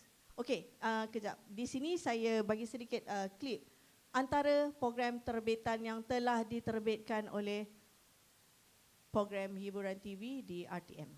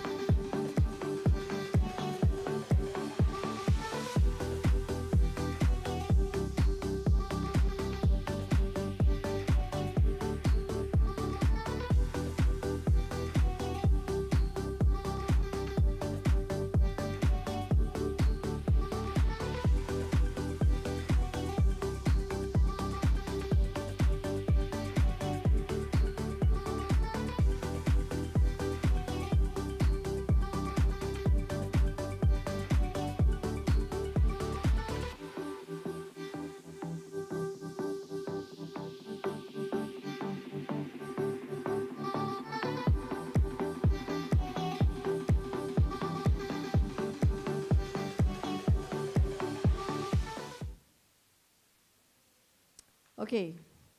Itu antara program terbitan hiburan di RTM. Program-program entertainment yang diterbitkan di RTM. Ada banyak lagi tetapi hanya sedikit saya kongsikan. Selagi program-program yang diterbitkan ini sebenarnya saya nak bagi tahu dekat, saya nak kongsikan anda dengan semua. Untuk jadi seorang penerbit, bila kita create content, kita fikir apa program yang kita nak buat. Kita tak boleh buat program tu ikut kita. Oh, saya suka nak buat program ni, saya buat. Tidak. Setiap program kena ada matlamatnya. Kena tahu apa program yang kita buat tu, program tu untuk apa? Untuk siapa? Siapa penonton sasar kita? So, kita bukan buat program tu suka-suka sebab kita sebagai stesen penyiar awam, kita kena tahu setiap duit yang mengalir tu adalah wang daripada dana kerajaan diberikan kepada kita. Itu adalah amanah sebagai penerbit di stesen TV kerajaan untuk menyampaikan kepada penonton semua setiap apa yang kita cipta, setiap konten yang kita buat, setiap program yang kita cipta, yang kita nak sampaikan kepada anda semua, yang kita nak tunjukkan kepada anda semua adalah konten yang terbaik.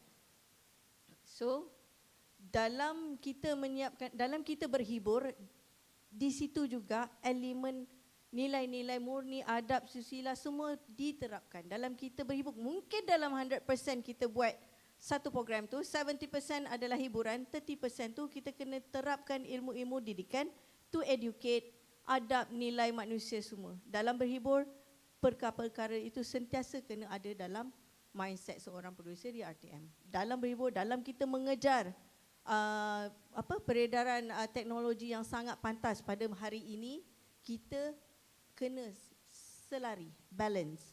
Next. Okey. Tadi saya dah cakap pasal program. Dalam kita menerbitkan program, dalam kita mencipta konten, dalam kita mengeluarkan idea-idea production, producers, creative team, apa benda sahaja yang kita lakukan, sebenarnya selain itu penerbitan program TV di RTM ini kita menyokong industri kreatif Malaysia, which is dalam penerbitan program RTM sendiri kita menyokong dalam membantu showcasing local talent. RTM menyediakan platform kepada talent-talent penggiat-penggiat seni di dalam RTM untuk mereka melebarkan, untuk mereka menunjukkan bakat mereka di atas platform yang kami sediakan. Dalam setahun ada banyak program yang kita sediakan. Mungkin you all nampak depan stage, depan kaca TV, yang you all nampak, apa yang you all nampak di depan itu saja. Tetapi dalam penerbitan sesebuah program TV ini, ada banyak lagi orang-orang behind the scene tu. Ada musician, ada scriptwriter, ada composer. Orang-orang itu adalah ruang pentas yang kita sediakan untuk mereka ni adalah untuk mereka berkarya. Dan secara tak langsung itu adalah job opportunity untuk mereka, peluang kerja untuk mereka. Okey? Dasar industri kreatif negara juga itu yang kita cuba sokong dalam kita memberi ruang dan pekerjaan, platform kepada audience dan penggiat seni. Dari segi heritage, bagaimana kita memperkasakan, melestarikan seni budaya Malaysia. RTM, Unit Hiburan TV dengan Kerjasama Radio Television Malaysia, stesen-stesen radio negeri, kita telah menjayakan, telah menerbitkan program-program berbentuk seni budaya warisan negara dalam bentuk pertandingan.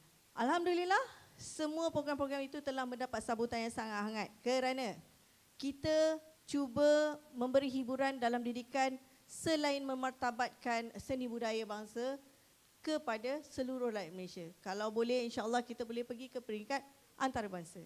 Okey? Banyak penyertaannya kerana penglibatan program-program seni budaya yang kita capai, yang kita libatkan adalah dari sekecil kanak adik-adik prasekolah sampai ke peringkat dewasa berbentuk pertandingan. Dan kalau saya kata dalam bilik ni mungkin ada daripada banyak negeri kan, negeri Perak, Pahang, Selangor, Perlis. Tapi kalau saya tanya Bongai itu daripada negeri mana, you all tahu tak? Tak tahu. Okey. Sebab tu kami menggunakan platform medium television tu, kita adakan program pertandingan seni budaya Bongai dari negeri 9. untuk kita pertandingkan secara tak langsung daripada negeri Selangor, Perak, Pahang. Tengok, diorang tahu, oh ini seni budayanya, ini tertib acaranya, ini bagaimananya, ini. So itu secara tak langsung memberi ilmiah, memberi satu bentuk hiburan berilmiah kepada penonton. Okay? Saya tunjukkan sedikit klip tentang program yang telah dibuat berbentuk seni budaya.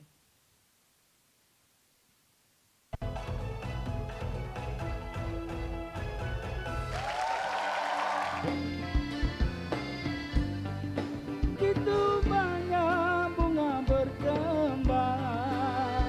Bagaimana setakat ini penonton-penonton di dalam auditorium Permatasari? Dari mana rindunya besar. Bukan cak-cak ayam mereka ni. Semua hebat-hebat belakang. Saya duduk kedai daripada kecil dah mereka ni. Bendera.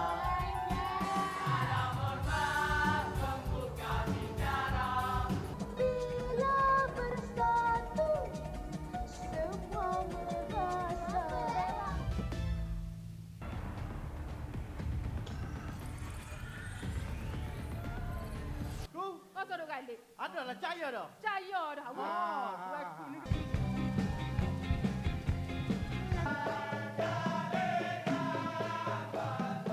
Terkejut jaga redha tidak.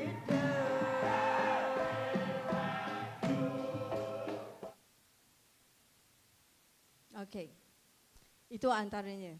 Yang mana saya katakan tadi, apa yang kita cuba sampaikan untuk kita menyebar luas, kita memelihara, kita memartabatkan seni budaya warisan negara melalui platform TV. Okey. Next.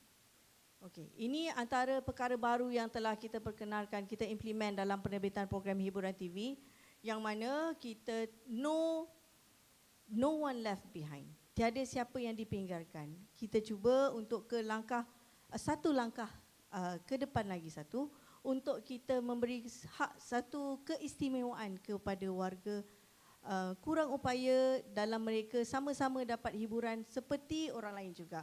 Semuanya inklusif, equality. Kita cuba untuk mencapai kesamarataan di antara audiens di Malaysia. So maksudnya selain daripada kita, mereka dari golongan istimewa juga berhak untuk menonton program-program hiburan terbitan RTM. Mungkin itu adalah salah satu langkah dan insya-Allah mungkin baru-baru jurubahasa isyarat yang kita tampilkan di dalam program-program RTM, yang kalau sebelum ni you all nampak jurubahasa isyarat dalam berita, betul tak? Okey. Kalau dalam berita itu yang memang you all buka nampak. Tapi macam mana pula kalau jurubahasa isyarat dalam bentuk program hiburan? Kalau saya tunjukkan sebentar lagi adalah satu klip rancangan anugerah. Okey, sama je orang bercakap dan talk show. Tetapi mungkin dari segi mereka yang daripada golongan istimewa sebelum ni, diorang dapat tengok memahami berita saja. Tapi bagaimana pula dengan program hiburan? So itu yang kita cuba implementkan. Tidak banyak program yang kita cuba implement, tetapi RTM telah memulakan langkah ini di dalam penerbitan program hiburan TV. Okey, saya tunjukkan sedikit contoh talk show dan satu warna anugerah.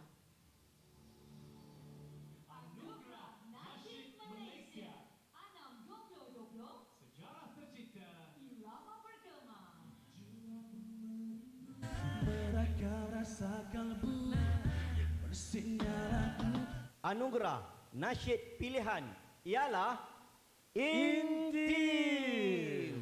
InsyaAllah ini adalah kejayaan kami meraihkan 20 tahun Intim. InsyaAllah. Tahniah Intim. Untuk kategori anugerah vokal nasyid terbaik. Dan pemenangnya Rabbani Ittihad.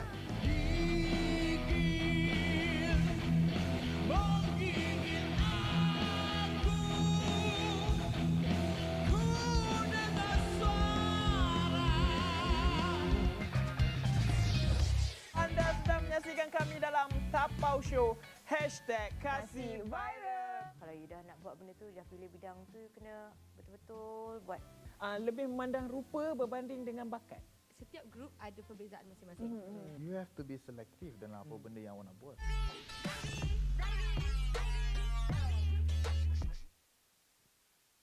Okey.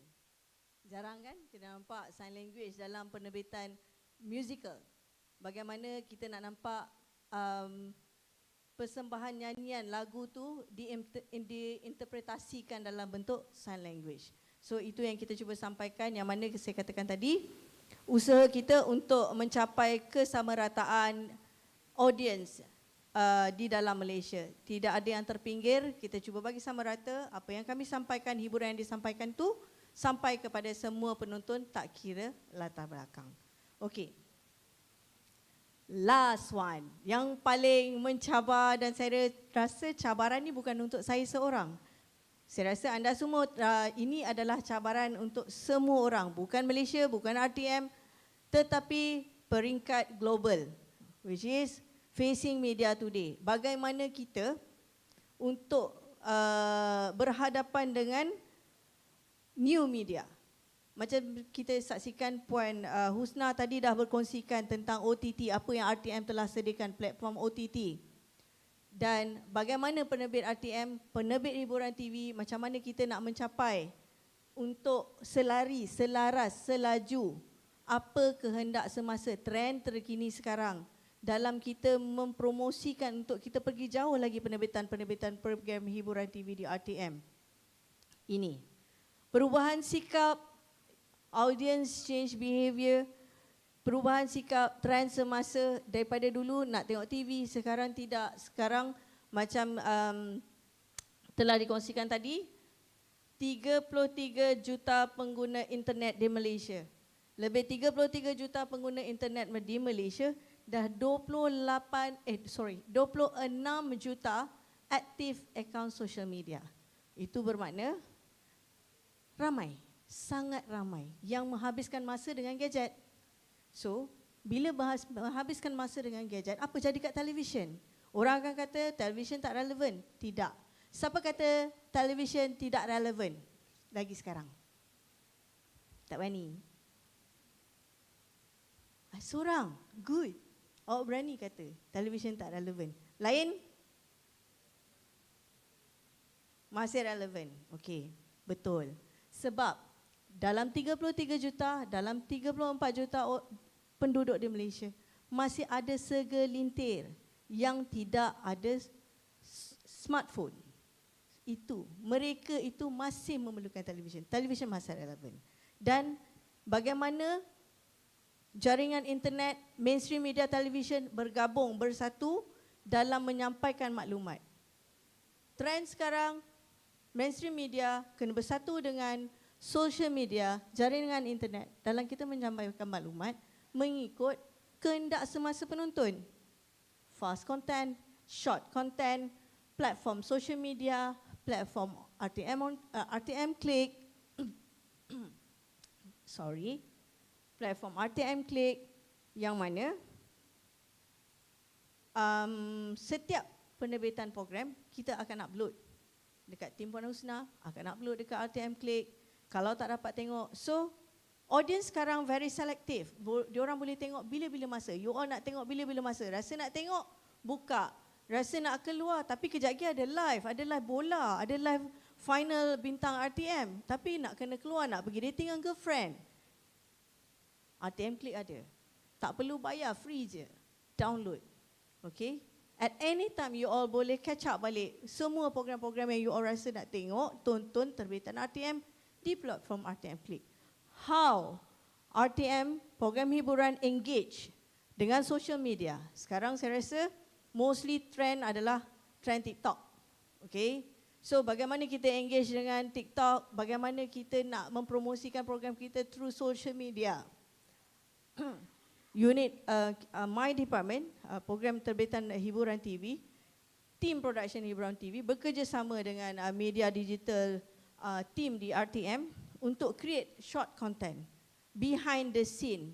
Mungkin yang you all biasa tengok apa yang rakaman yang dah terhasil, tetapi apa yang berlaku dekat backstage, apa yang berlaku semasa rehearsal, apa klip bloopers yang part-part viral tu, itu yang kita blast. Itu yang kita create dan kita keluarkan di dalam platform-platform social media, especially TikTok sekarang yang menjadi trend user sekarang, untuk dalam masa yang sama kita mempromosikan rancangan dan kita membawa mereka untuk menonton program terbitan RTM. Itu cabarannya. Bagaimana program yang kita terbitkan masih perlu diterbitkan, tetapi dalam masa yang sama kita perlu tahu kehendak dan sikap semasa, sikap tontonan semasa penonton sekarang. Okey. Saya kongsikan sedikit apa yang klip-klip yang pernah kami buat di platform social media RTM.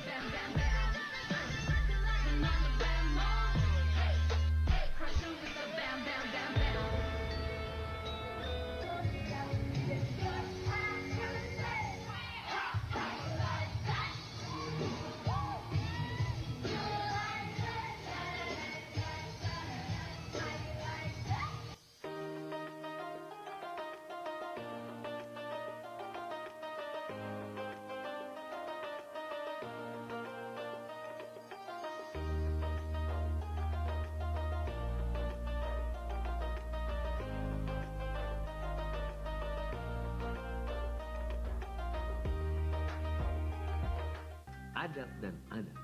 Mikir coy, mikir. Astagfirullah, kejut. Dia melantang. Okey. Alright, itu saja perkongsian saya. Secara conclusionnya, saya ingin katakan evolusi penerbitan hiburan di RTM atau di mana saja adalah selari dengan peredaran masa dan persekitaran.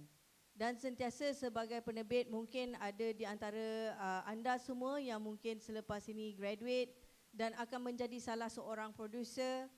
Anda, saya ingatkan, kalau anda bekerja di bahagian penyiaran awam ataupun di mana jua anda bekerja, bertugas, jangan takut untuk mencuba, jangan takut untuk membuat salah, kerana itu adalah satu proses pembelajaran. Okey, kalau kita tak belajar, kita tak akan terima pengalaman tu. Kalau kita tak buat salah, kita tak akan rasa pengalaman tu. Banyak pengalaman saya lalui sebagai penerbit, sebagai penerbit di hiburan untuk buat sesuatu keputusan yang cepat, yang melibatkan banyak pihak. So, itu yang saya pesan. Be sensitive, peka dengan keadaan dan kehendak semasa. Thank you so much. Thank you UPSI, thank you IPTA, thank you Glocom dalam menjemput saya pada petang ini. Alright, terima kasih Puan Rashida atas perkongsian sebentar tadi. Jadi kita nak cicit dulu, boleh? Boleh silakan duduk. Duduk. Okay. Alright, so ada persoalan sepanjang kepada tetamu dan peserta hadirin dan hadirat sekalian. Sepanjang saya memberikan soalan kepada Puan Rashida, kalau ada soalan yang nak ditanyakan, boleh angkat tangan dan boleh diutarakanlah soalannya, okey? Alright, so seperti yang kita tahu, industri hiburan ni merupakan salah satu, orang kata, complement our rohani, keperluan peribadi. Kerana banyak perkara yang kita boleh sampaikan secara secara entertainment, hiburan. Kerana hiburan tu satu keperluan kepada orang lain dalam meningkatkan pelbagai aspek rohani, keperluan kesejahteraan psikologi dan sebagainya, kan. Jadi kita nak tanya sikitlah Puan Rashida. Macam mana, dan sekarang ni kita ada banyak social media influencer ataupun independent content creator. Jadi saya nak tanyalah macam mana dan bagaimana landscape perubahan yang kita dah ada. Kita dah ada content creator daripada instant content creator daripada TikTok, daripada Instagram, daripada Facebook dan sebagainya, YouTube. Bagaimana industri hiburan ini menerima landscape perubahan ini dan bagaimana dia memberi kesan terhadap industri hiburan sendiri? Silakan. Okey. Landscape baru, content creator. Dengan jaringan internet yang sedia ada sekarang, kita dah sedia tahu dunia tanpa sepadan. So mereka memang kita kena, dan kita sedia maklum bahawa content creator di luar sana sangat banyak. Apabila banyak content creator dan ada juga stesen TV kerajaan, stesen TV swasta, akan wujud lambakan program. Lambakan program di dalam penyiaran. Tetapi bagaimana cara, itu saya cakap, bagaimana stesen TV atau penerbit itu sendiri, cara tu promote, cara tu attract, cara tu engage audience, bagaimana untuk menarik mereka supaya menonton rancangan terbitan RTM melalui platform mainstream, TV, OTT dan social media RTM. Kita ada 3 platform. Kita ada radio. Segala platform yang kita ada, kita gunakan segala platform yang kita ada itu untuk mengatasi lambakan program-program content creator yang sedia ada. So, setiap daripada mereka, apa yang mereka buat tu sebenarnya sangat menarik, sangat baik. Itu adalah satu persaingan yang sangat sihat. Which is bila ada lambakan program, bila ada program-program terbitan daripada content creator yang especially anak-anak muda yang baru after graduate, konten-konten daripada content creator social media ni sebenarnya sangat bagus. Ini adalah satu persaingan sihat juga kepada penerbit-penerbit di stesen TV. So jadikan itu sebagai contoh. Selain daripada tadi saya katakan, cara kita untuk mempromosikan program itu, to engage audience, untuk tarik audience menonton rancangan kita. Selain itu satu, keduanya, lambakan program ini daripada content creator adalah satu persaingan sihat kepada penerbit-penerbit di RTM untuk berkarya dengan lebih baik. Saya percaya karya ini adalah satu benda yang subjektif lah untuk diterima dengan lebih mesra. Seperti konten-konten humor ataupun konten-konten yang mengandungi genre-genre yang tersendiri, dia mendapat tempat kepada audiens melihat konten tersebut. Tapi Puan Rashidah, kita harus fikirkan tentang bagaimana kita ingin menerbitkan satu konten di mana kita memerlukan kos penerbitan. Kos penerbitan harus kita fikirkan, kos penerbitan, kos kru penerbitan juga dan sebagainya. Dan seringkali dilanda lah masalah ni dan polemik ini dilanda kepada production house yang lain. Di mana bagaimana kami ingin menerbitkan satu karya yang bagus namun ada limitasi dari segi bajet. Bagaimana tu Puan? Oh, berat. Bos saya dah pandang saya dah kalau pasal bajet ni. Okey, tak apa, saya kongsikan. Sebenarnya saya rasa bukan awak seorang, bukan saya seorang. Setiap penerbit, bukan di hiburan saja. Kita memang akan ada masanya kita akan menghadapi masalah kekangan bajet, limitasi bajet. Tak semua program kita akan terima bajet yang besar dan kita sebagai producer kena fikir apa jalan, apa ruang, apa kehendak semasa yang kita boleh guna pakai. Bajet sedia ada tu untuk kita jadikan satu konten yang baik. Untuk nampak glamour, untuk nampak exciting walaupun bajetnya rendah. Tetapi takut ni cakap ni pandang bos ni. Tadi kena potong bajet. Tak ada. Tidak. Sebenarnya itulah cabarannya. Saya mengaku, ada kalanya saya terima bajet yang rendah, ada kalanya saya terima bajet yang tinggi. Tetapi bila kita dapat bajet yang rendah, itu bukan mematahkan semangat kita untuk to produce program. Tetapi kalau kita dapat bajet yang besar untuk program yang besar, itu adalah satu bonus. Cuma macam mana kita berfikir untuk kita menerbitkan program. Contoh, kita dapat bajet untuk buat anugerah si angkasa dengan sekian-sekian bajet. How we want to look like Grammy Award. Okey, itulah kita kena berfikir dengan orang-orang di persekitaran kita. Kita punya tech team, kita punya content creator team, kita punya art and design team. To make it benda tu jadi cantik, gah seperti luar negara.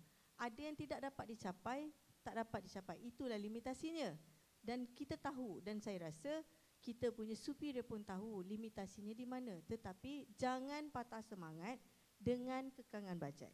Kalau setiap program yang dihasilkan itu, setiap program yang perlu dibuat itu subject matternya berbeza. Kalau rasa sebelum ni talk show tu kena buat dekat dalam satu set yang cantik, dekat dalam semua, tiba-tiba tak ada bajet. Very low bajet. Kita perlu fikirkan sesuatu untuk make it dia buat dekat outdoor. Yang kita perlu di sinilah kita gunakan kita punya marketing team. How kita engage marketing team tu untuk mendapatkan ruang, tempat, sponsorship, tempat di luar outdoor yang kita boleh buat program talk show tu. Tak semestinya tak ada bajet, tak boleh buat. InsyaAllah boleh. Tapi di stesen TV kerajaan mungkin berbeza kalau awak nak bandingkan dengan swasta. yang mungkin ada sedikit cost dari segi facility dan technical. Di kami, kita alhamdulillah kita ada facility dan technical dan kita punya manpower sendiri. So cost dari segi content dan kita punya set and design saja. Okay. Puan Rashidah, saya Awak kira tak? Saya menjawab. Angguk-angguk tu kan. Saya kira itulah maksudnya diberikan bajet yang sikit dan harus mencipta kandungan ataupun menerbitkan TV program yang berkualiti. Di situlah kreativitinya dengan menggunakan bagaimana bajet yang sikit, dan di situlah kreativiti dalam bagaimana kita menggahkan satu konten namun dengan bajet yang sikit. Orang kata kalau kita tengok satu program tu tak nampak dia bajet sikit kerana kreativitinya terselah di situ. Okey. Jadi hari ini saya nak membuka kepada peserta dan tetamu kita di ballroom kita ni nak bertanyakan soalan. Ada tak soalan yang nak ditanyakan yang keris-keris tu? Ada? Kalau ada boleh angkat tangan. Tak ada. Kita ada expert kita daripada industri hiburan ni. Mungkin ada daripada anda yang ada tanda tanya tentang industri hiburan, tentang bidang penyiaran. Tak ada. Selepas apa yang saya kongsikan tadi, ada tak anda di antara anda rasa berminat untuk jadi seorang penerbit? Ada tak? Ada. Alhamdulillah, saya doakan yang terbaik untuk you all. Yes. Okay. Tak apa, tak ada. Maksudnya kalau tak ada tu faham. Maksudnya dia faham dengan apa yang Puan Rashidah sampaikan. Dan mungkinlah untuk sebelum kita tutup tirai, saya ingin bertanyakan sikit ataupun mendapatkan kata-kata terakhir. Orang kata, apakah nasihat kepada adik-adik kita ataupun kepada saya juga yang masih lagi masuk dalam bidang production ni untuk terbang lebih tinggi, berkarya dengan lebih free, bagaimana untuk mendapat kebebasan dalam berkarya. Mungkin ada ke nasihat sedikit Puan Rashidah? Kebebasan dalam berkarya benda tu sebenarnya besar. Okey, saya rasa saya dah cakap tadi nasihat saya untuk jadi seorang penerbit, to be a good producer, untuk jadi bukan penerbit hiburan saja, saya bagi secara generik. Anda semua kena peka dengan peredaran kehendak semasa penonton, kemajuan teknologi semasa, dan juga sentiasa sensitif dan peka dengan siapa stakeholders kita semasa itu. Dan selain itu, saya dah pesan juga yang first tadi, jangan takut untuk mencuba. Sebab masa kita, peredaran masa ni berubah, teknologi kita berubah dan kita punya trend kita pun berpusing sebenarnya. Jangan risau sebab benda tu sentiasa bergerak. Kalau dulu dan kalau you all lihat sekarang, orang dah start suka retro balik. Sebenarnya retro tu dah lama. Kenapa orang suka balik? Itu menunjukkan dalam kitaran music trend kita sebenarnya berpusing. So jangan risau, jangan pelik pula kalau apa yang saya kongsikan hari ini mungkin esok dah berubah. Sebab dalam sekelip mata saja banyak perkara boleh berubah. Mungkin 10 tahun akan datang, apa yang saya cakap tak relevan, ataupun apa yang berlaku 10 tahun yang lepas akan berlaku akan datang. So kita tak dapat jangkakan, tetapi di mana saya katakan tadi, kita kena sentiasa peka, sensitif, peka dengan apa yang berlaku di persekitaran kita. As a producer, tanggungjawab tu besar, kita nadi, kita jantung dalam sesuatu program, we are the captain of the ship. Macam Puan Husna kata, content is king, technology is queen. So, bekerjasama to be good producer, insyaAllah be the best. Ya, orang kata bekerja dengan orang yang hebat dapat konten yang memikat. Begitu. Okay. Terima kasih atas pengongsiannya Puan Rashidah binti Ali. It's very useful and fruitful sharing. Jadi saya nak ucapkan juga terima kasih kepada Puan Rashidah, kepada VIP kita pada hari ini kerana sudi berkongsi buah fikiran dan kata-kata pemangkin untuk memberi sumbangan yang besar kepada kepada adik-adik dan juga saya. Dan semoga perkongsian pada hari ini tak masuk telinga kanan, tak keluar telinga kiri. Dan inilah saya kira Puan Rashidah inilah pohon yang lebat. Penuh dengan buah dan kata-kata. Makin tinggi kita, makin lebat kita, makin rendah kita jatuh. Itulah Puan Rashidah ya. Alright, so sebelum mengakhiri program kita pada hari ini, terimalah sedikit cenderahati daripada kita. sebuah kereta. Bukan. Okey. Terima kasih. Jadi kami daripada UPSI dan juga Iftar, ini adalah sedikit cenderah hati. Semoga sudi datang lagi, berkongsi lagi dengan kami. Okey. Jadi terima kasih Puan Rashidah dan juga kepada tetamu hadirin-hadirat sekalian. Semoga kita berjumpa lagi di lain hari. Assalamualaikum warahmatullahi wabarakatuh. Have a good day.